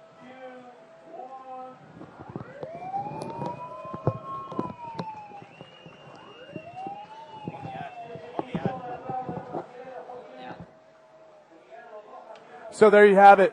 Go over the scores. It is Yuri Valadao, Guilherme Tamega, Jared Houston. So the Brazilians weighed in against the South African as a team, and they did their job. So Guilherme Tamega and Uri Valadao, two different sides of the scale from Brazilian bodyboarders, the elder statesman and the young up-and-comer, both advancing together and taking out the South African. Okay, right now, before we get this heat going, this is the 4th heat coming up. 30 minutes, 3 men, Jeff Hubbard, Sasha Specker, and Diego Cabrera. They're going to be coming back after a word from our sponsors.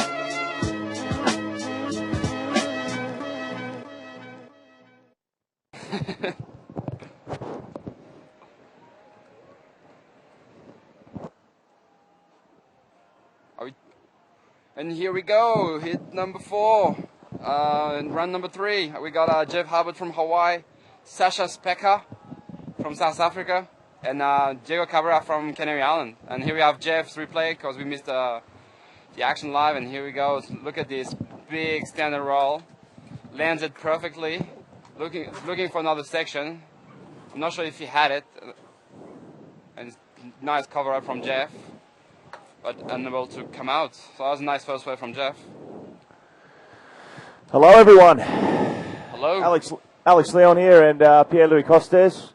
Just jumping in for Eric Bad Apple while he's having a little lunch break. We see. Oh my God! How heavy was that? How's the conditions, Pierre? Yeah, today's massive. It's unbelievable. It's a lot bigger from yesterday, and it's pretty scary. We've seen some pretty heavy white parts this morning. One of Amore, one of Jerry recently. It's pretty big. It's big. That's right. Yeah, the crowds are static too. They're all on their feet, and we pushed ahead with today, and I'm actually glad we made it. We made a good call, I think. Yeah, for sure. Yeah, it's definitely a good call. The conditions are. For a comp, it's amazing to have conditions like this. And here we go. We have Diego Cabrera in the right. Look at the size of it. It was a nice little spin, and then probably looking for a big section to hit to complete the wave, and unable to find it. So we have And then we have Sasha Spekka from South Africa up and riding right now. Here he is. Boom, big roll. Another Safa. Yep. Nice carve, and then probably looking for that end section on the right. It's hard to have it, you know, Alex. Rights are very hard to read, I think. And like we've seen Hardy this morning, we've seen his experience on the rights. He was reaping this morning, doing like 2 big rolls, big inverts, and yeah, you can see his experience. It looked like, it reminded me of a few years ago back, you know, the old videos of Ryan Hardy at North Point in WA. Yeah, fully. Big open leg bottom turns and scooping, and he's drawing perfect lines in there. So it just suits him to a T. Yeah, there's the replay of Diego. Just skipped out there, didn't he? Just lost that little bit of skip. He was really deep on that one. Like, he had to do a big bomb turn, and he's kind of skipped out a little bit and then unable to find a good section to hit. But testing conditions. Yeah, definitely. But I mean, yeah, we're glad to have conditions like this for the comp, for sure. Yeah, and we'll see you up in heat number 7 of this round. Yeah, heat number 7. Here's a replay of Sasha's roll. Yeah. So yeah, nice extended roll, and then it's a good start to his campaign. Straight on the board there, 4.75. Jeff with a 7 for his first wave. Yeah, that was definitely a bigger roll. If you landed the barrel, it could have been a really high score, but I think that's another replay of Sasha's wave, and from a different angle. As you see the roll and Cardi, and then able to find another section. That's great. Yeah. So, well, Pierre, what do you think of Arica Chile so far this year? Yeah, I mean, every year now, well, you have Sasha up and riding again. Answer that question after this wave. For sure. Yeah, that's a big one. Sasha loves like those big rides, and he's definitely one. But that one's just too fat, really. So much water moving out there, isn't there? Yeah, I mean today it's big, and yeah, like you said, there's a lot of water moving around, and it's definitely difficult testing condition, like you said. Yeah, so in this year we've been pretty lucky so far with the condition. I mean, every year we have good waves, and I think this year so far has been one of the best. We had the pumping waves pretty much every day, even for the trials, and yesterday was really, really good. I don't know if you've seen the highlights yet, but I think Mike got a pretty amazing barrel, and a lot of other riders. That's right, yeah, GoPro angle of that one too. Yeah, that's what I mean. The GoPro angle, it just you never seen it before, and so deep, isn't he? Some of those. It's amazing. For the first time, you can see like GoPro stuff here at Arica, and it's just amazing. And we got a good swell. This swell's going to hang around till Sunday too, so hopefully we can maybe get another round out tomorrow. But it is supposed to actually grow a little bit in size, and the period jumps up a second or two tomorrow. Wow. So we're not sure if we're going to actually run another round tomorrow, but tell you what, Saturday is looking all time on the charts. Okay. And Sunday's looking pretty good as well, so it's going to be a really good finish to the event. Yeah, that's good, man. I didn't know tomorrow was going to be bigger, but yeah, if it's bigger than that, it's going to be really, really tasting. Maybe there's not going to be much left, and it's just going to be big ride. That's what happened here when it's too big, and it's not really that fun of it's not really contestable, really. It's not really fun to ride, and you want to see like maybe small condition when people actually go left and right and actually get barrel and move. So, well, there we see Sasha. We'll see. Sasha Spekka with a 6.25 total now. So, and Diego Cabrera, he's sitting in third with a 6.21. Obviously, these guys still need their second backup scores there. But Jeff, he's sitting he's pretty good at the moment. He's sitting on a. He's just with a 7, first scoring wave, and that's critical, especially because you use so much of your energy and time between sets, don't you, Pierre? Yeah. If you get one that breaks out the back and goes right through into that inside bit on the right, it's a pretty long paddle out, and that's 5 minutes, 10 minutes gone of the heat straight away. Easy. I mean, taking a right is really risky. I think today we have the ski bring us back if you get really far away, but it's a really risky call.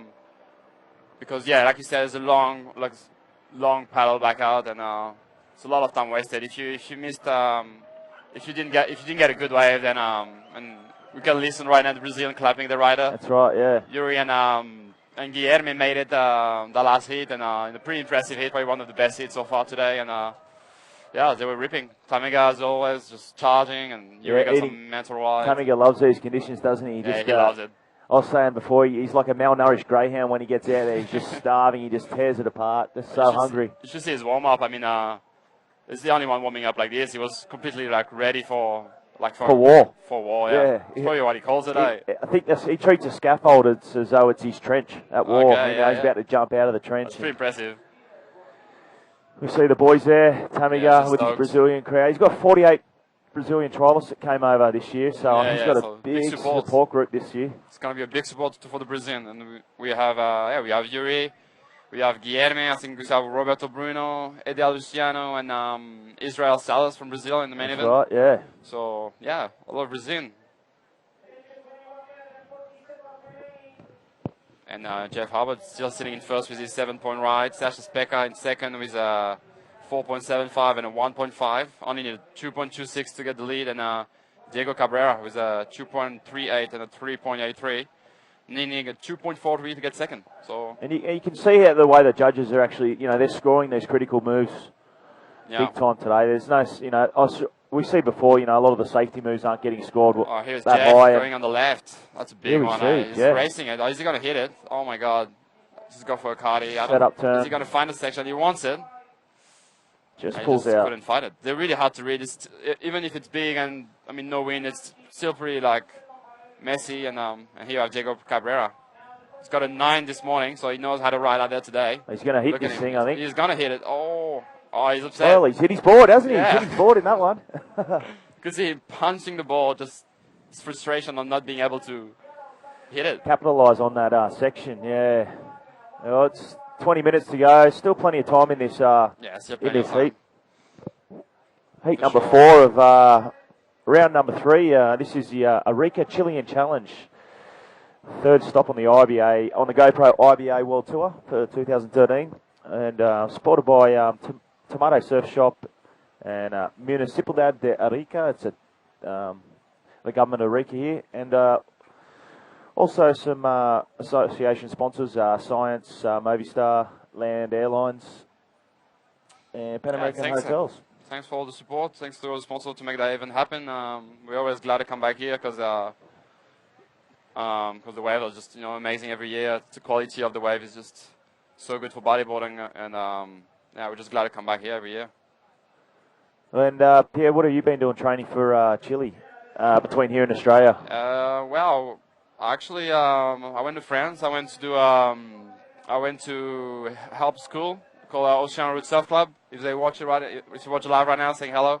I was doing a coach clinic for 5 days with some kids, which is pretty amazing. It was really fun to do, and his specs. Yeah, our spec. Oh, little combo there. Yeah. Roll to spit. Oh, just. Yeah.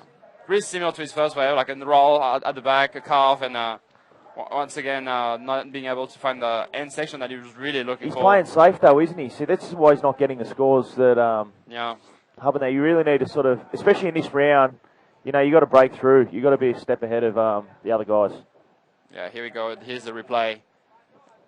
Really similar to his first one. I almost thought it was a replay again of that one.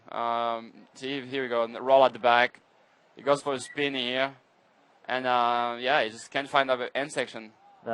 Maybe he should have, maybe a flip off that first section. Maybe a flip, or maybe not doing that spin, maybe just racing it, and then, it's really hard to read the wave. Hard to read. You never know what's going to happen, Yeah, that's it. But that's going to be a decent backup score. And you're a world champ when you're watching it, aren't you? Yeah.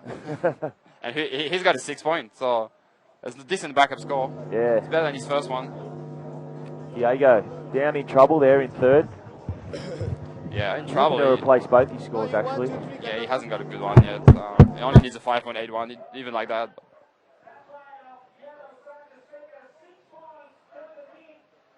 So we hear the scores come through on the beach there. 6 points as well for Sasha jumps to the lead. Yeah, he's pushed ahead of Jeff now. Yeah. Jeff's still looking for that backup score, though. Yeah. Here we are. His wind's still holding out. Yeah, that's good. I mean, kind of nervous because I'm in number 7, and I hope that wind stays because the conditions look pretty good. I think it got better now than this morning, and I'm pretty excited to go out there, really. So I hope that wind just stays. And looking at this morning, I mean, you've had a few hours to watch these conditions. Yeah. What's your game plan for these for your heat? What are you looking at more, the lefts or the rights? Here we go, Sasha Speck up and riding. Oh, that's a good section, I think. Just go for another roll. Oh, I almost landed in the barrel here. That was hard Coming out of because that. wave was so wide. I mean, it's hard to get a decent bottom turn. You got a game plan set for your heat? Yeah, I mean, I'm going to look a little bit more, but so far, I think we're only going to be 3 people out there, so you can really wait for the waves you want. I mean, if there's a good left, I will go. If there's a good right, I go. I don't have really a game plan, but probably like big moves on right or big brass on left, we'll go.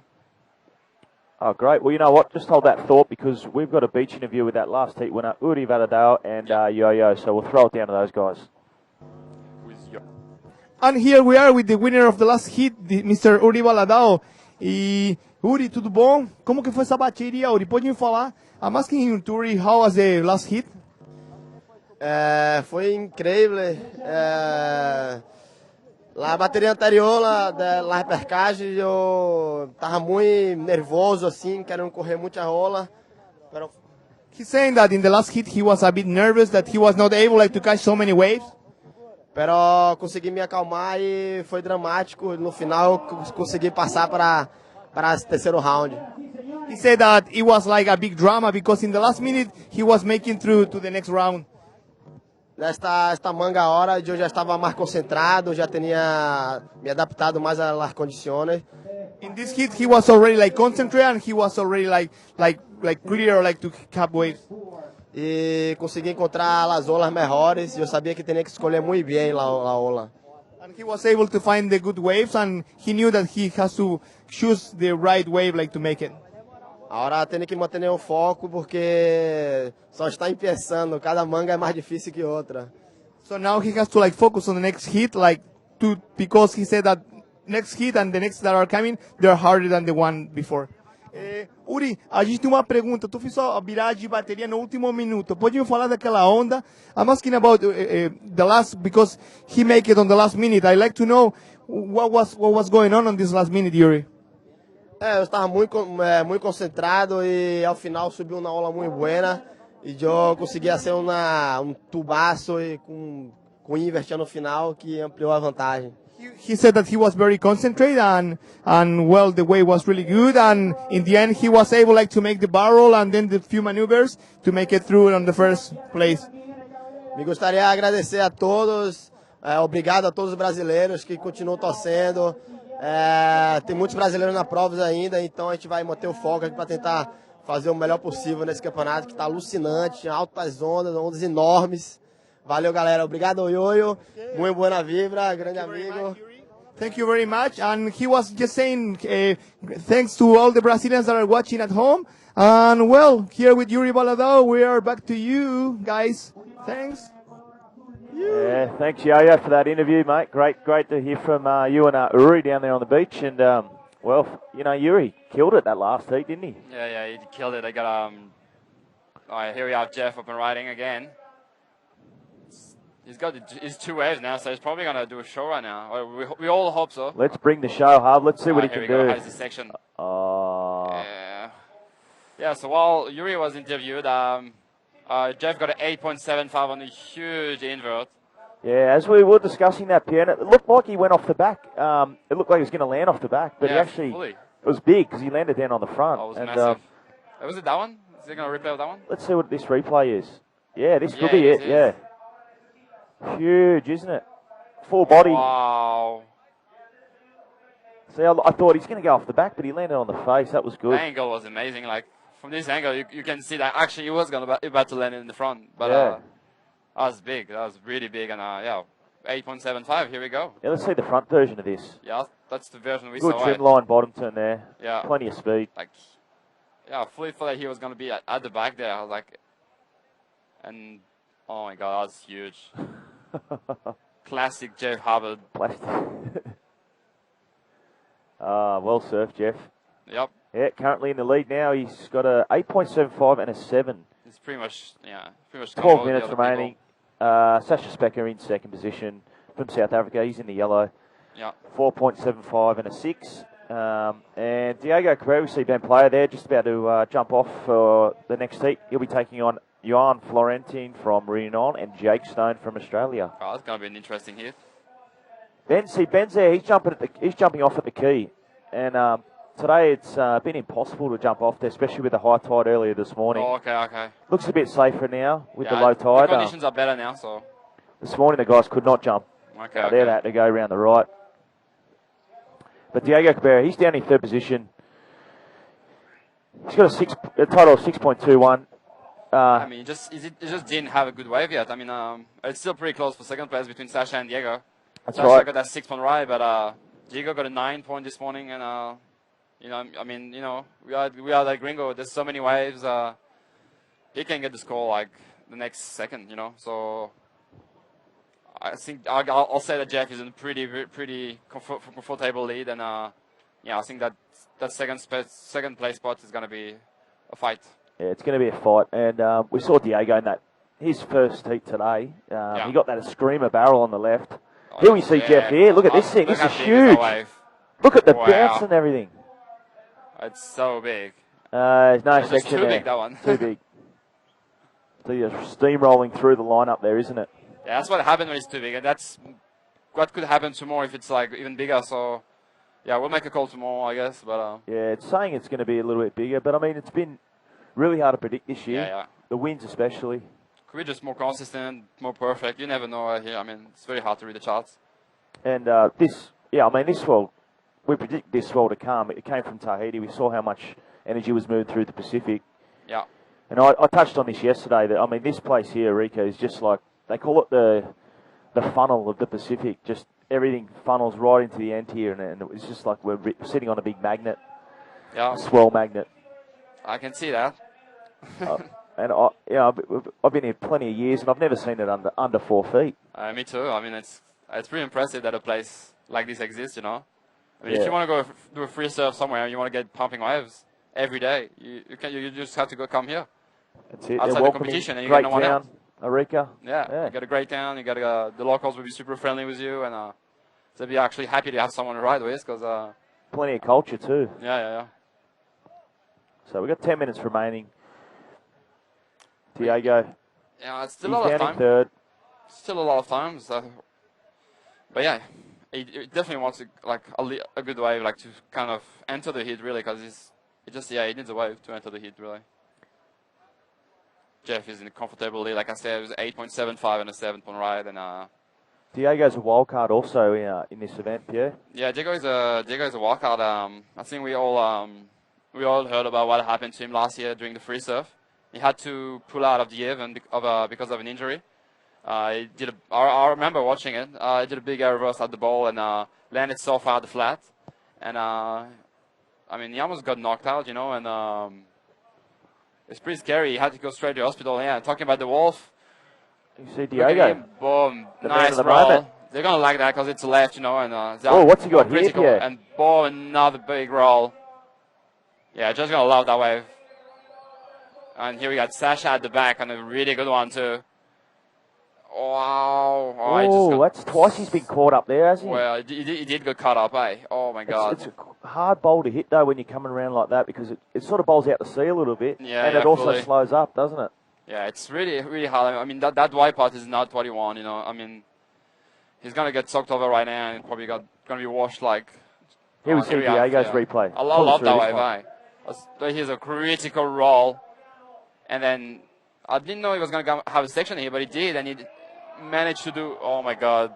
We hear the crowd screaming. And I think it was Jeff Hubbard up and running. So when you hear this crowd screaming like that, there's something big happen. Yeah, let's get it. Yeah, We'll wait to see what replay. happens. Jeff's paddling back out now in frame. Let's see. He might have got a wave. We're not sure. I'm sure. He got a wave. They'll throw one if they cut it to it. Maybe he just didn't land a move or something. I don't know. Because he's already so far away at the peak.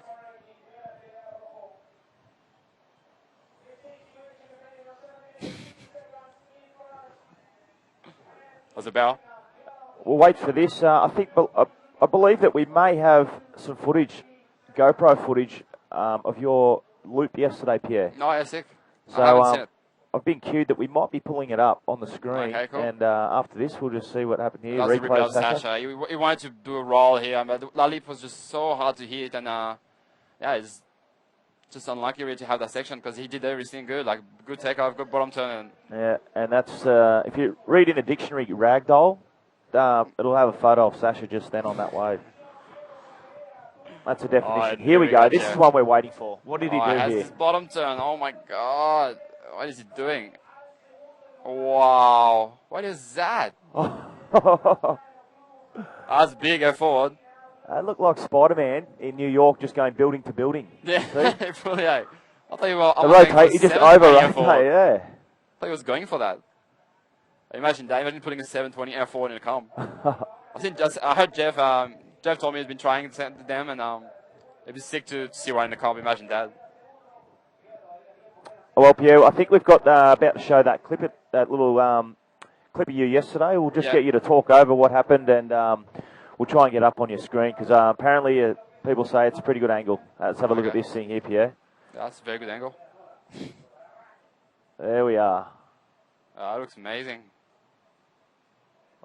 Oh, so it was that was that backflip loop, wasn't it? Yeah, it was. That's probably that did CF forward. That's CF forward. How amazing is that sick. angle? Jeez, look at the. Oh my God, that just hurt watching again. Here we see, this is a nice barrel there. Yeah, From Pierre. nice look barrel. at the hair, look at the locks blowing in the wind. Look at that.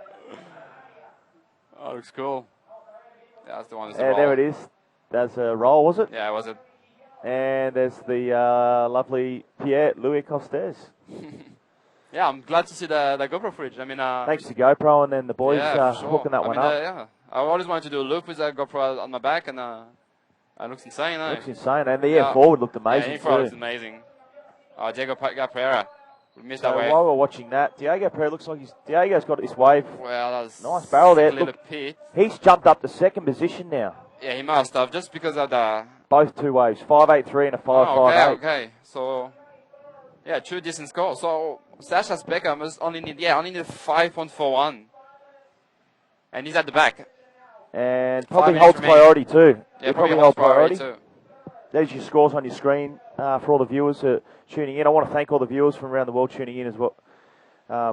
Appreciate you getting up at midnight or 6 in the morning, or if you're at work watching it. That comes Thanks for the support of the IBA. Yeah, for sure. Yeah, I was, like I said, here we go, Sasha. Oh, we probably lost priority just then. But I don't know if anyone else is at the back. Diego just got that left now, so he's probably like paddling back out. Yeah, well, look at this line. This is huge today. Oh, here we got Jeff up and riding.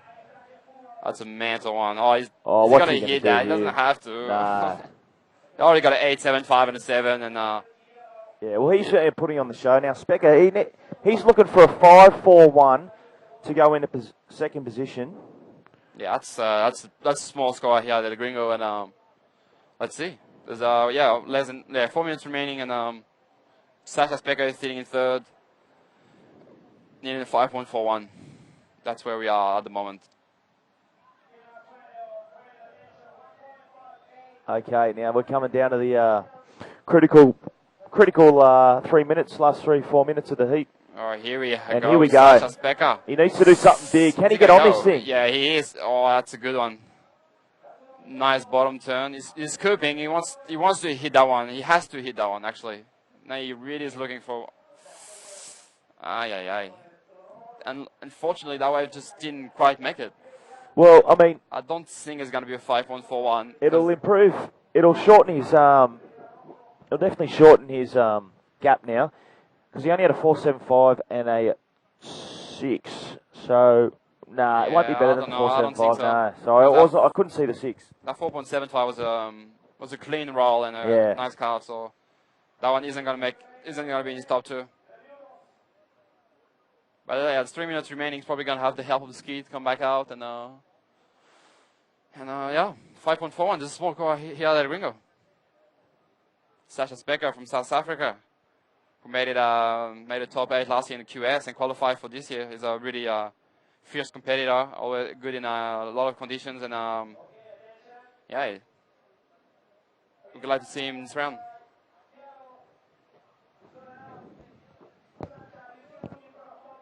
So it's only 2 minutes 30 remaining. Jeff just dominated that. He was at 87, 5, and 7. Diego just gonna get second priority right now, which is which is going to make the things complicated for Sasha Specker.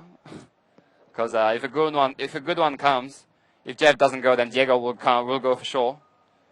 And let's see what happens.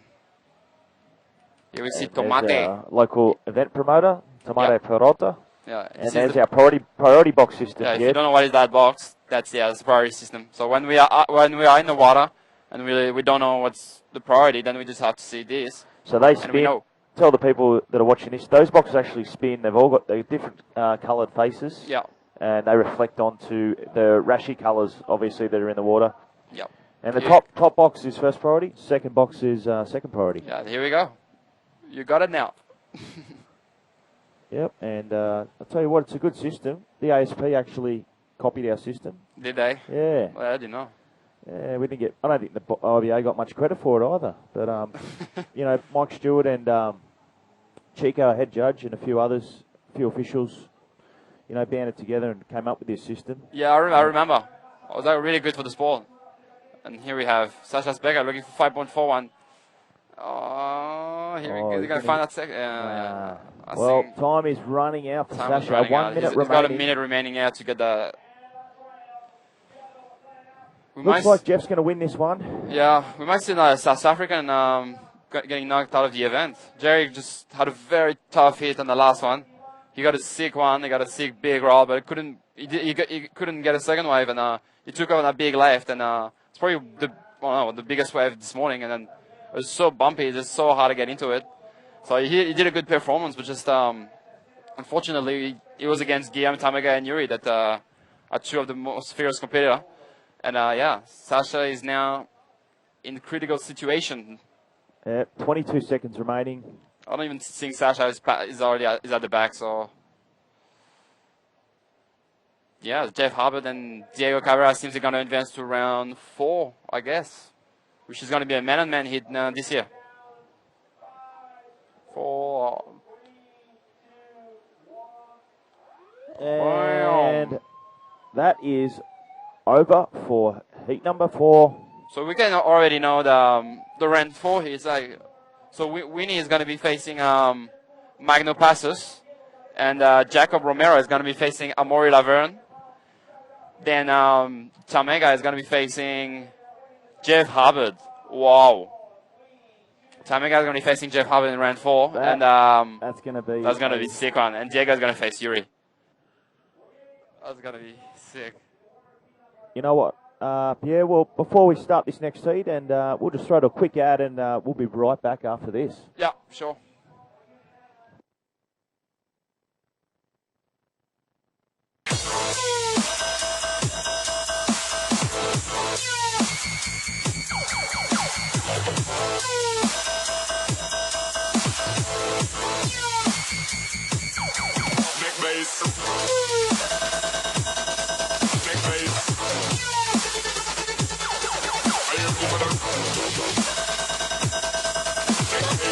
Tomate Surf Shop, presentador oficial Arica Chilean Challenge 2013.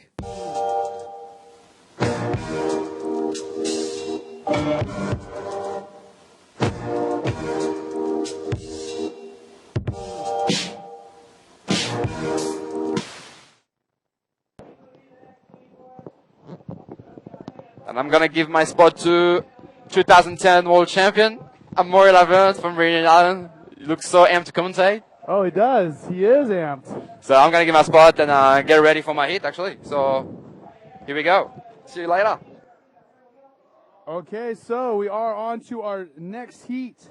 Eric Apple back in the booth with our winner from the South Coast Crusade, Amaury Laverne. Amaury, how are you, buddy? You look like you're in a good mood, and rightly so. So Eric Apple back in the booth with Amaury Laverne. In the water right now, we have Ben Player, the Australian, Johan Florentine from Reunion Island, and Jake Stone, the Australian, who was commentating with us earlier.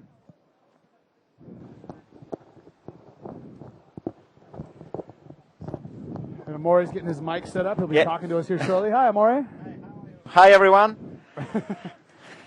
Just very amped, and I was very keen to commentate the heat with Jake, Ben Player, and Johan Florentine from Reunion Island. And yeah, it's going to be a really interesting heat. The waves are getting better as the tide is getting low. Yeah, we were concerned that usually around this time of the day the wind starts to pick up. But man, it's almost like it's glassing off on the inside, especially these lefts are shaping up. I mean, they are scary. The waves are big, and it's definitely intimidating to go on those lefts on the inside. But you weren't afraid to do it, were you? Yeah, that was good. That wave is pretty intimidating when it's big. And today it's like 10 foot, maybe 12 foot sets. And yeah, most of the guys ride the rights, and some of the guys had some good left.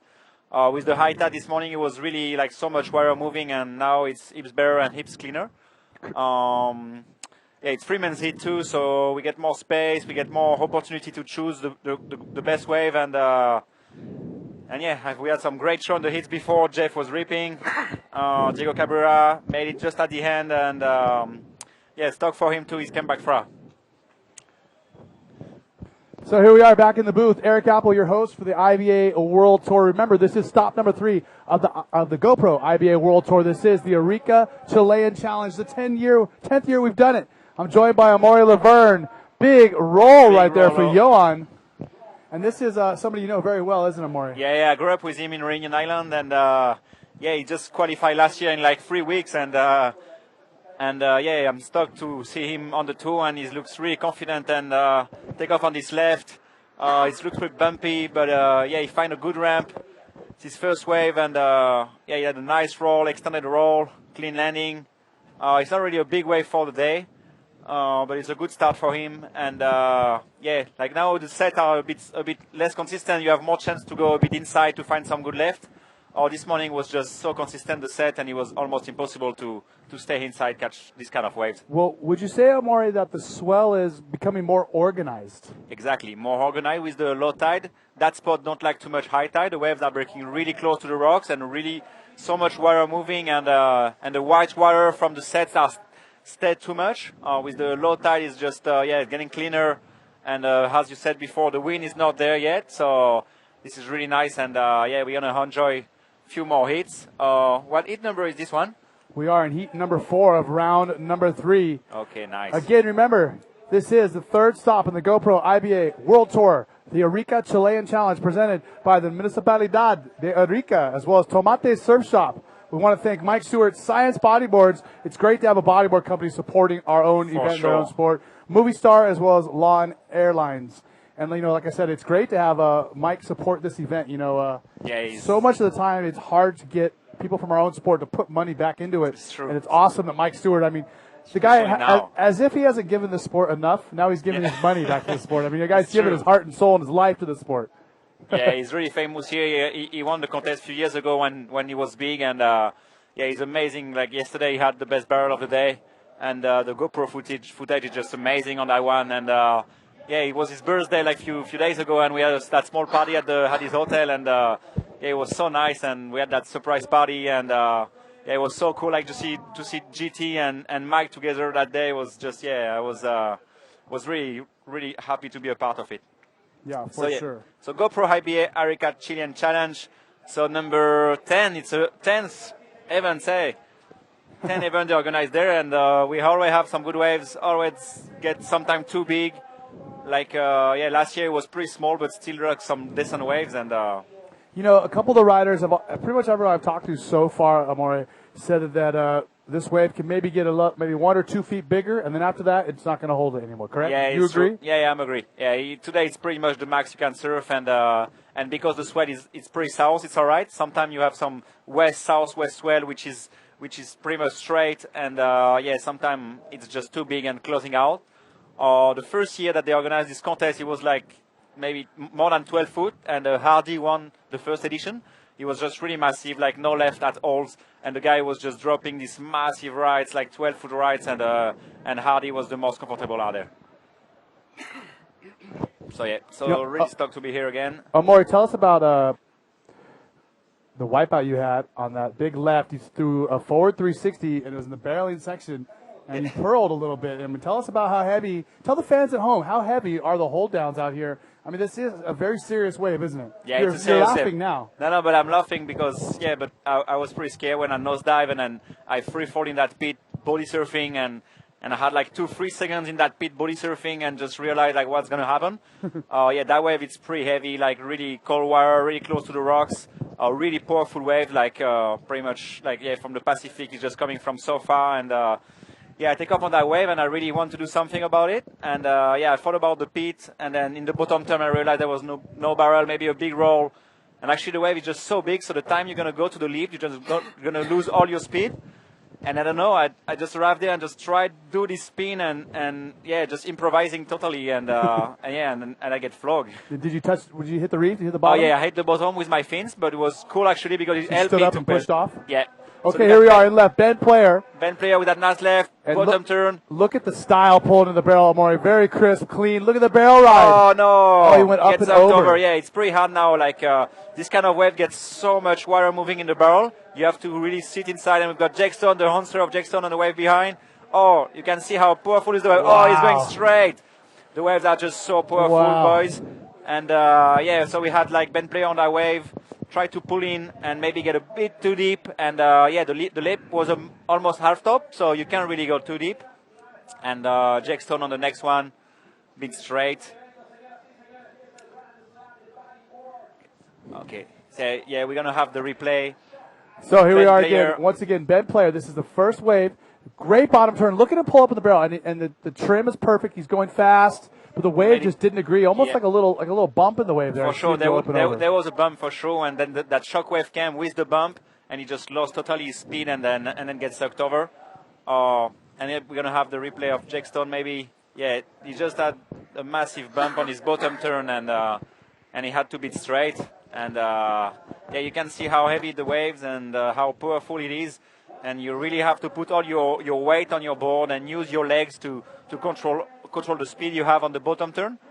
Yeah, this is not easy at all. And another replay of Ben Player waves is getting a good line on it. Yeah, I mean he's set up perfectly, right? There's Set up nothing, perfectly. He couldn't have done anything better. Do you think? No, I don't think so. I just lost speed on the first section a bit for me, and then that shockwave came, and yeah, I think it was really hard to make that barrel, and yeah, but he's going to back out there really quickly. So it's good. Many guys catch the left sometimes because you can back to the lineup really quickly. Yep. Compared to the right, that sometimes you just make 100 meters on the right, and then you lost time to back out And there. tell us the fans at home. How is the currents down there? There's a lot of water moving. Is it hard to get back out, or is it easy? Yeah, it's pretty hard. Like a lot of water moving, and yeah, the paddle on the right sometimes is really long, and yeah, so you lost a lot of time. So yeah, you're gonna see the guys like Hardy, Jeff Hubbard, like they serve really good at right, and they really knows how to read it. Pierre too also is ripping on that right. It's really tricky right, like it's really unpredictable. So you pretty much ride it, and then you're just gonna see what's gonna happen, like step by step in the wave. It's not like the left that you can really see like the shape of the wave and predict how good it's gonna be. The right is just a big surprise. And sometimes it just offer you the biggest ramp, and sometimes it's really bumpy. Sometimes it's a big barrel. Yeah, it's an amazing wave, but just really hard to read. So we've got US So 14. let's drop some scores here. I'm going to give everyone the lay of the land. Your leader right now, your countryman from Reunion Island, with a 5.38 on his opening wave. It's Johan Florentine. Ben Player in second with 3.25, and Jake Stone. Really a low-scoring wave, straightening out with a 2.08. Both Ben Player and Jake Stone are most likely looking to get rid of those scores by the end of that heat. Yeah, and it's still so much time. So, yeah, it's 19 minutes remaining. I'm pretty sure Johan get the first priority right now, so he's pretty confident. And we see Ben Player maybe paddling on his right, and he's going for it. So Ben Player looking to improve upon his score of 3.25. He's driving on the right-hand side. Take it. He's driving. Yeah, he's waiting for a ramp. It's A kind of nice a slow roll. wave, a very clean roll, but not really a critical section, correct? Yeah, not really. And got a gun front in on that big left. Look You at have this. to do something about it. Yeah, it's a Boom. big roll. And he made it. Just the Big time that roll. to show to the judge that he made it. But And look pull out. behind him. There's another wave coming in, and that wave is possibly going to be coming in on his head. And man, just big scores and solid heats for the most experienced guys, the guys who are used to dealing with tough conditions, guys like Jeff Hubbard so and Guillermo Tamega. Ben Player on that inside right, waiting for that section. You can see how he's slowed down there, waiting for the section. He find a pretty average section, and he's doing really well on it, like a really clean roll. and nothing's going to happen after that. And we're going to have the replay of Johan Florentine on that left. Just before Johan Florentine jumped in the water, I told him, man, if you don't know what to do, just take off on the closeout and make a big roll. And he just punched through that lip. But here we go. It's pretty much what he did. Driving on that left-hander, got some speed, a little bouncy, and just trimming right up to that lip, punching through it, almost perfect timing. Perfect timing. It was really hard to get the boot timing with that bumps on the bottom turn. And you can see how he's extend his arm on the roll to not get stuck in the lip because he didn't have too much speed. You really want to land in front of the... Oh, we've got Jake Stone on his second wave. A replay. So he's just slowing down. This barrel's actually slowed down too much, I think, right there. Oh, the foam ball pushed him back out. I stand corrected. The youngster from Australia. That was cool. I don't know how the judge is going to judge that, but he did well. He did well, like that carving to get back on the front ball and get pushed by the front ball. And the last section of that barrel was a bit tricky and a bit half top. So, yeah, it's sometimes getting a bit hard to get out from that pit. And let's see how the judge is going to like it. So we've got Johan Florentine with a 7 point. Okay, so Johan Florentine with 7.08, extending his lead. But right now we have Yo-Yo waiting to talk to Jeff Hubbard down on the beach. Waves are pumping in El Flopos, and we have the winner of the last heat, Mr. Jeff Hubbard. Thanks, Yo-Yo. Yeah, the waves are pretty fun out there. It's pretty solid. There's some big steamrollers coming through, but you can get some good barrels and some ramps. I mean, guys are ripping it up out there. I've been watching the boys all day, making the show happen. It's awesome. Do you prefer small or you prefer big flopos?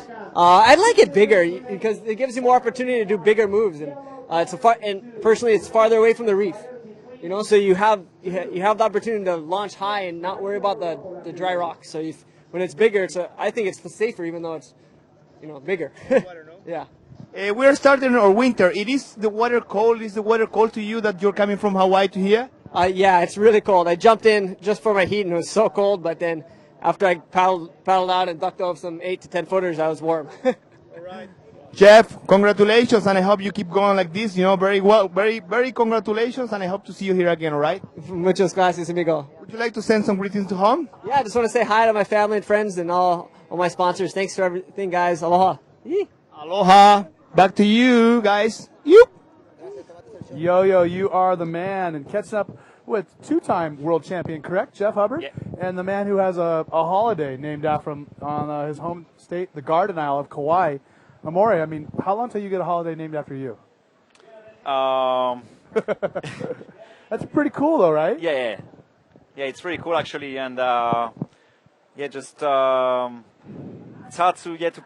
Jeff Hubbard is going to be the man to beat on this contest. And, then GT2 and, me, I'm going to do my best on this comp, and it was good to win the comp just before come here because it's my favorite contest, Arica.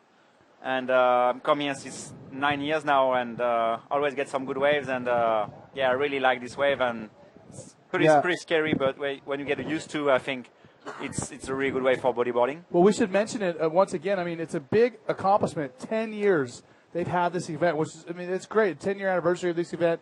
One of the best events in the sport of bodyboarding, as we see Ryan Hardy, the style master from Australia, getting ready to paddle out for heat number 6. And we got some sets coming.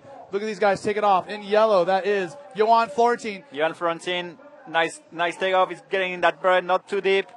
Nice. That wave looks pretty hard to ride, eh?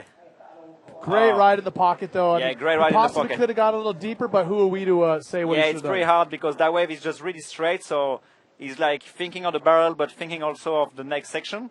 So, he was getting in the barrel, or maybe hit the lip, getting in the barrel, So it was not that deep. I don't think it's going to be one of his top score.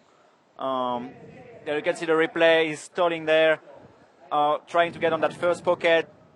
But already raced. The second one's coming.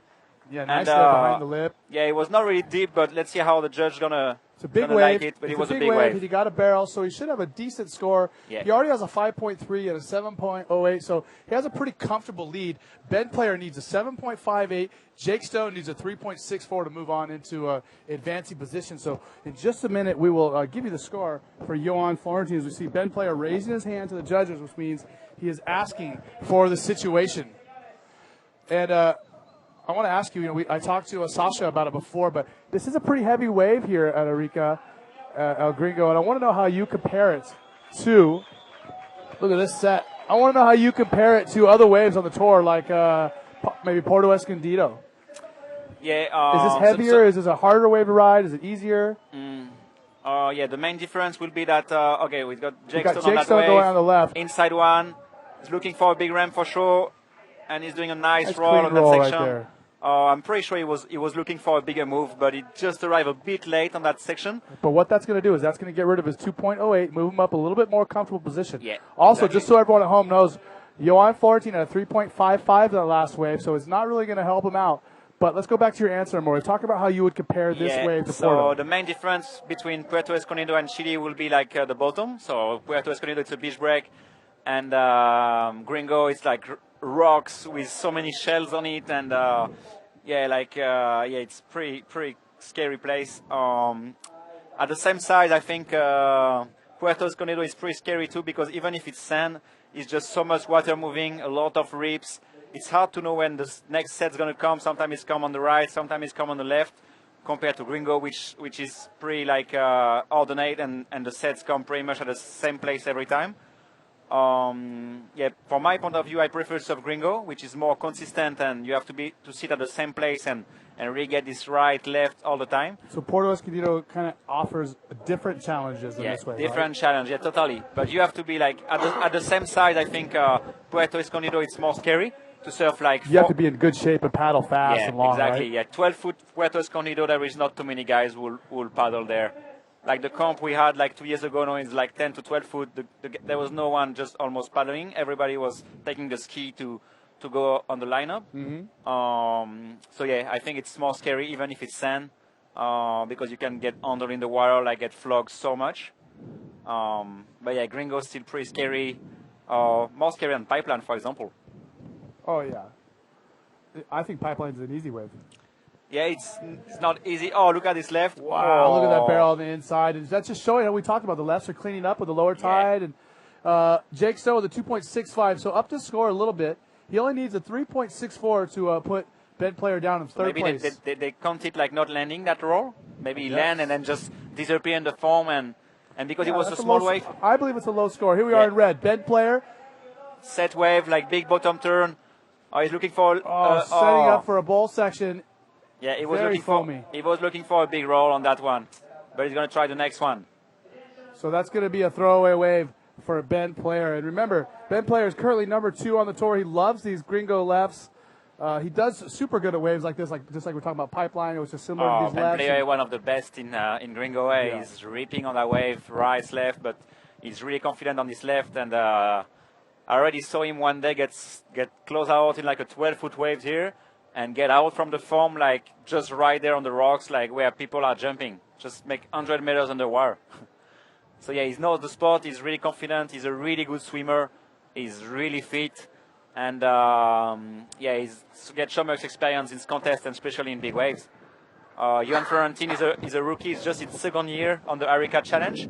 So yeah, it's hard to be confident when it's just your second year on that spot, when it's that big, but he's doing well. I mean, he had a good roll on his first wave. That big roll in the closeout, he really did well, and not too many guys will hit that section. And Ben Player and Jake Stone just looking for a first good score to try get some points. Okay, so once again, the lay of the land.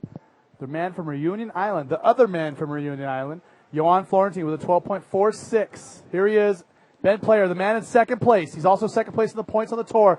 Perfect roll. What do you think about that, Amore? That was cool. That was really smart. You know, he's kind of guy, just really good competitors, and he's going to have the third priority after this wave before. So he's just not to wait to go back to the lineup. He's just looking for inside ones. He knows that Jake don't have any good score. He knows that Heath don't have any good score. So that's going to be his best wave.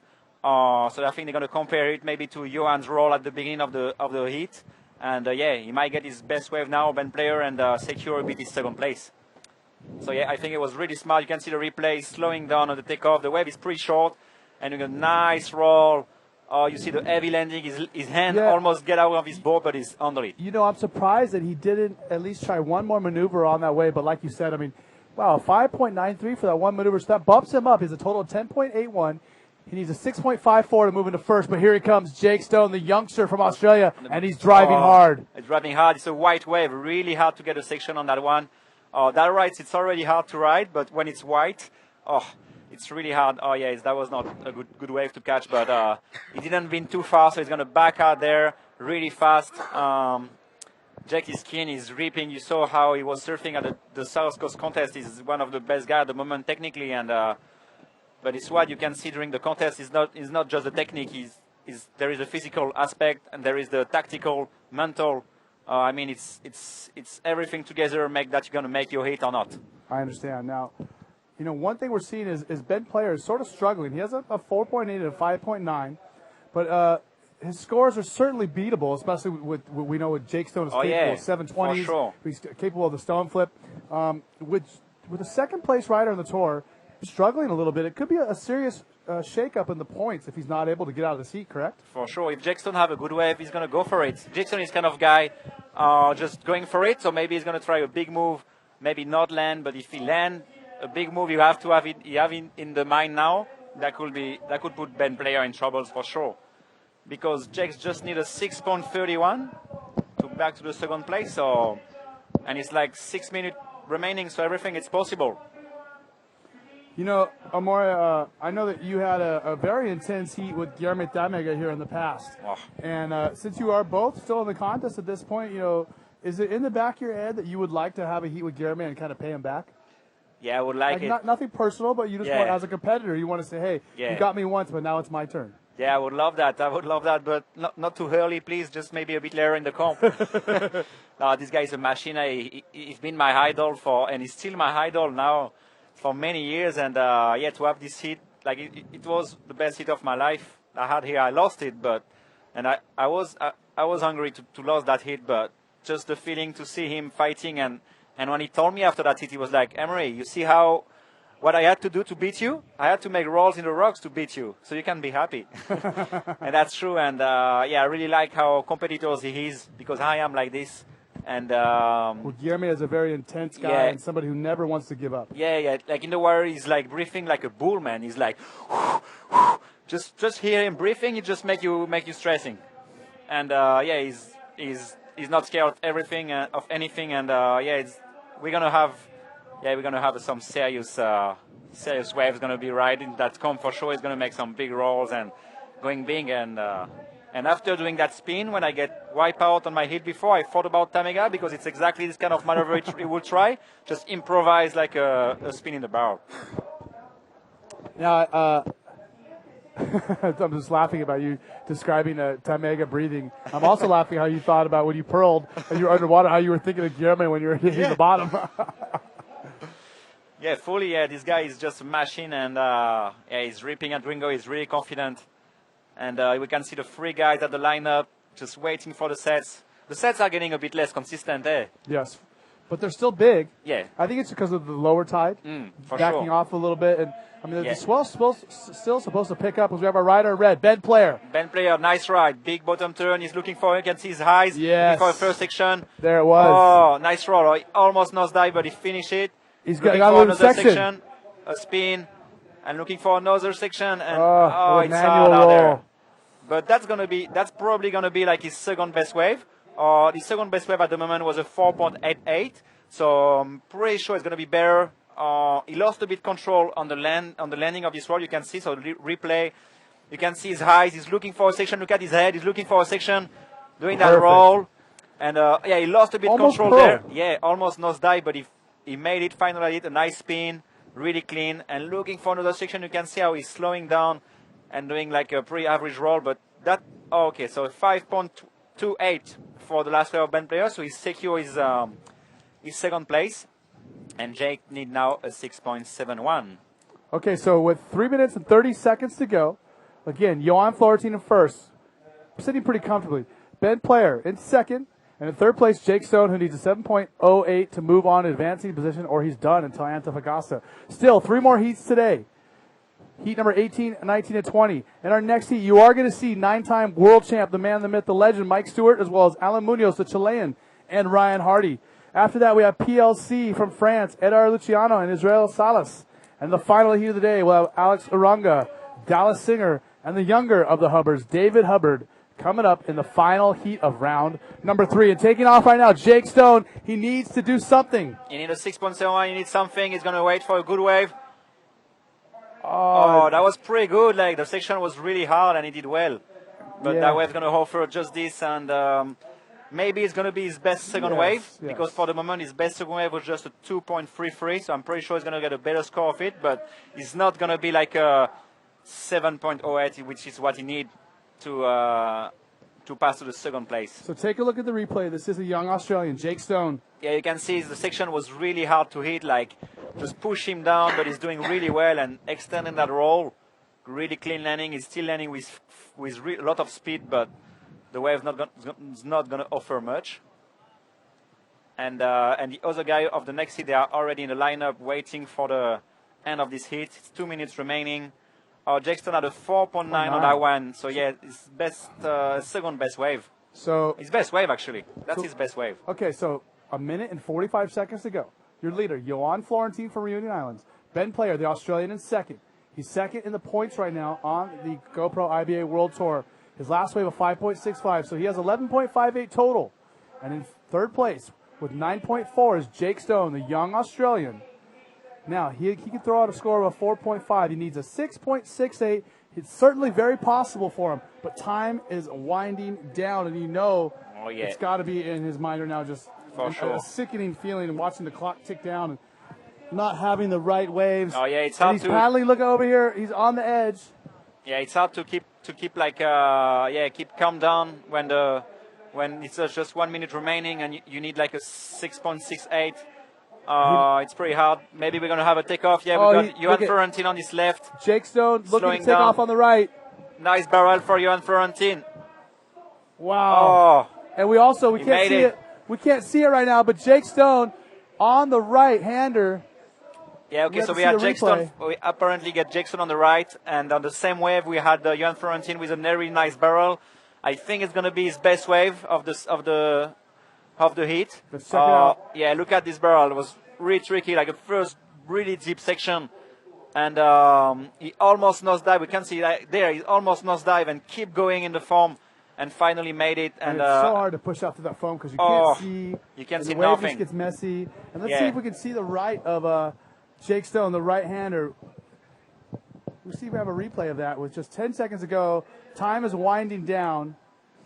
Oh, that was a 9.13 for Johan Florentine. Wow. Really good barrel for Johan Florentine and Jake Stone. Only a 3.58 for Jake, so I couldn't see what he did on that way, but obviously it wasn't anything of consequence because he's just not going to advance. Look at that barrel again. Look at how he almost nosedived there and just handle his board and okay, I'm gonna go for it, and he finally made it.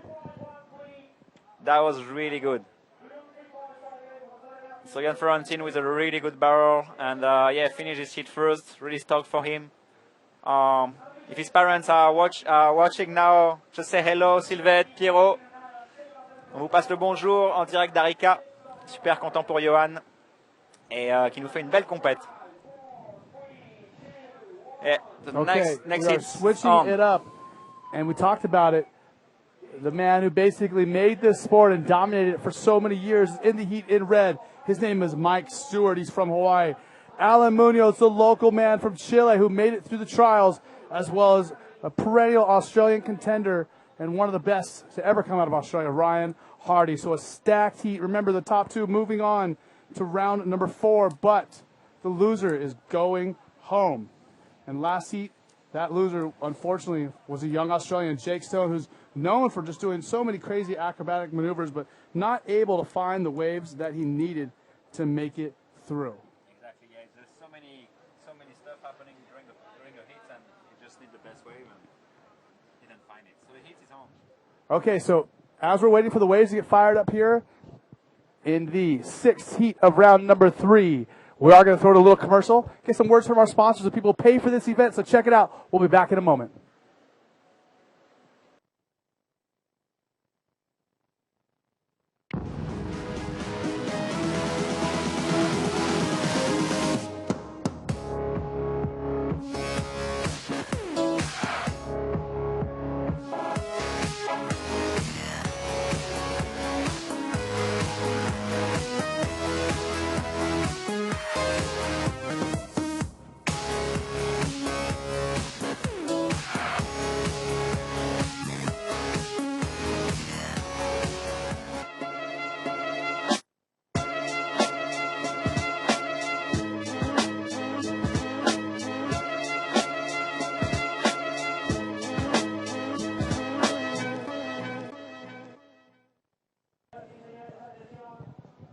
back there. No waves right at the moment. It looks like pretty big sets for the beginning of this heat. Yeah, the wave. We had a wave riding. Ryan Hardy with a 3.13. So, this heat just now getting underway. Just over 2 minutes into the heat, Ryan Hardy had an opening wave that we didn't even really get to see while we were away at our little commercial. Ryan Hardy driving through that barrel, not quite able to come out very clean. Got pushed down and trapped there in that mushy white water. So Ryan Hardy out to a quick lead here with 3.13. Mike Stewart and Alan Munoz, who are both on your screen, have yet to get a wave.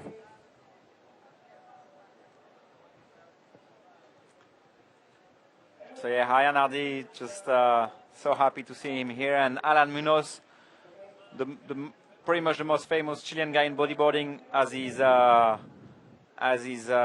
get qualified last year, Fuel JQS, and yeah, he's such a good rider. I met him like my first year. I came here 9 years ago, and we were kids actually, and he was already ripping, and his dream was fully to be like on the World Tour.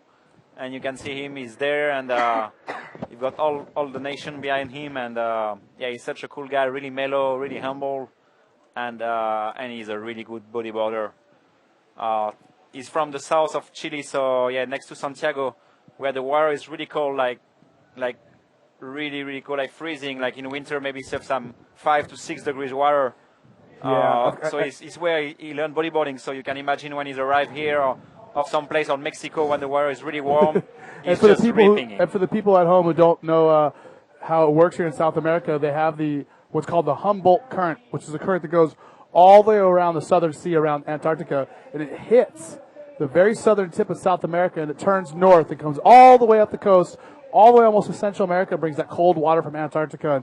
And we're in a place that has a very temperate, nice, warm climate outside in the air, where the water is still cold. Yeah, the water is like 15 here.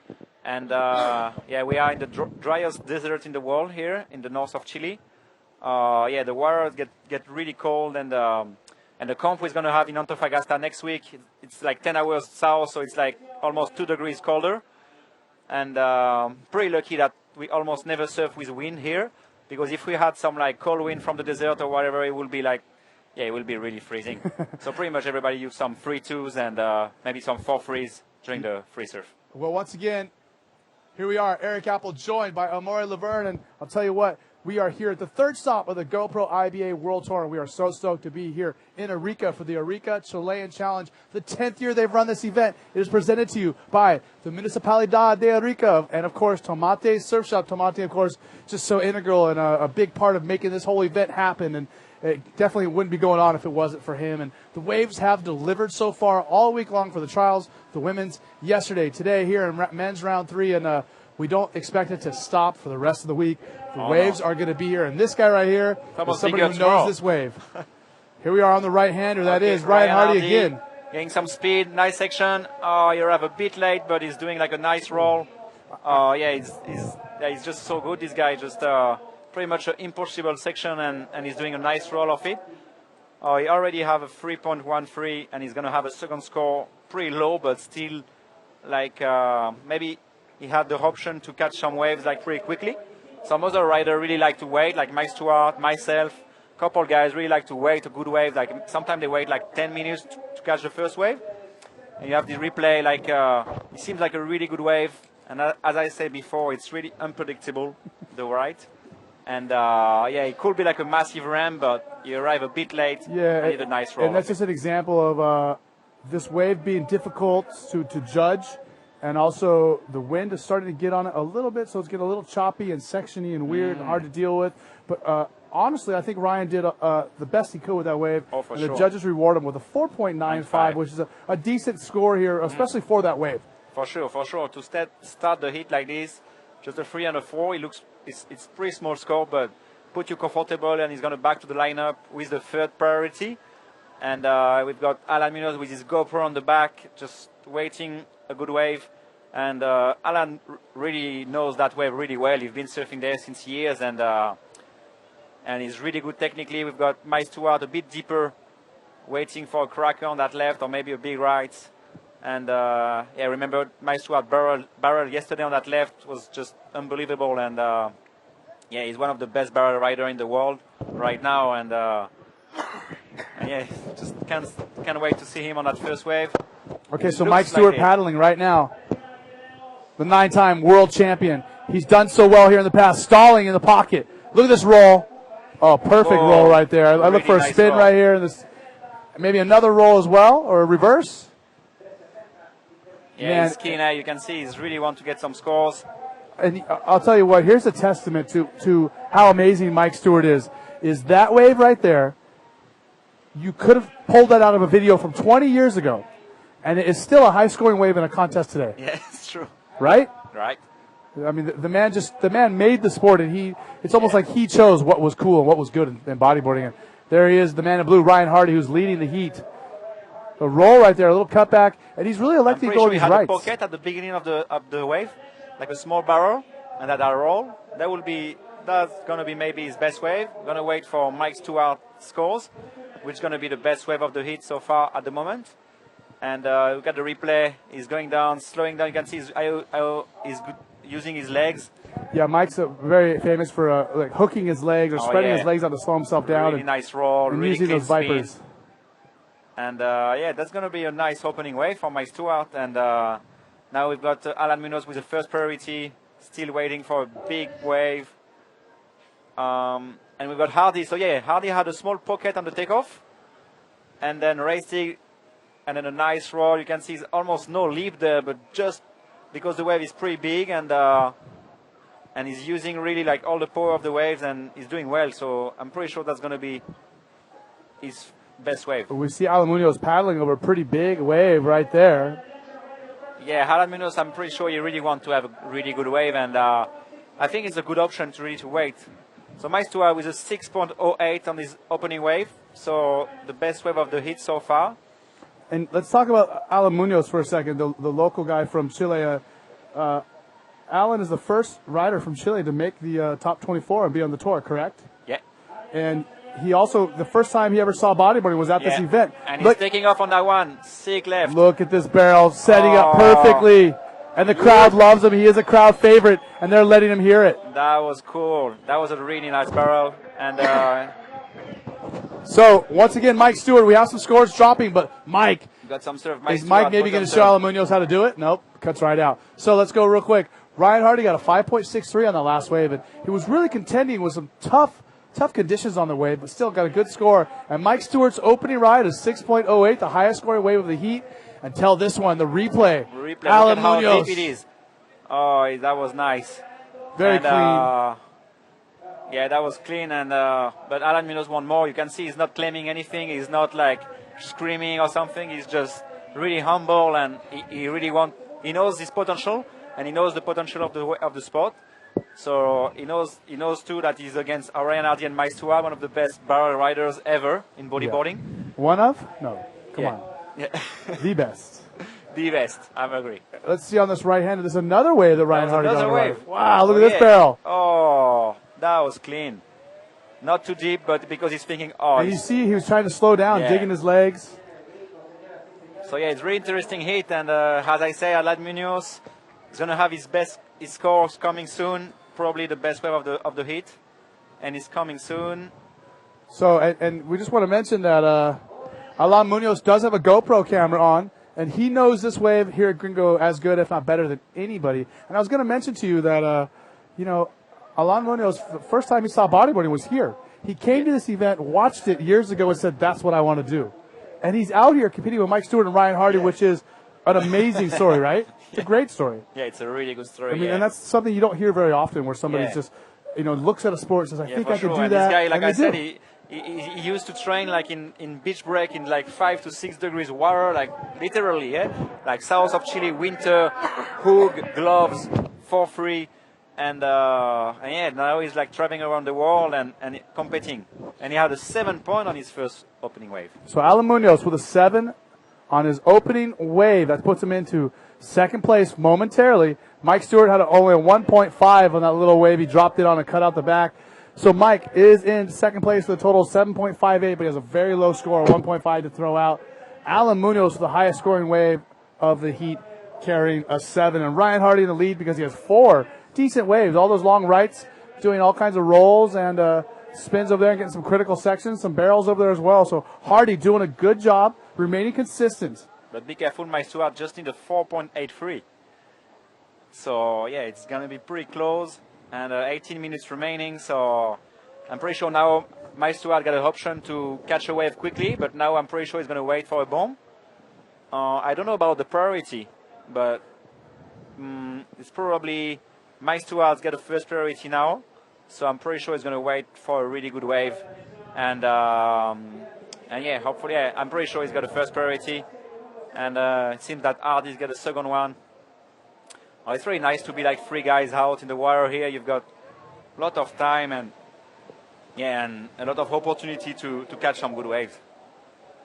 And we've got, okay, no one's takeoff. Look at that set, though. It's quite a wave right there. Yeah. Showing the power of El Gringo in the Pacific Ocean. And we talked about it the other day. I mean, if you look at the map, geographically, the way Chile and Arica is located, no matter where a swell is coming from in the Pacific Ocean, it's going to get here eventually. For sure. Sometimes really south, sometimes a bit more west, like straight on the coast. But yeah, this part of the world is pretty much non-stop all year. Even in summer, they get like some 3-4 foot swell, sorry. And yeah, they get waves all year here in northern Chile. And because all the winds here is really thermic. So in the morning it's always cloudy. So we've got no winds, and the onshore wind come when the sun came out. So yeah, you're pretty much sure to get waves in Arica all year, every morning, and yeah, more than 300 days a year. It's glassy with waves here, definitely. Yeah, they say that this is one of or the most consistent spot on the planet, and it looks like we have some lines possibly coming in. There's a wave behind this one. It looks like a set, so we may see some riding. But just so you know, we do have a nice little GoPro segment with Mike Stewart queued up and ready to go. We'll see if anyone's going to take off on one of these waves. We see riders paddling. That's a rider in blue. Nope. In red, Mike Stewart on the right, driving, trying to get around the section. Is he going to make it? He does make it, but it's a little bit late. I don't know if he's going to throw any moves in there. He's going to improve upon that 1.5, I would think. No, it doesn't even attempt to. It was really deep, actually, yeah. Yeah. So, seeing these waves coming in, doesn't look like anyone's going to take off on one of these. So let's take a look at the little GoPro segment with Mike Stewart out here at El Gringo. Yeah, Mikey. Such a legend, eh? The man, the myth. Oh, look at that's his barrel from yesterday on the GoPro. Yeah, that was the 9-point ride, I believe, 9.3. Oh, that wave looks like a closeout, and it is a closeout, but he's going to make it. That's unbelievable. Oh, he's flying. Oh, and the right even, too. Oh, that was a spin on the top. More barrels. Oh. For the innovator and the legend of our sport. Throwing a nice roll right there. Just celebrate his 50 years old birthday like a few days ago. It's amazing. It's amazing. Amazing. The GoPro just absolutely looking great on here, and the content that we're getting out of those GoPros is awesome. We want to thank GoPro for being the title sponsor of the IBA World Tour. Look at this right. Boom! Alan Munoz laying it on the line, risking life and limb right there. That was a big, big section. Oh, and he's claiming that one, and you can, man. You can, because you just had one wave, you already had a 7 point, and you just need a 1.03 to get to the second place, so that's pretty much done. Let's take a look at this. Oh, look at his bottom turn, so much speed, and look at that section, and he's going for it. Boom! Wow. That was Alan a big Munoz. roll. He is definitely not afraid. Oh, no. No, he knows the wave, and he knows that to beat these kind of guys in this kind of condition, you have to go big. And it's exactly what he's doing. Just waiting some good waves and going big. So I think we're going to have a totally situation change really soon with that wave coming. So yeah, Alan Munoz got the support of the crowd. And Alan Munoz coming to the first place. Wow, look at that, 7.95 for Alan Munoz, which is a big score, considering he just had one move. Ryan Hardy in second place. He needs a 9.32 to move Alan Munoz out of first place. And Mike Stewart, He is in third place. He only needs a 4.83, which is very attainable. Still 13 minutes to go in this heat, so we are far from over. Yeah. So I think about the priority. I think it's Hardy's going to have the first priority. So hopefully Hardy's going to wait a good wave. And maybe he's going on this one. And yeah, he's using his first priority to go on that wave. Hardy. Let's see what's going to happen. Look at the barrel. Oh, the first section is pretty average. Oh, he's going to make it. No. I thought he did. Oh, Hardy. Hardy was second, but he needed like a better wave to increase his 5.63 to really secure his second place. And Mike Stewart is going to be pretty happy to hear Hardy scores, because Mike now is going to have the first priority, wait for a good wave, and he only need a 4.83. With 12 minutes remaining, it's really opening for Mike Stewart. I'm sure he's not stressing at all. Here he is in yellow, Alan Munoz, the Chilean. The Chilean is holding up. He's looking for a ramp. Oh, no. Not on that one. Well, he's got to be feeling confident with a 7 and a 7.95. Yeah, now maybe he's want to go big. And we've got Mike Stewart. Nice one on that left. Hooking Slowing in. down. Look for the roll section. Clean right here. Good extension. Landing with the ball. Throws another forward 360 at second. Classic Mike Stewart right there. Let's see and if that's going to to easily throw out his 1.95. That's for he sure. needs a 4.83. He could be up in the second place now. Yeah, he could have it. Let's see what the judge think about it. Look at the replay. So he's just racing it, looking for a ramp. He's arrived a bit early, but he's extended to really land cleanly. Nice spin. Another one. Let's see what the judge think of it. It's going to be borderline, I guess. It's going to be borderline. But maybe he's going to get it. Maybe it's a 5 point. Maybe it's a 4.5. Let's see how the judge like it. Well, Mike's first one was a 6.08, and that wave was close to the first wave, correct? Yeah, but the first wave was like a really decent roll. 5.75. So Mike Stewart is up in a second place. Once again, 9-time world champion from Hawaii, Mike Stewart. He got a 5.75 to add to his 6.08. He's now in second place and needing an 8.87 to best Alan Munoz. Ryan Hardy has a 10.91 total score, looking to get a 6.2 to take Mike Stewart's place once again and advance on into the fourth round.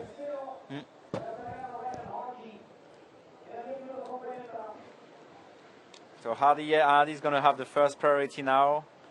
And let's see, because coming back from the right, sometimes you've got like almost a double paddle. Look at Hardy this. on that massive left. That's really the beast. Deep. That's a beast. Have to do something big, hard ball.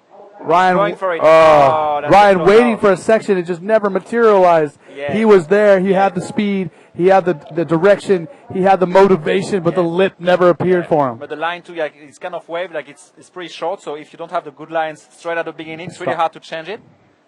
And he was looking for something big, so he just had a 2 point on that one, and it still needed a 6.2. 10 minutes remaining. So everything happened.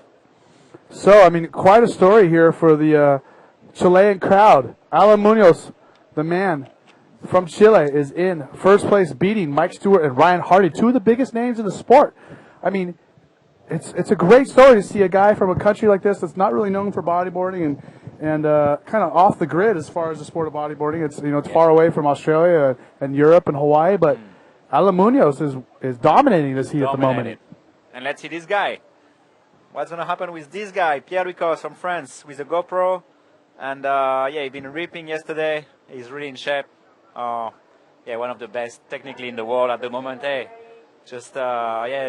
that air forward he did on the right yesterday? Was just pretty unbelievable. And he hit his mouth really bad. Yesterday he was hitting and it was hurting him so bad. And but it was a really heavy landing and one of the best moves of the contest I saw by far. Well, Alan Munoz, like I said, dominated right now over Mike Stewart and Ryan Hardy, and he's a guy who has made the quarterfinals for the last couple years. So we know that he's always somebody to contend with here, as we see Ryan Hardy taking off on a right. Could this be a clean inside wave with a good section? For sure, it could be. Nice bottom turn. When you don't do something on the first section on that right, it's hard to come back. So Hardy should wait a little bit more. It's 8 minutes and 30 seconds, so you've got time. And he just needs a 6.2, so he should wait like a good wave and make a 8.5 and it will be done. Well, That would be Ryan's highest scoring wave of the heat. He has a 5.6 and a 5.2, so he needs to do something better than what he's done thus far in the heat. Yeah, and Mike knows that he's borderline too with just a 6.08 and a 5.75. So I'm sure Mike now is waiting for a good one. And I believe Mike Stewart has priority. I'm pretty sure, I'm pretty sure he's got priority. And how he's sitting, for sure he's got priority.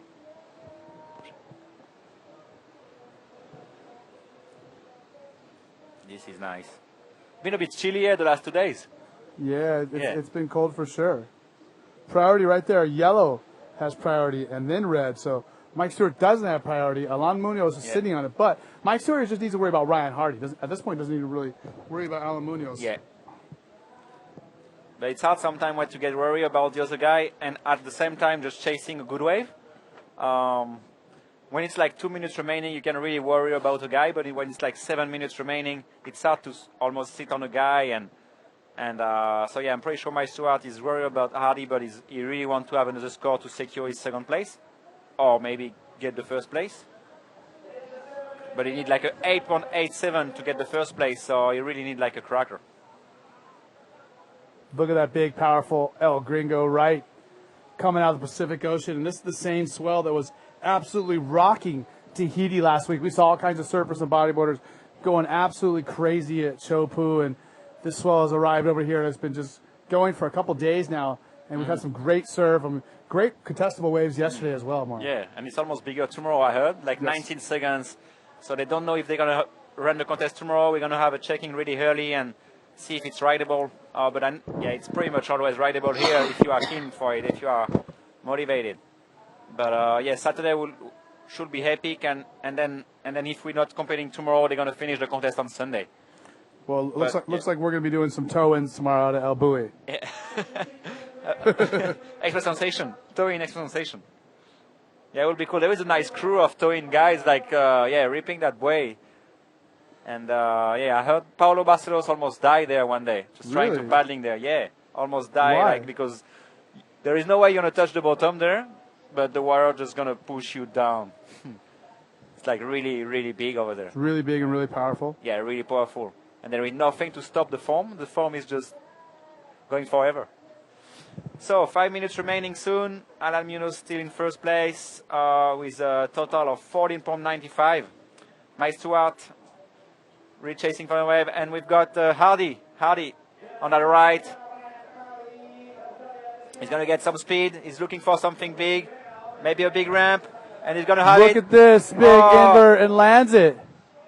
He's looking for something better than a 6.2. Okay. Are they going to give him a completion? Yeah. I'm pretty sure technically Hardy was not really stuck on that invert, but I mean, he needed a score. He did really well on that section. It was really not an easy section to hit. And we're going to have the replay. Okay, he's changed his line, looking for that section, and that section is not easy. And he's doing well, like a nice invert. And really hard to land, but he made it. And let's see what is going to happen. Yeah, that was the end of Alan Munoz's wave. We can hear everyone screaming for him. So maybe like a good wave again, for Alan Munoz. Possible. How we heard the crowd screaming.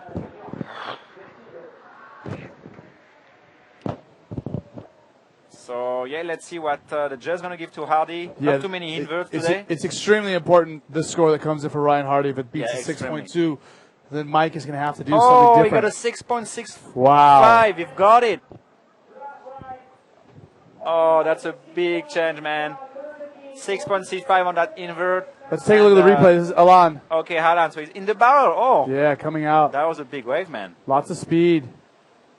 Lots of speed. And just trims after that, it looks like. So sets out the back. Big sets coming. Okay, so we've got Alan Munoz still in first. Ryan Hardy need a 6.2 and he had a 6.65. And Mike Stewart need now a 6.21. And it's 4 minutes remaining. So, come on, Mikey.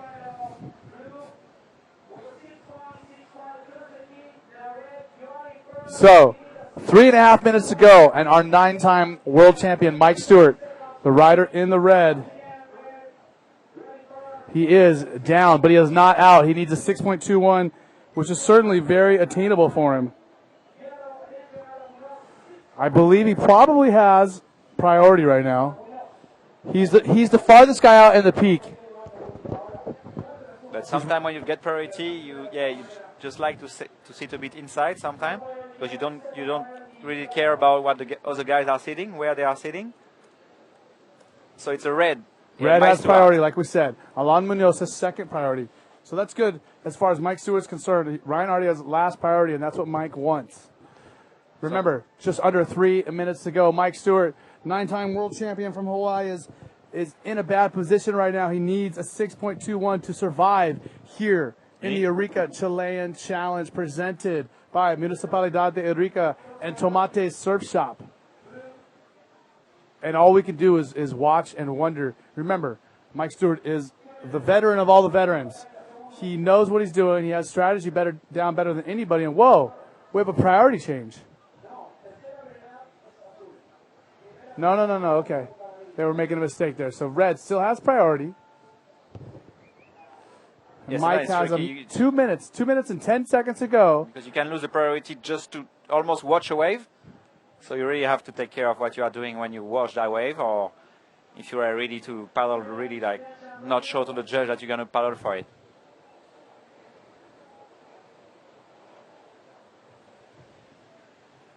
One minute, 50 seconds to go. The clock is ticking.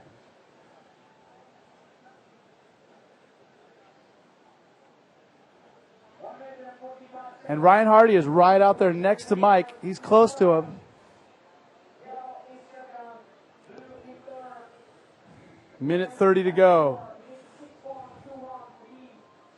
So Alan Munoz had a 6.78 on his last rides. It's not his best scores. And Mike gonna start maybe to stress out, but the waves are coming so fast here, so could be another good wave before the end of this heat. Yeah, it certainly can happen.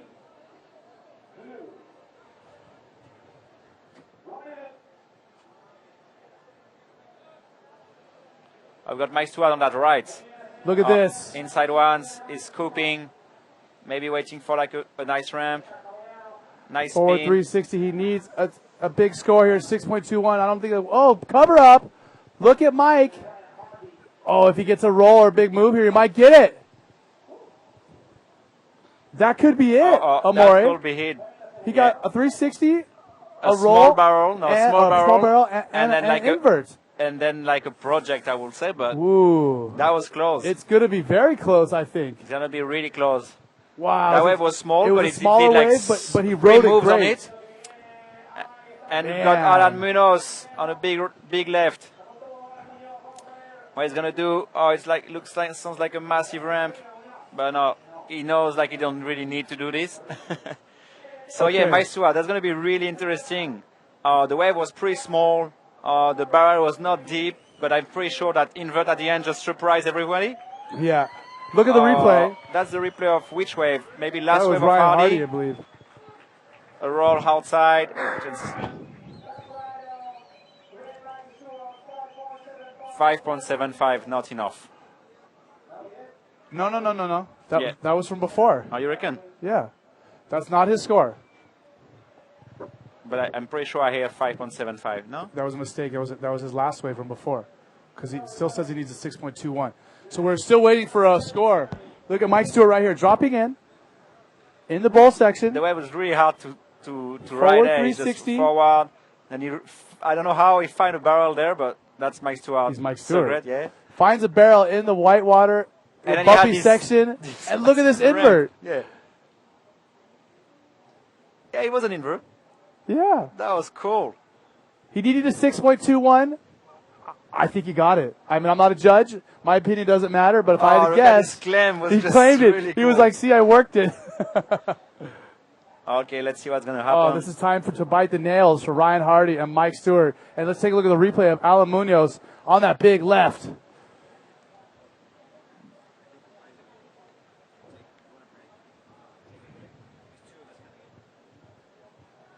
Man, and this is, I mean, what do we say here? The 10th annual Arica Chilean Challenge presented by Municipalidad de Arica and Tomate Surf Shop. And wow, it is just, you can cut the tension right now. Listen how silent it is. Nobody's talking. Everyone's just waiting to hear what's the score. What's the score? What's going to happen? I've got Yo-Yo there. 5.75. You got another 5.75, so it wasn't enough. Man, I thought he was going to get it. Yeah, the wave was really small actually, and yes, and, the wave was a smaller wave. He was so close, but nonetheless, a great effort by Mike Stewart, effort, yeah. 9-time world champion from Hawaii, the man, the myth, the legend, an innovator in our sport. So Ryan Hardy moving on to round number 4 alongside the man from Chile, Alan Munoz, who really dominated that heat and showed these guys how to surf the wave here at Arica. Sure. So I think we're going to give the spot to 2 guys. That's right. Sasha Specker and Babi Quinones from Puerto Rico to comment that heat with Pierre-Louis Costes from France, Eder Luciano from Brazil, and Israel Salas from Brazil too. So that's right. So that's going to be an interesting heat. We're going to throw it away to a little message right now from our sponsors who make this event possible. Check it out. We'll be back in a moment.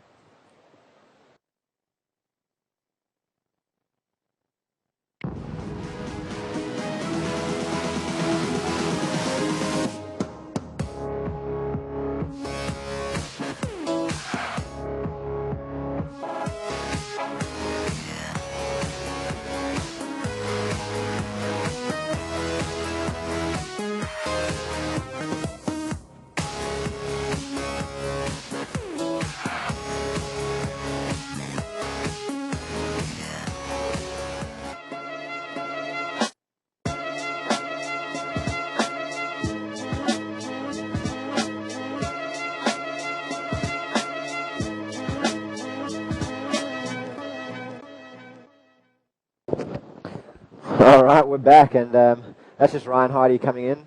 My name is Sasha Specker. I'm sitting here in the booth with Babi Quinones. Welcome, buddy. And let's get you mic'd up good here. Get it nice and close to your mouth so all the people out there can hear you. Thanks, my friend. And yeah, what an awesome day. Oh, what is this, the replay from Ryan? This is actually not Ryan. This is Eder Luciano. Already? Wow, that was a pretty massive roll to open up that heat. Apologies for that. That is Eder Luciano with a good opening ride. And he's going to get some good scores for this. 2 rolls. That second one, nothing too special, but that first one is definitely going to push his score right up. And you can see the water patrol there just helping the guys out. Thanks for that, guys. Definitely making life easy and giving the riders a bit of a peace of mind, you know, having a ski out there. Hello, hello, hello. All right, I'm going to be on camera. All right, guys. Sasha Specker, Babi Quinones. What up, guys? A trials powerhouse out here. He had a good finish in the trials, in the finals, and good performance throughout the event. Thanks, my friend. Just, not everyone can win, unfortunately, but I know. Ran out of luck. It's awesome to be a part of this event and to be here in Arica, Chile. It's the 10th anniversary for the GoPro IBA Arica Chilean challenge. Okay. Is it's an awesome milestone in bodyboarding to have an event like this, and especially on a day like this. The waves are pumping. Waves are pretty big and not easy at all. Like, those rocks are really close. My heat was really pretty bad, and because of the high tide, you know, I couldn't ever really tell how close I was to the reef a few times, wanting to hit the lip, but. So do you think, what do you think about the waves today, size-wise and quality? Give us a little bit of insight here. It's pretty big. I never really thought they were going to run it this big because of it's never really been too glassy today. Yep. So because of the size and it's pretty dangerous out there. Like a lot of bump to deal with. It's actually like, I don't know how you call that, like 10 foot or. I want to say 10 feet easy. Yeah, I've seen some sets out here that I 8, 10. Yeah, maybe even a little bit bigger on a couple that the guys I've seen. I just don't want to claim it. Totally. That big, but I got no worries saying it's out of my comfort zone. Yeah, it's pretty big. So it's the guys out here. To me, as close as I've been in a place like this, it's just Puerto Escondido, you know. Yep. But just knowing that the rocks are right there. It's a bit different. Puerto Escondido, beach break. The wetsuit. El Gringo. You're just sitting here in a wetsuit a couple of feet away from the rocks and dealing with some serious, powerful South Pacific unloading. Yeah, it's my first time here too. You know, like so crazy, so hard to get comfortable to feel good with a wetsuit. You know, but these guys look like they do it every day, and they're doing pretty good. Eder Luciano has his first wave with 2 rollers, and they give him a 6. That's a good score to open up with. Right now, this is Pierre-Louis about to hit Wow, the lip. that was That was huge. Pierre-Louis Costes just taking the drop, trying to roll off that left, and kind of landed in the barrel almost. Yeah. If he had maybe come out of that roll with some speed, he could have maybe come out of that barrel. I've seen him do some incredible things, and that would not have been out of the realm of possibility there. But Pierre-Louis Costes just pushing the limit. Here's a good replay. I like the angle too. Oh my God, that's pretty solid, bro. And, Yeah. Wow, that was a heavy landing. That's a little bit too heavy right there Yeah. for me. Very well committed there from Pierre-Louis Costes. Yeah, this kid does that every day, every wave. He doesn't care, you know. That's regular for him. So, I mean, I'm sure we're going to see some more of that in the next few heats. This is Blue Salas on the right. Salas is also a finalist, wasn't he? Yeah. I think he did 5 or 6. Yeah, he did pretty good. So Salas just having a look. He was one of the most dangerous ones in the trials for me, I think. Yeah, for sure. He's a very talented bodyboarder. Eder Luciano in another roller. That's very similar to his first wave. Yeah. That roll there, and just no more section to go, where to go. Yeah. So Eder Luciano just kind of keeping busy, working on his scores. He's got a 6, and that's just going to be his second scoring ride that he can build on. So the Brazilian is here to stay. That's what he's trying to say, and he's definitely doing a good job of it. And Bobby, tell us a bit. Oh, actually, let's talk us through this. Yeah, the waves are, like I said before, the waves are not easy. The waves are the right are longer. Yep. But I think that I was more comfortable with the left. I was not able in a whole month to figure out the rights here. Yep. So you've been here for a while then? I've been here trying to get used to it. Yeah. Yep. Trying to adapt. I was like 3 weeks only pulling, just carrying barrel, but not hitting the lip, not wanting to. I didn't want to get injured before. Yep. And then I just unlocked my. Yeah, well, it's difficult on a day like this. You know, to hunt out barrels is a very difficult task. You know, so a lot of the guys have been having to go to the lip just to try and get some scores. You know. Yeah, the first day I got here with a swell like this, and there's only a bodyboarder out, and it was too crazy. I didn't even want to paddle out the first day because nobody was telling me where the rocks were at. I got here and there was only like 3 locals like doing pull-ups in the bars and just saying, go for it. It's okay. It's normal. But other than that, it got cleaner. It got a little bit smaller. I started to get the feeling of the wave. You know, I think it's a okay wave. The wave is pretty simple, pretty good, but just the rocks when you get after the first barrel, you never know where you're at. Pretty intimidating stuff. Yeah, it is intimidating. So on that note, I think we got a little snippet here, a little GoPro POV view coming up, and I don't know if we're going to talk you through this. Let's just see what it looks like, and we'll take it from there. From who is it? I think it might be Pierre-Louis Costes. Whoa. The view. Oh, the backflip. That was crazy. Yeah. Kind of off the back on a wedge, but that was some serious lofty stuff there from Pierre. That's pretty crazy, man. Yeah, he's going for, I think it was a little air forward or something. That makes you move your neck, huh? Yep. That's the spinner. Yeah, that's the air forward. That was crazy. That was the sickest thing. Wow, he's got a couple of clips going here. That's the view from inside the infamous El Gringo here in Chile. That's his Arica. point of view from El Gringo. That's the view, man. That is insane. That's what you were talking about, just going for the barrel. You know, It's you know what that insane. looks like. This guy is pushing the limits, and every time I see him, he's going bigger and bigger. It's kind of crazy what I've seen today from the top 24 guys, man. Today I saw Jeff Hobart, like he tried to do a spin air that it was, I think he almost went for a 720 on a forward, you know. I was on the inside. I was getting caught inside by that wave, and it was straight in front of me. So I saw that thing firsthand. It was pretty impressive. I have a pretty insane picture from it. So on your screen right now, you can see the current situation. In first position, Eder Luciano with a 6-point ride and a 5.45. In second place, only 1 wave under his belt, is Pierre-Louis Costes, 713. They gave him a 713 for the roller? It must have been something, maybe something else. I'm not too sure. Maybe they scored him as landed.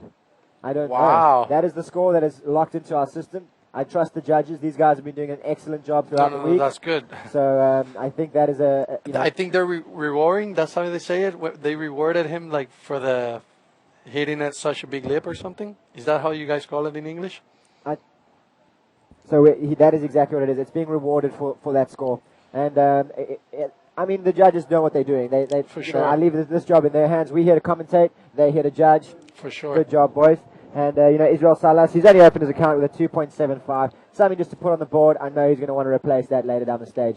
While we wait for these guys to catch some waves, we've got a little clip coming up here, and it's a clip of you, baby. Okay. So I want you to talk us through this thing, and let's see what we got. Stoked, huh? That was during your heat, wasn't it?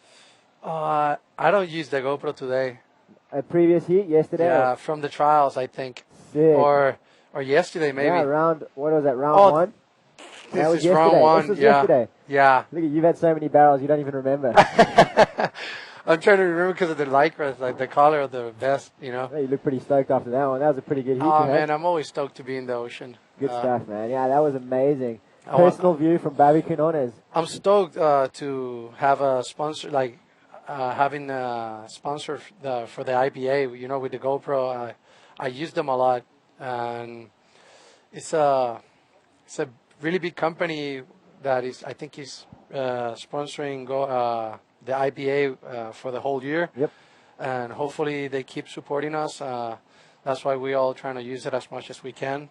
In this contest, I couldn't use it too much because I was eating breakfast in the morning before the heats, and it was kind of putting me a little bit too much pressure. So I was just grabbing one wave and giving it to Igor. Yeah, in the water. In the water. It seemed to work for you. I mean, you got some sick clips. So yeah, I'm always stoked to see myself. You always get to see your own mistakes. Exactly. You never get that view, so it's something unique Yeah. for yourself, you know. That's awesome. And thanks for wearing that. You know, this is what the guys want to see. They want to see us riders wearing those things. Thanks and to you guys, man. Giving Always. us the view. Stoked. Awesome.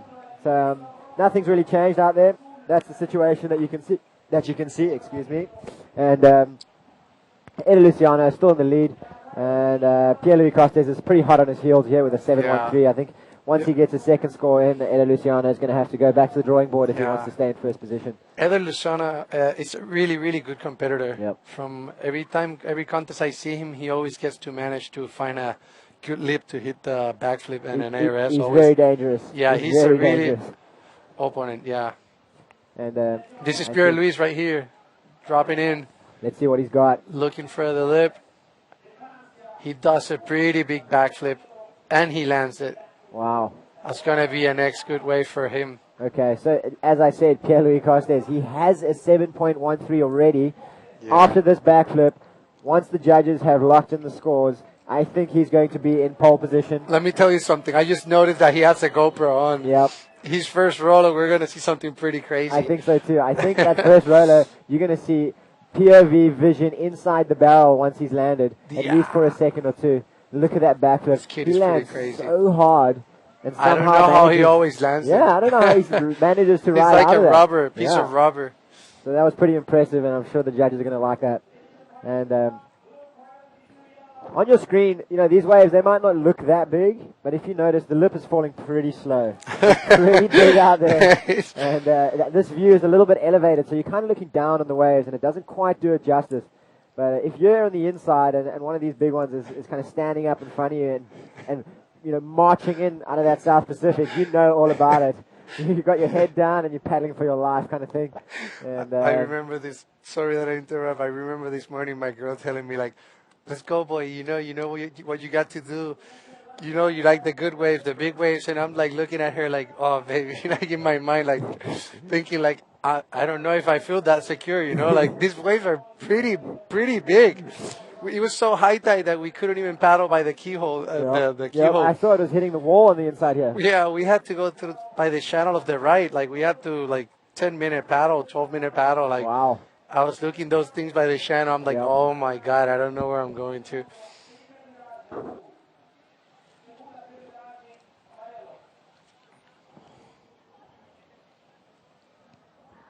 All right. So Pierre-Louis Costa is in first place with a 7.13 and a 7.08. Whoa. So the judges definitely like that backflip. And Eddie Luciano still waiting to get a third wave to try and improve his 5.45. And Israel Salas, he's just sitting with a 2.75. He's just, he has to start again pretty much if he wants to stay in this. And, what I was explaining earlier on was that camera angle when you're looking down. These waves are big. You and I, we've been out there today. We know what's going on. And for those of you at home, I'm going to explain how these camera angles work here with this webcast. In order for us to give you all the action, which is the guys taking off and riding the entire length of the wave, they kind of have to elevate the cameras a little bit so that they do look down on the waves. Because these waves are so big, the riders would actually disappear behind the wave in front, and we don't want that to happen. We want you guys to see everything from the moment these guys are paddling into the wave all the way until they kick off. And that is why they've had to elevate some of these cameras a little bit. Yeah, you definitely don't even see the horizon when you're like in the shore, about to paddle out. When you're standing, exactly, that's it. When you're standing on the rocks. That's when it gets you really nervous. Exactly, right. Like your feet are wet, your hair is dry, and you know you're in trouble. So you can't see the horizon, the waves are coming in stacked, and that's the feeling that we're experiencing. You're getting this action, firsthand through the webcast, but you're sitting on the couch, nice and warm, tucked in, and enjoying a nice cup of coffee. On the heat before, I saw Mike Stewart. I think he's one of the guys most comfortable in in big waves. Mm-hmm. And I saw him all the time paddling to the peak and looking to shore. He wasn't even sure where he was at. The riptide, that white water that you're seeing right now, it's pretty massive. It kind of sometimes helps you, but if the set is coming, you can't really move. Yeah. And to see Mike Stewart looking to shore all the time, it gives he was trying to line up with something to make sure he's safe. Yeah. All right, so we got a little bit of a lull in the action over here, and on the beach I have Yo-Yo with the previous heat winner. And here we are with the winner of the round, heat number 6, round 3. This is Mr. Alan Muñoz. Alan, felicidades por el round. Y bueno, aquí estamos. Cuéntanos un poco, ¿cómo fue eso? Fue una manga difícil porque las condiciones de la ola están un poco inciertas y conecté una buena izquierda y una buena derecha. He said that it was a hard hit because the conditions were not very clear, and he connected like a good right and good left to make it through. Alan, dime una cosa, esta es una revancha con Mike Stewart, ya que él te había ganado antes y entonces tú estás cobrando. ¿Qué opinas de eso? ¿Cómo te sientes acerca de eso? Mike es un competidor con mucha experiencia, esta ola la acomoda muy bien y siento que fui muy afortunado al haber, como tú dices, cobrado revancha. I'm asking about because this is a revenge from Alan Muñoz against Mike Stewart, and he said that he's really happy and he did it with a lot of patience. Alan, una cosa más, Dino. ¿Cómo te sientes tú al haberle ganado a tu ídolo, a Ryan Hart y a Mike Stewart y en estar en estas instancias del campeonato?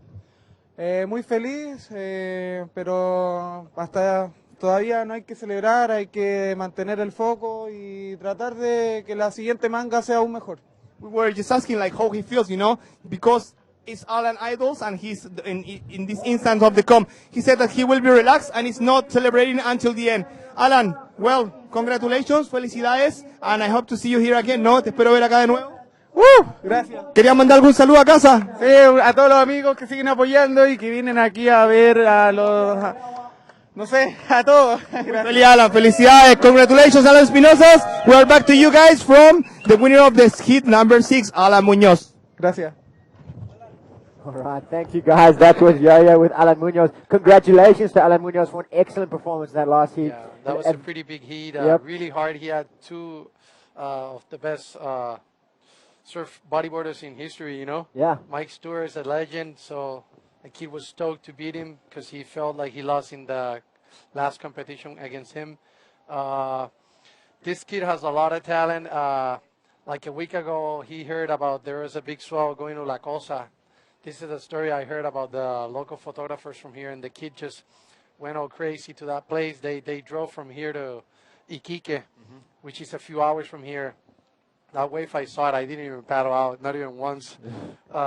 Imagine the name, La Cosa. I think he got all anxious and he couldn't wait, not even for a good one. And the kid paddled and airdrop and ate it pretty bad. I think he has a pretty bad elbow. Yeah, I think I saw he had stitches in his elbow or something. It looked pretty bad. Yeah. So he's been surfing this last heat He's with been an all the injury. time with an injury. Okay, wow. So that's even more impressive. I mean, he got a score of like 15 point something. I can't remember the exact details, but that was some serious scores that he posted, and in some seriously big and consequential waves. And he's a local. He's a Chilean guy.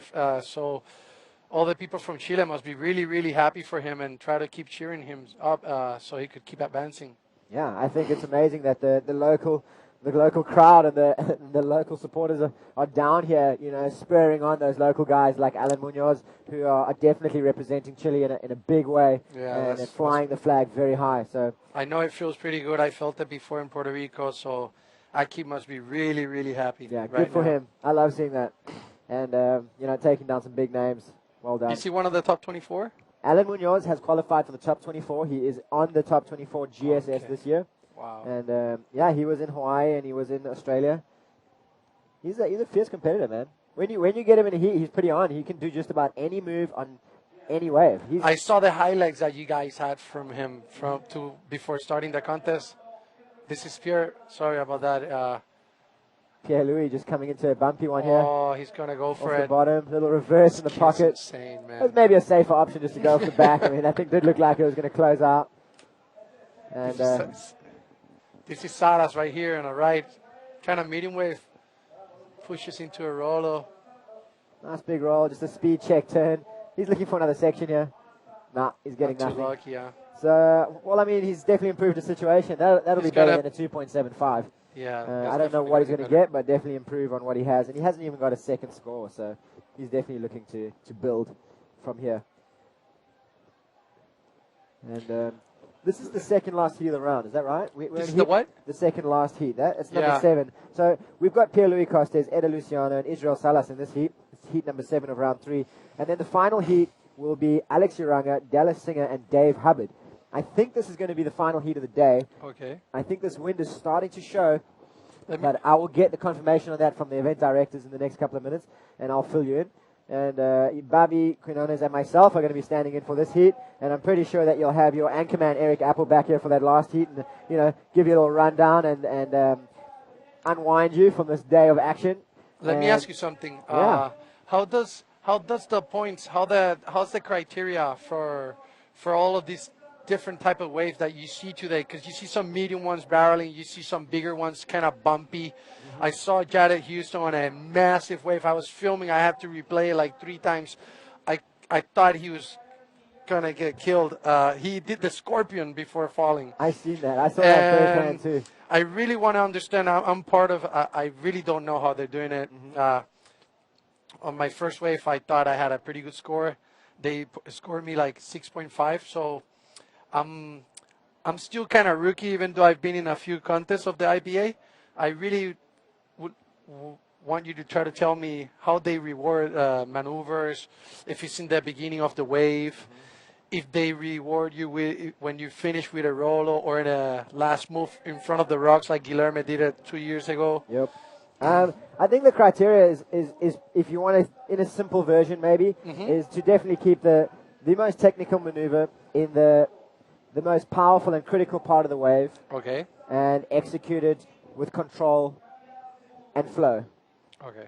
I'm guessing that's a simple way of saying it. Yeah. There's obviously more smaller things that go into it, but for argument's sake, it's for the public too. So Exactly. people that are watching, Yeah. I want them to not be like, oh my God, I thought this guy made it all. Exactly. Okay, So it goes, and it depends on the day. Today there's not going to be many barrels. It's pretty bumpy and tricky. So barrels are going to be scored pretty high. It's a very high risk that a rider is taking if he's going to commit to riding a barrel. And just on that note, here comes Pierre-Louis Costes. He's going to be looking for something on this ride. Could be something He's really big. waiting. And looks like he's going to release the rail here any moment. And just he was looking for that ramp, but it looked like it just ran into some deep water. This is Eder right now. Eda Luciano. Looking for another good wave. And he opts Not out of good, it. a lot. I think that just ran into some deep water off the reef. Didn't really offer much section or much steep face to work with.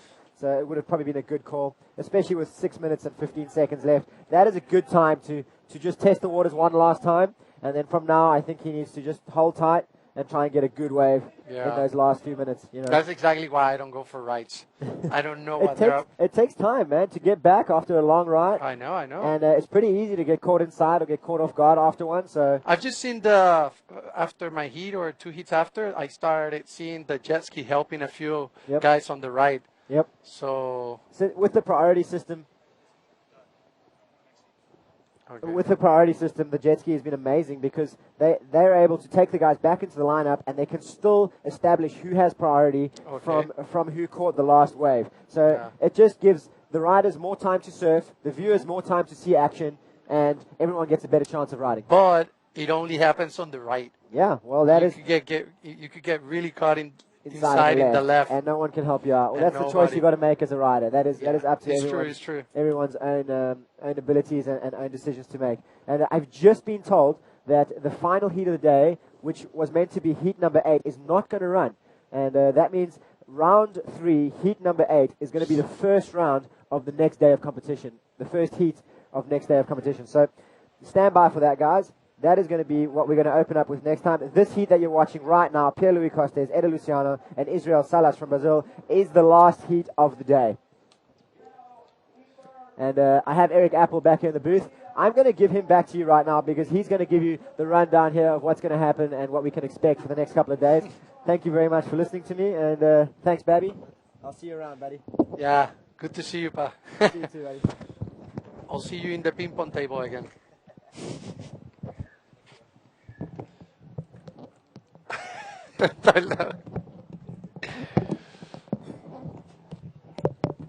Okay, so we still have here in this heat, it's heat 19, Pierre-Louis still in first place. He has 14 points, 21. And Eder Luciano follows him with a 11.45. Israel Salas is needing a pretty big score here. He almost needs like 4 points. So we got a little bit of time. I think it's like 3 minutes left. 3 minutes 46 seconds, huh? Is that what it is? Is this the time right now, actually?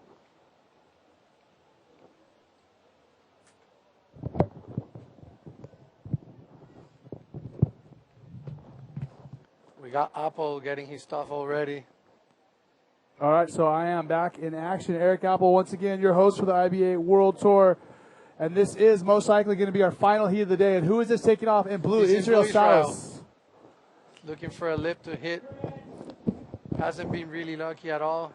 But he's looking for that. Oh, he was not lucky. He's in the white water. That's pretty close to the rocks right there. So let's get a lay of the land as we see Israel getting his third wave of the heat. In first place, PLC, former world champion with a 7.3 and a 7.08. As we're still watching, look at that, the last roll of Israel. In second place, Eder Luciano with 11.45. He needs a big score, 8.21, to take over first place. And in third, Israel Salas, who needs a 6.95 to move up into advancing position. And that wave may or may not have been there. It's going to be close. It'll help him for the 2.775, but it's not going to be enough. But we still have just about 2.5, 3 minutes to go. Not very much time for him to get all the way back outside into the lineup. Probably if he gets help from the jet ski, huh? Yeah.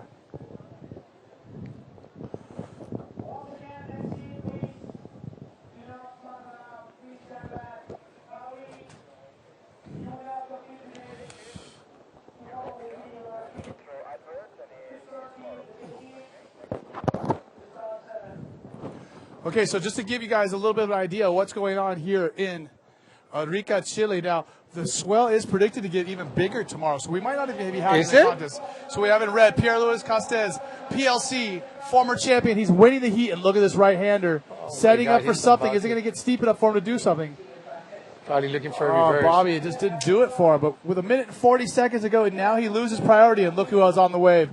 Eder Luciano on the next wave, dragging his legs, just waiting for a lip to come. Is it going to be steep enough for him to do anything? And it really is just picking the right waves and finding that right section and being in the right place at the right time.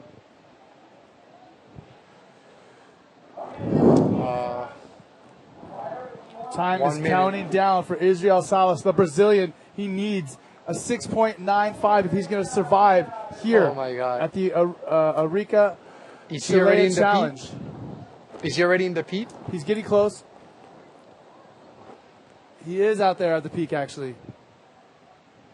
So, wow, time counting down. And it's like that in a lot of these heats where it's close and it's within striking distance for the guy who's in last place, and it's just a matter if he can somehow pull it out. We saw in the last heat, Mike Stewart needed a 6.2, I believe. He Yeah. had 5.75, and it was so close. Yeah. So close, and it was counting down the last seconds. It was just waiting on the judges. Also, just so you guys know, like I was saying, Bobby, we might not even be going tomorrow. The waves are going to get bigger. We don't know if it's going to be able to hold. So tomorrow could be a lay day, and you could see us finishing on Saturday, or perhaps doing 2 short days on Saturday and Sunday. So bodyboard fans, make sure you check out IBAWorldTour.com for all of our latest updates, as well as our Twitter, our Facebook, our Instagram. We'll give you all of our updates and give you all the information so you can make sure to watch us live here in Arica, Chile. And that's going to be it for Israel Salas. His day is over. They Contest stopped it, is huh? done. Unfortunate for That's him. Dave Hobart right there.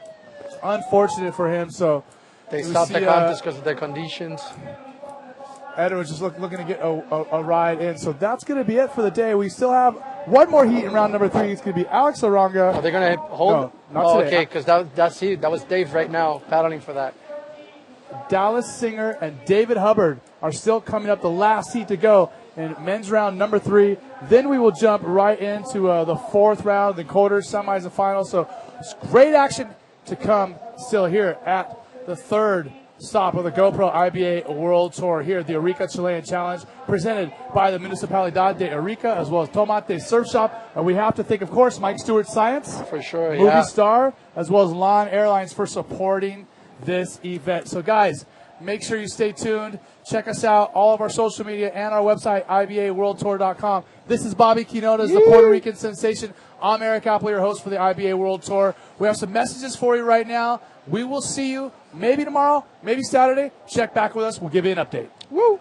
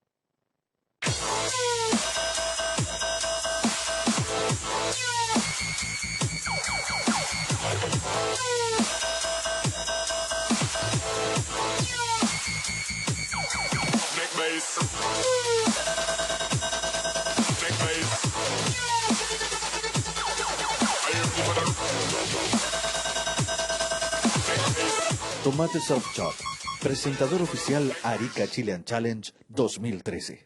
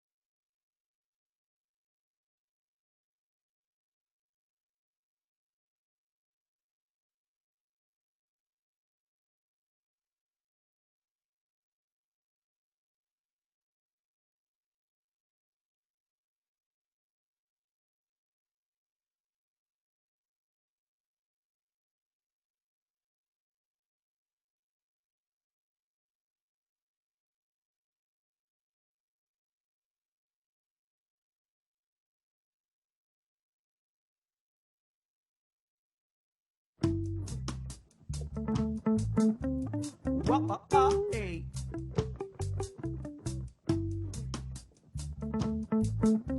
You belong, Jesus say, you built the fire and the rain.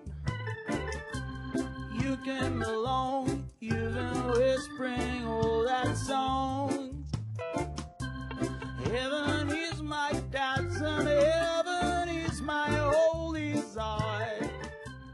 When I touch you, even in the sky I'm alone. You by say, long and even break. What a busy London, you are busy, what a little fail. Home, I don't let a day.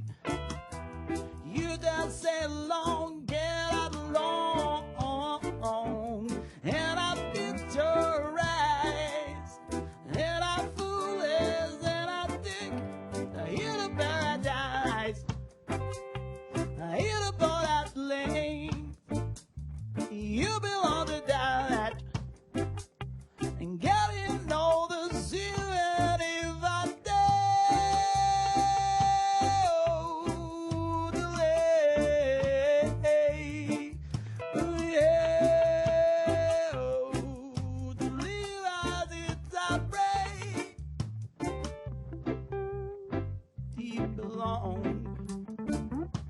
you belong to me, I say. Only melodies and rain. Head on the light. You belong, you do sit right on. You belong in low fire. Everybody's on a road, gotta be long. And I try to make you boo-boo-boo out of big sin of paradise. You belong to parade. Get along, get in here, I cry, you get a rate. Roots, rock, reggae. Roots, rock, reggae.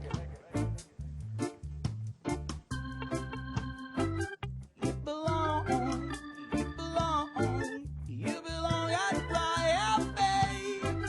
Do all leaders say. Get on, did I do if I fade? Get on, get in if I zoot, I pray. You've been busy.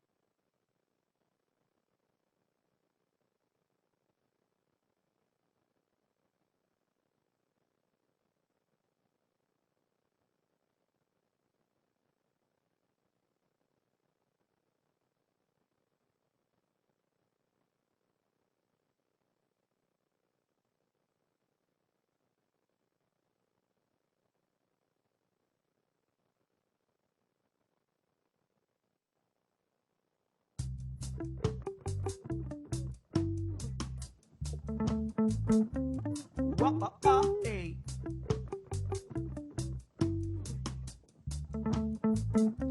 You belong, Jesus say, you built the fire and the rain.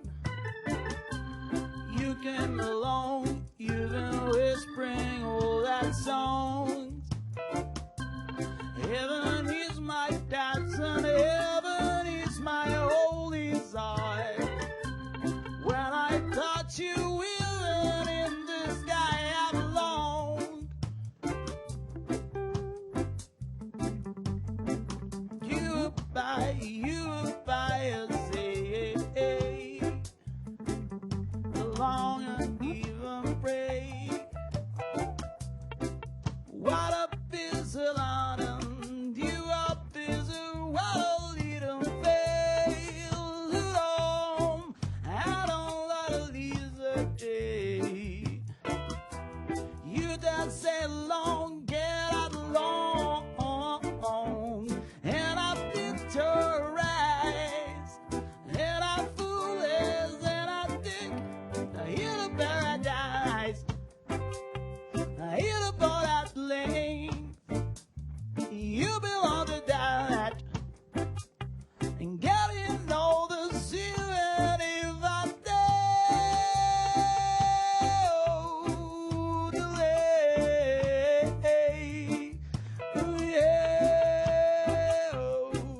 to leave as it's a break.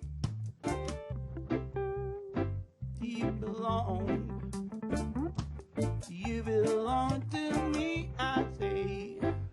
Only melodies on rain. Head on the light. You belong, you just belong. You belong, you belong, you belong in low fire. Everybody's on a road, gotta be alone. And I try to make you boo-boo-boo out a big sin of paradise. You belong to Ray. Get along, get in here, I try to get a rate. Roots, rock, reggae. Roots, rock, reggae.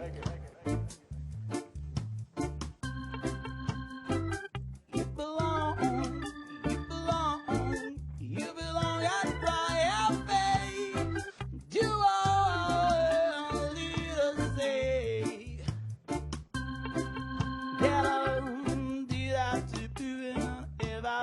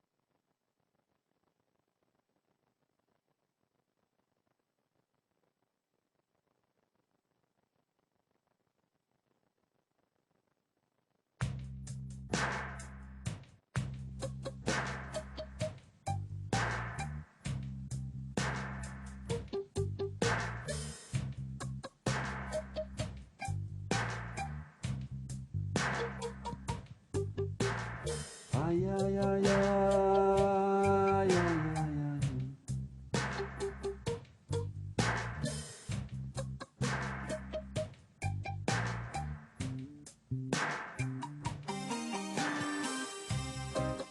round up, singing all together from Jamaica town. Round up, singing all together.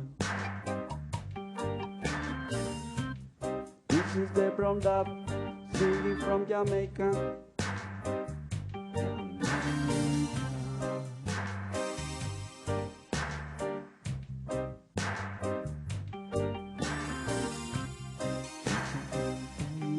It's every morning, it's every afternoon, every day and night. Giving up together every afternoon again.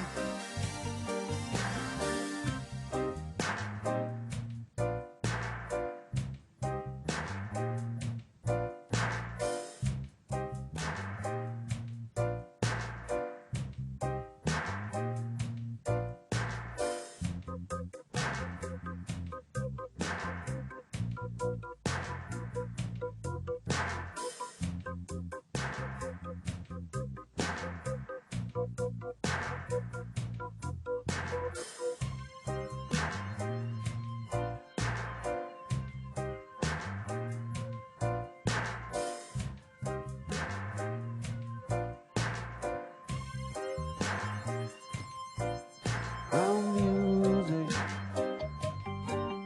brown music, brown music.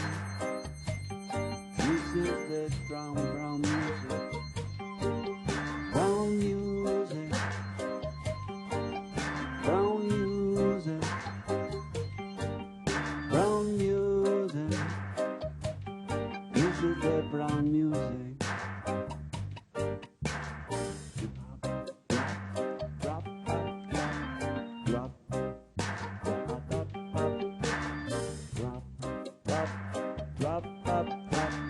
Drop-a-dop-a-doop-a-doo style from Jamaica town. Drum music, this is the drum music. Brown music, this is the brown music. Brown, brown, brown, brown, brown, brown.